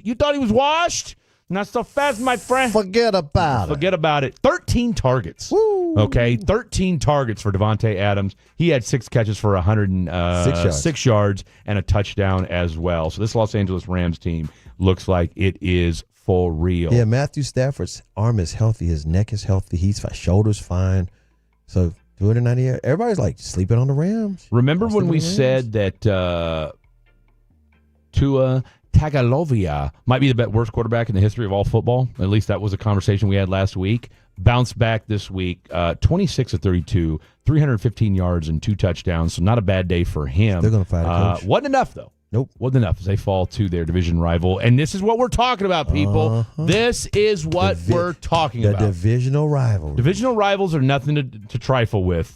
Drake May, 19 of 23, 2 touchdowns for 230 yards. Ramondre Stevenson, if you had him in your fantasy lineup today, you're feeling pretty good about things. Over 140 yards of total offense for him. 5 catches, 88 yards, 11 carries for 54 yards. And so the New England Patriots get off the schneid and they win 33-27. Speaking of divisional rivalries, this is why this stat is really wild. For those who don't know this stat, you might have heard it going into the game this afternoon, Cowboys versus the Giants.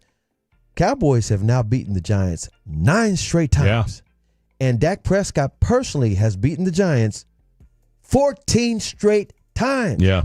He has not lost to them since he was a rookie. There's something to be said for having somebody's number. And this is a division rival. It's not easy to do. And they said this streak, this 9 in a row, is the longest franchise streak versus, actually, and Dak's streak of 14 is the longest since Tom Brady used to whoop up on the Buffalo Bills. I was going to say, hell, he whooped up on the entire AFC East.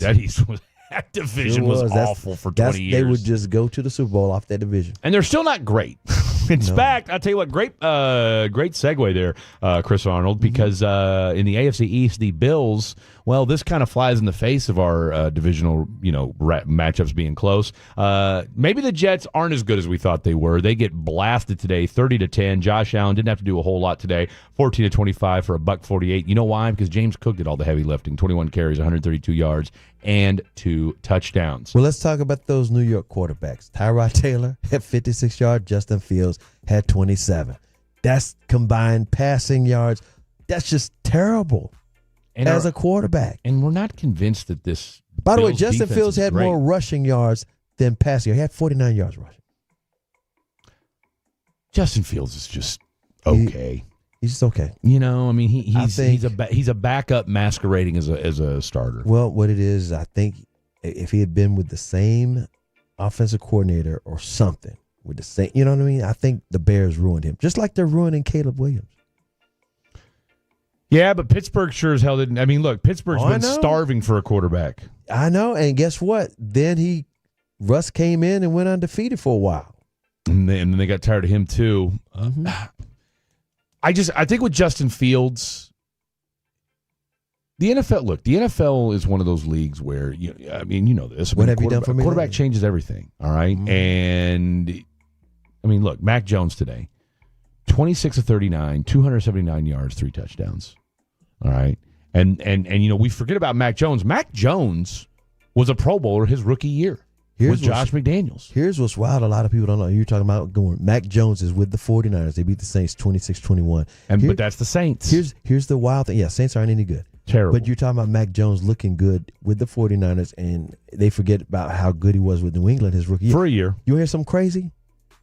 After the 49ers drafted Trey Lance, the word was Kyle Shanahan wanted Mac Jones all along. Yeah. And then he finally got him, and now look what he's doing. Filling in for Purdy. Mac Jones just strikes me as the ultimate good quarterback as a backup. You can throw in if you need a stopgap. Can you trust him over a 17-game season? No. I'm not sure. He's but Chase Daniels. If you're Mac Jones, you're looking at Sam Darnold. Okay? You're looking at maybe I can resurrect my career. Here's what if you're and this is where I think the NFL kind of compounds things and it's just this is what makes it such a wild league is you can look at a Baker Mayfield. Okay? Got off to a good start, fell off a cliff. Right. Now he's one of the highest quarterbacks in the NFL. Got paid too. Okay. Geno struggled mightily. Finally finds a good spot in Seattle.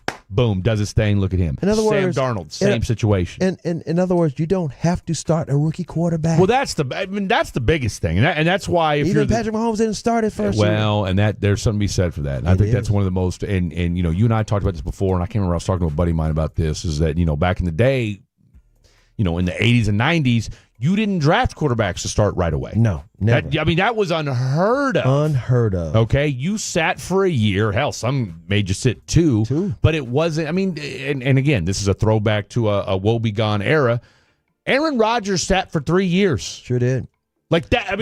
Think about that. Behind Brett Favre. Think about drafting a quarterback in the first round to have him sit for 3 seasons. And that'd get you fired in today's NFL. And I think Jordan Love sat for 2 years. I was going to say Jordan Love. That's why they kicked old Aaron to the curb. Real quick, Steelers got beat today, 31-17. Ravens all over the Browns, 41-17. Colts. Shout out to my boy Blake Elliott. I told him last week. I said, you know what? That Colts-Broncos game is going to be sneaky good. Oh, it's not going to be sneaky good. Put some respect on your boy Freddie D's name. They come back and win today 29-28. Cardinals over the Panthers 27-22. And By the way, real quick. Daniel Jones 360. Danny Dimes. Man. And for real, he legit a touchdown too. Look. And Eagles 20, Chiefs 17. All right, coming up next. Let's play a little audio. You caught up with Tyler Smith. Tyler Smith. I caught up with Tyler Guyton. Let's hear from both of them and maybe why this cohesion of this offensive line is starting to turn a corner. We'll discuss next. Sean and RJ, the KNC.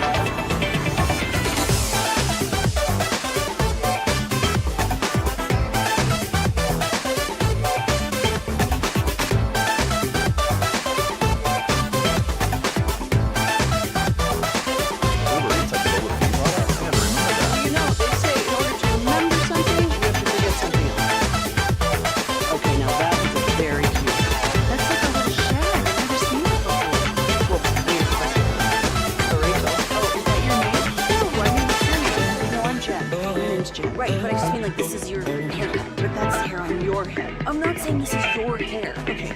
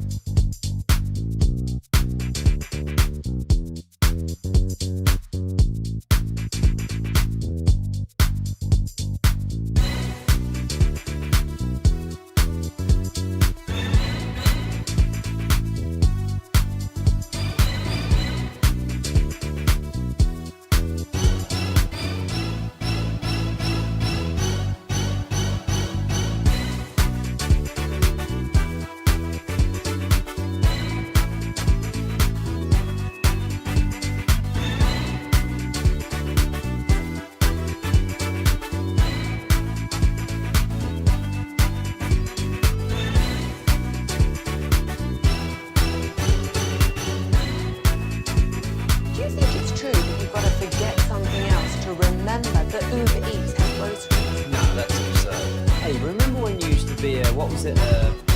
Pepper Lady. Pepper Lady? Wasn't it Cinnamon Sisters? Basil Babes. Saffron Squad? Nutmeg. Liberty. Savings vary. Underwritten by Liberty Mutual Insurance Company and affiliates. Excludes Massachusetts. Back to 105.3 The Fan. This segment is brought to you by the Frankels. If you've been injured in a car or truck wreck, call Frankel first, 214 or 817-333-3333. With Frankel and Frankel, there is never an out-of-pocket cost. They only get paid when you win. Frankel and Frankel, the go-to for car and truck wreck attorneys in Dallas. Prescott under center on second down. Motion from Lipke. Handoff, Sanders up the middle. Big hole. Walk the dog. Touchdown. Sanders goes hop, hippity skip into the end zone. Oh, what a hole that was. Tell you what, you got to be careful when you hear that. Stop. He's talking about the offensive line, Fred. That's what he was. The offensive line. Tell you what. Just because it's dark outside. Oh, what a hole that was. I'll tell you what, there's been some Sunday mornings I've woke up and said that. What a win today for your Dallas Cowboys. Big win today as they take the win 40-37 over the New York Giants and even their record at 1-1 on the season. Miles Sanders, 5 carries, 15 yards, and that touchdown today. Nothing all that crazy about what, as far as his totals, but guess what? Javonte Williams had 97 yards, including a 30-yard touchdown run. Offensive line is getting there. They looked even better last week against Philadelphia, where they didn't sack Dak one time last week. This game today, I think he got sacked twice. Three times. Three times.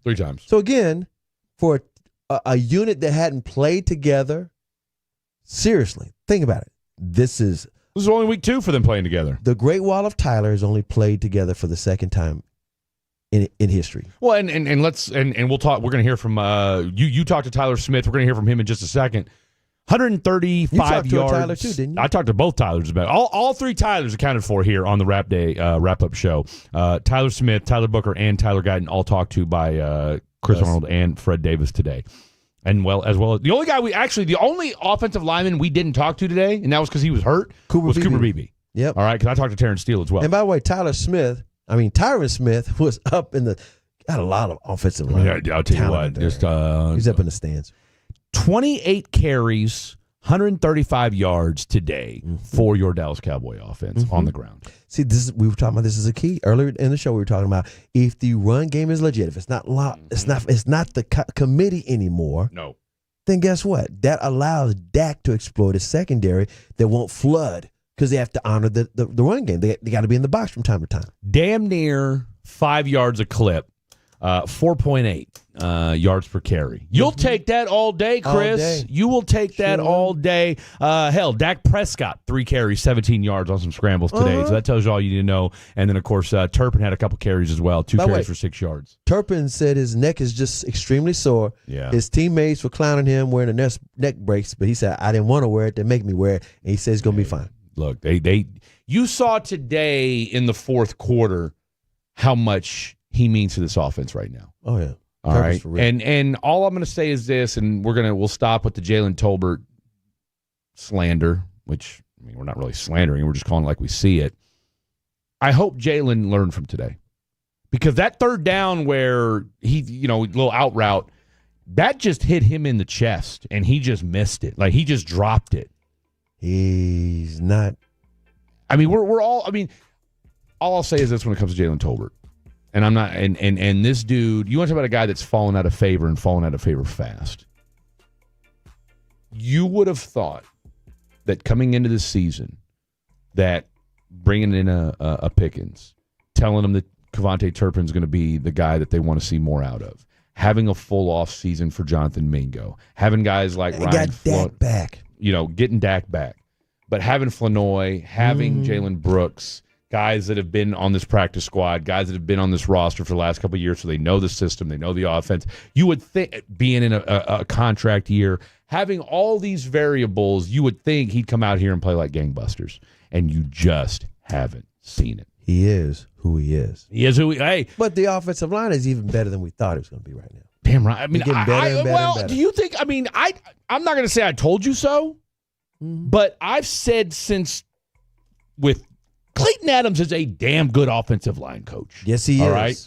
Connor Riley is a damn good offensive line coach. You've talked about it time and time again. Lunda Wells could be an offensive line coach. Yep, tight end coach. Yep. All right. So you've got a brain trust. Shotti is one of those guys that coaches up each position as well, much like his dad did. So there has been a concerted effort. When you go out and take Tyler Booker with the 12th overall pick, you're saying to this football team, we are going to run the ball and we are going to be better, faster, stronger up front. And that's exactly what we've seen so far. Yes, you have. And it's if you think about it like in these terms as well, everybody's used to the Cowboys having a really good offensive line most of the time. You lose Tyron Smith and Zach Martin within a year. And you got these dudes, and everybody had concerns about Guyton. But guess what? They're resolved. Tyler Smith, wait a minute. Not only is he resolved and he's good, you never had any concerns, he even got paid. I talked to, when I interview with Tyler Smith. Of course I do. North Crowley Zone. I talked to Tyler after the game, and you had to congratulate him on that money, too, that bag. Tyler, that was one heck of an effort. You guys just did not quit. Oh, yeah. I mean, that's what I think football is all about is, playing to the clock ultimately hit zero. It wasn't a one-man effort. I think every man on this team, coach, staff or player involved, truly didn't quit till the ball game was in our hands. Speaking of the ball game in your hands, Brandon Aubrey, Butter. Oh. I think CD was saying, everybody said, we just got to get to the star. We just got to get to the star. I mean, at the end when they scored, like we knew ultimately, we had time on the clock. And if you got time on the clock, the game isn't over, especially when you got a guy like that who can, put the ball through the uprights yeah. from anywhere on the field. So, Yeah, I'm just, man, hell of a guy. Hell of a guy.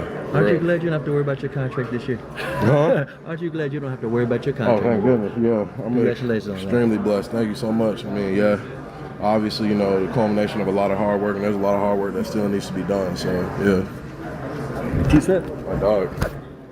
So check this out. Dak Prescott was praising Tyler Smith in the press conference afterwards, talking about he's such a pro's pro. Yeah. He's a great guy, and he's so happy he got his contract. And it was $96 million.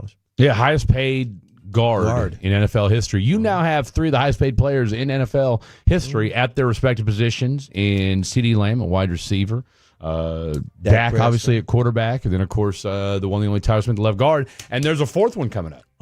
There's a fourth one coming up. Let's not get it twisted. Brandon Aubrey will be the highest paid kicker. Yes, and he's got all the leverage right now. I mean, all the leverage. I would think you go ahead and get him signed now. Yes, Steven. Jerry. But there's no need to drag this out. What are you waiting for? Here's a question. What is he, 30?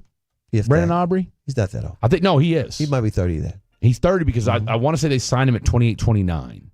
And because I remember bringing this up one time with Blake, we talked about how Justin Tucker fell off at like 33, 34. Oh, okay. And so do you worry about that with Brandon Aubrey? Now, that said, Justin Tucker's a creep and Brandon Aubrey isn't. Nobody knew that at the time, though.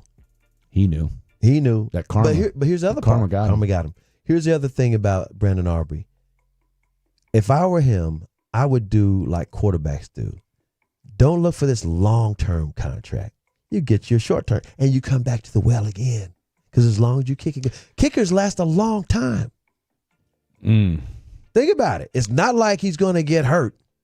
He's not going to get hurt. I don't disagree with you there. You figure Vinatieri kicked into his 40s. Morton Anderson. Hell, I want to say Morton Anderson was kicking at like 45. God. George Blanda was kicking when he was 50. Absolutely. So you figure at 30, 31, he's probably got, I would say, look, if you can get a 3-year, $20 million deal as a kicker, I mean, take it. Now that's what I'm offering if I'm the Cowboys. Now, whether Brandon Aubrey wants to take that or not, because remember, he got new representation last summer. All right, so I don't know if it was Mulligetta in them, but I'm just saying. All right, get paid. He's going to get paid. He'll get taken care of. All right, speaking of getting taken care of, Tyler Guyton, year 2. Boomer. Had to holler at him, saw him, we'd already talked to some of the linemen, and let's call it what it is. Number 60 has been a revelation through 2 games. Real quick. All right, 2 weeks in, how you feeling? I'm feeling all right, bro. How'd you that? Offensively, seems like you guys are getting to a little bit of groove today. I mean, seems like this offensive line, from talking to your guys, you guys are starting to get a little synergy together. Yeah, we have good cohesion. The offense is coming together nicely. I think one thing everybody's talked about is just how well, with no training camp, coming off the injury, you look like the difference from last year to this year. Talk a little bit about that. Man, I got a lot to work on, so I don't want to get too high on myself, and I don't want to get too low, but I do see a difference from this year to last year, you know what I'm saying? And I want to just get better and keep ascending in my craft and my technique. What's the biggest thing that you've noticed, though, from last year to this year as far as just the way the game's moving for you? That winning and losing depends on how I do. It's based on how, me, and knowing when a stunt is coming and knowing when I'm giving a soft shoulder, knowing what I got to correct in the game and things like that. I just can't lose to myself, and that helps me win. Last thing, through 2 weeks, look like a little sore today. How's 6-0 through 2 weeks? What'd you say? How's 6-0 through 2 weeks? I'm doing all right. I'm blessed. That's all you can do. Appreciate you. All right. The TG. comment about this team, and I'm paraphrasing what he just said, but as far as, he helps determine whether this team wins or loses. Tyler Guyton last year caught a lot of flack. He did, and I thought it was a little bit too much because he's changing completely different positions. I thought it was wildly unnecessary. From the right unnecessary. side of the field to the left side of the field, or vice versa. I get it. This team had Tyron Smith for, a decade? Whatever it was. All right. This team has a history, and you just talked about it, of legendary offensive linemen. Yeah, drafted him well. And he had all the physical. He had the measurables. Look, Tyler Guyton's a big dude. He's a big dude. He's got the measurables. But he had to learn a whole different position on the opposite side of the field. So it's like, okay, there's no learning curve. Jerry. I even said last year, I don't know what the Cowboys fans are thinking. You're watching on-the-job training. And I'm not trying to cover for them. I'm like, I didn't expect nothing out of them. I'm like, how do you expect to go to the Super Bowl or go better than 12-5 if you're watching on-the-job training? All these draft picks aren't going to hit at the same time. Let alone hit it all, Mozzie. Jerry said this at some point during last season, and I don't remember if it was obviously it was towards the end of the year after he kind of got benched at one point. But he said we got a little over our skis by thinking that we were going to take two rookies. Mm-hmm. And by the way, not only you take look, it's one thing to take two rookies and put them and start them on the offensive line. Okay, it's another thing when you take two rookies and change their positions. Yes, Cooper Beebe was an All-American guard. Yep. All right. Tyler Guyton was an All-American right tackle. And they said, go to the left side. You took the two most important positions on the offensive line and said, we're going to put rookies who are new at the NFL and who are new at this position. Mm-hmm. And, by the way, you're going to take it with Mike Solari. Mm-hmm. No disrespect, but, hey, I don't. Is Mike Solari coaching the other offensive lines this year? I don't know. Hang up and listen. 877-881-1053 if he is. But I'll tell you what, they had no. Tell you this much. Brian Schottenheimer had no problem ushering him out. Right. Okay. Kind of tells you all you need to know right there. Uh-huh. So that all being said, to see what Tyler Guyton is doing, to see what Cooper Beebe was doing before the ankle injury. Have you seen anything real quick, KK? I know you've been kind of keeping an eye on the socials. We know you saw about Jadeveon. We know you saw about Turpin. Have you seen anything about our boy Cooper Beebe yet? I have not seen anything about Beebe. I did look it up, by the way. Aubrey Todd France.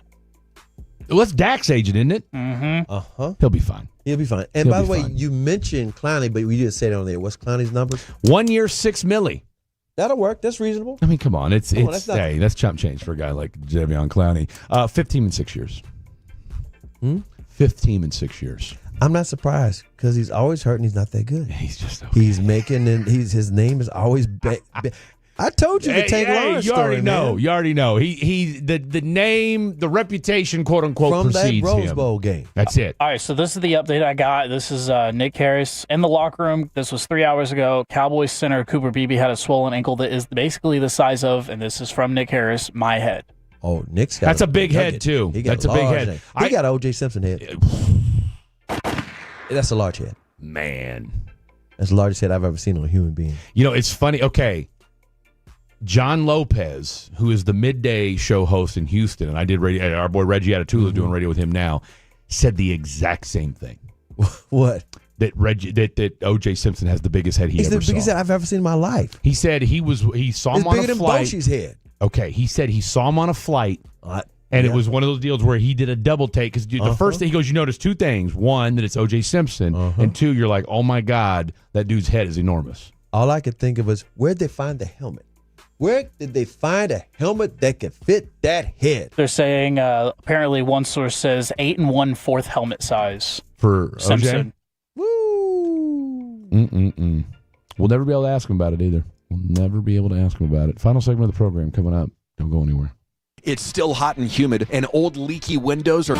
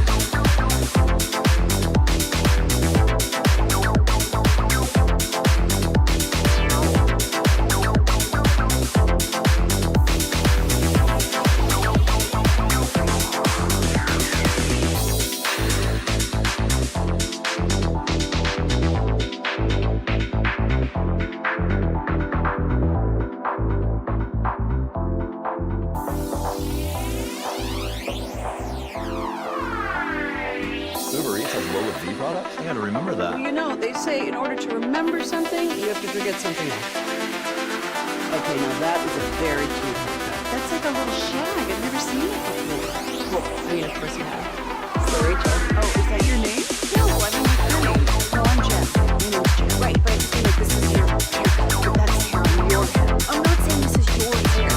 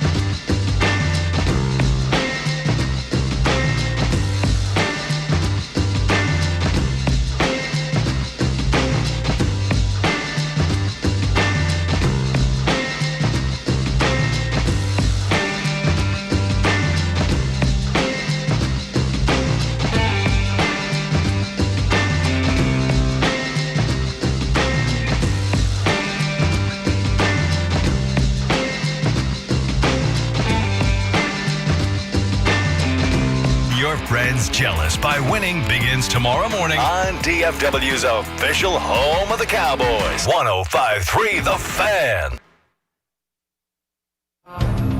Welcome back to 105.3 The Fan. This segment is brought to you by Classic Chevrolet. If you're in the market to upgrade your vehicle, get to Classic Chevrolet in Grapevine. Back-to-back #1 Chevy dealership in the world. They've got more new Chevys than anyone, and they're all priced to sell. Silverado, Tahoe, Blazers, Malibus, Equinox, and more. Visit ClassicChevrolet.com. This is Texas. This is Classic Chevrolet. Together, let's drive, relax, and enjoy the difference. Thanks to new Chevy registrations 2023 and 2024.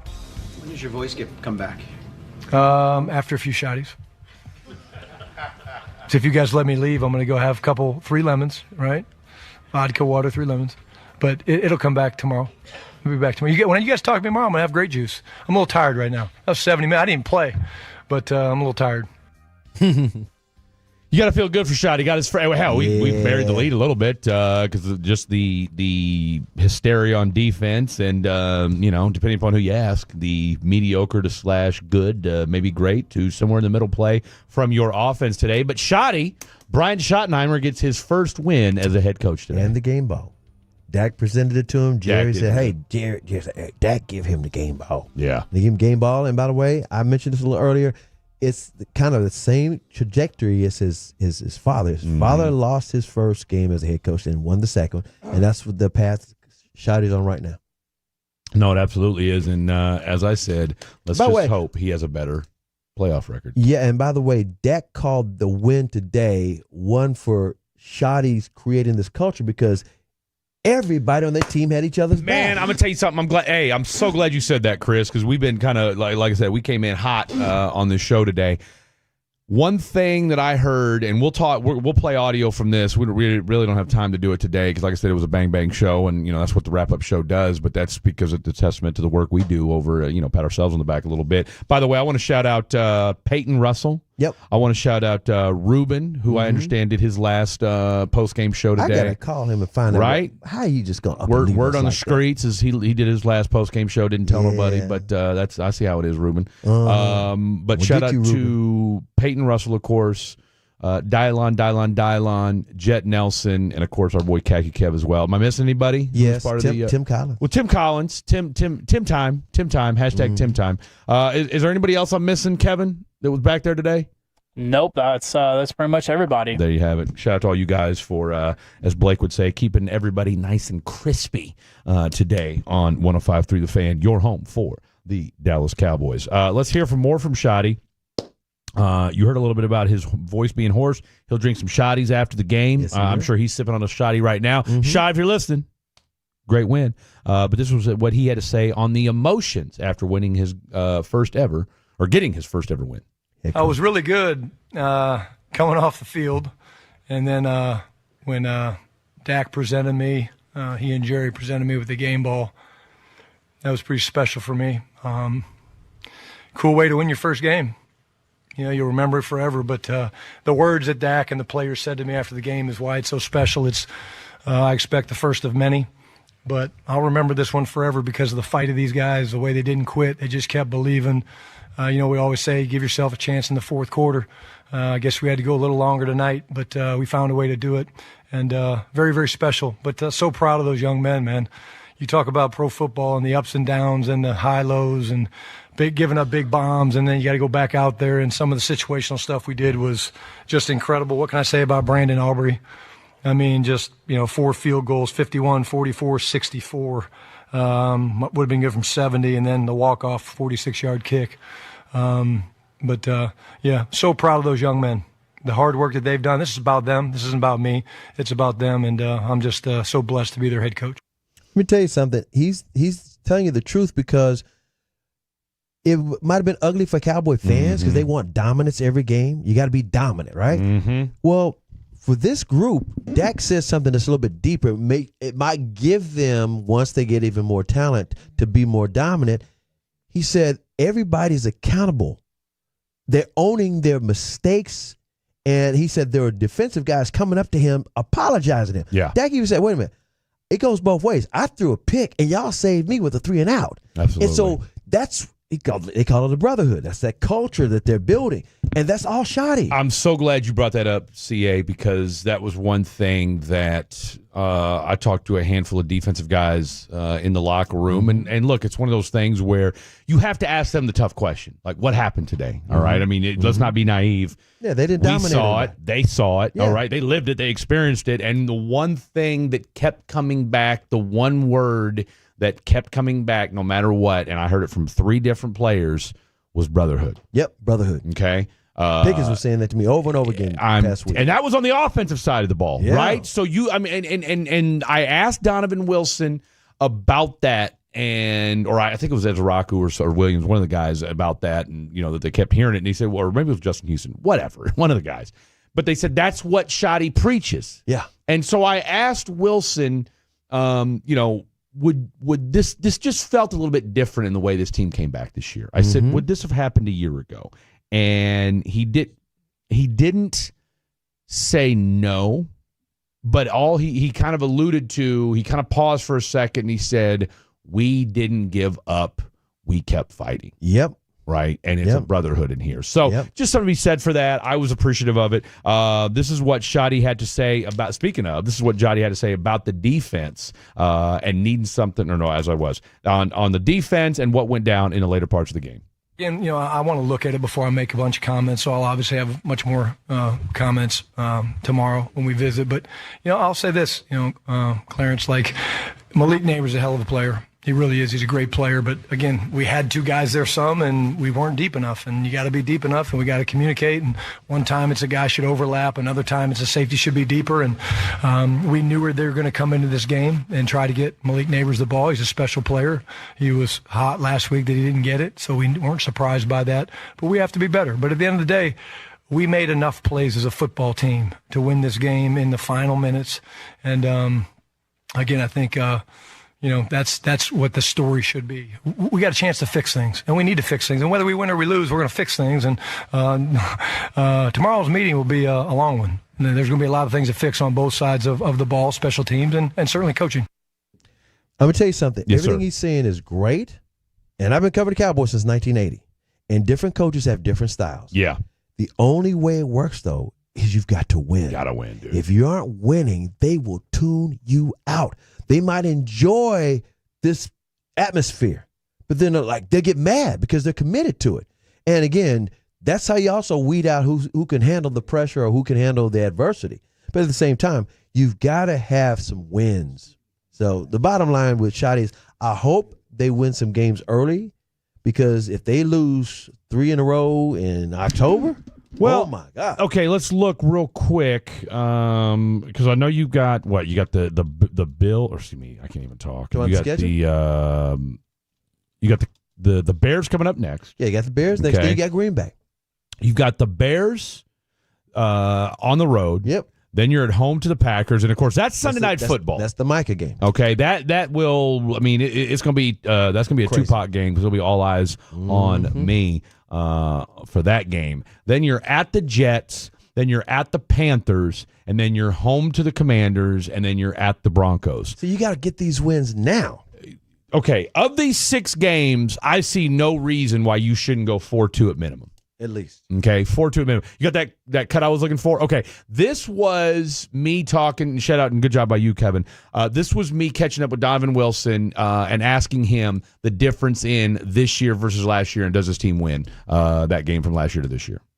Shotti talks about culture. Shotti talks about staying strong mentally. You guys seem to do that today. It feels like maybe today this might not have happened last year. Is that a fair statement? I'll just say it starts with the brotherhood and our love for one another and how hard we play for each other, willing to give whatever it takes to win a game. And this game, it took 5 quarters, and we came out with the dub. Appreciate you. Love to hear it. Donovan Wilson. And I'll tell you what, this is one thing I love about a guy like a Donovan Wilson, and this is something that I appreciate. And I know you appreciate this, Chris. And this was something that irritated me last year when I started covering this team or I started doing locker room coverage last year.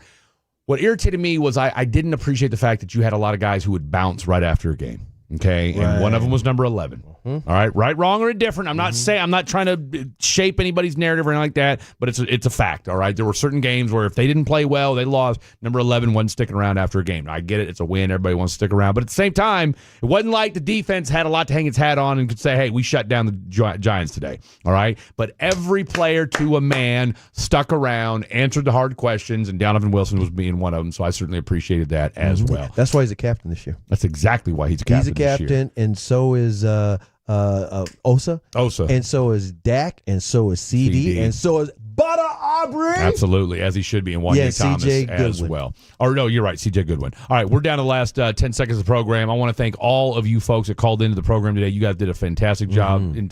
All the 105.3 The Fan staff. You guys were fantastic as always. For Kevin, that's CA. I'm Fred. Good night. God bless. We'll see you tomorrow. Tell them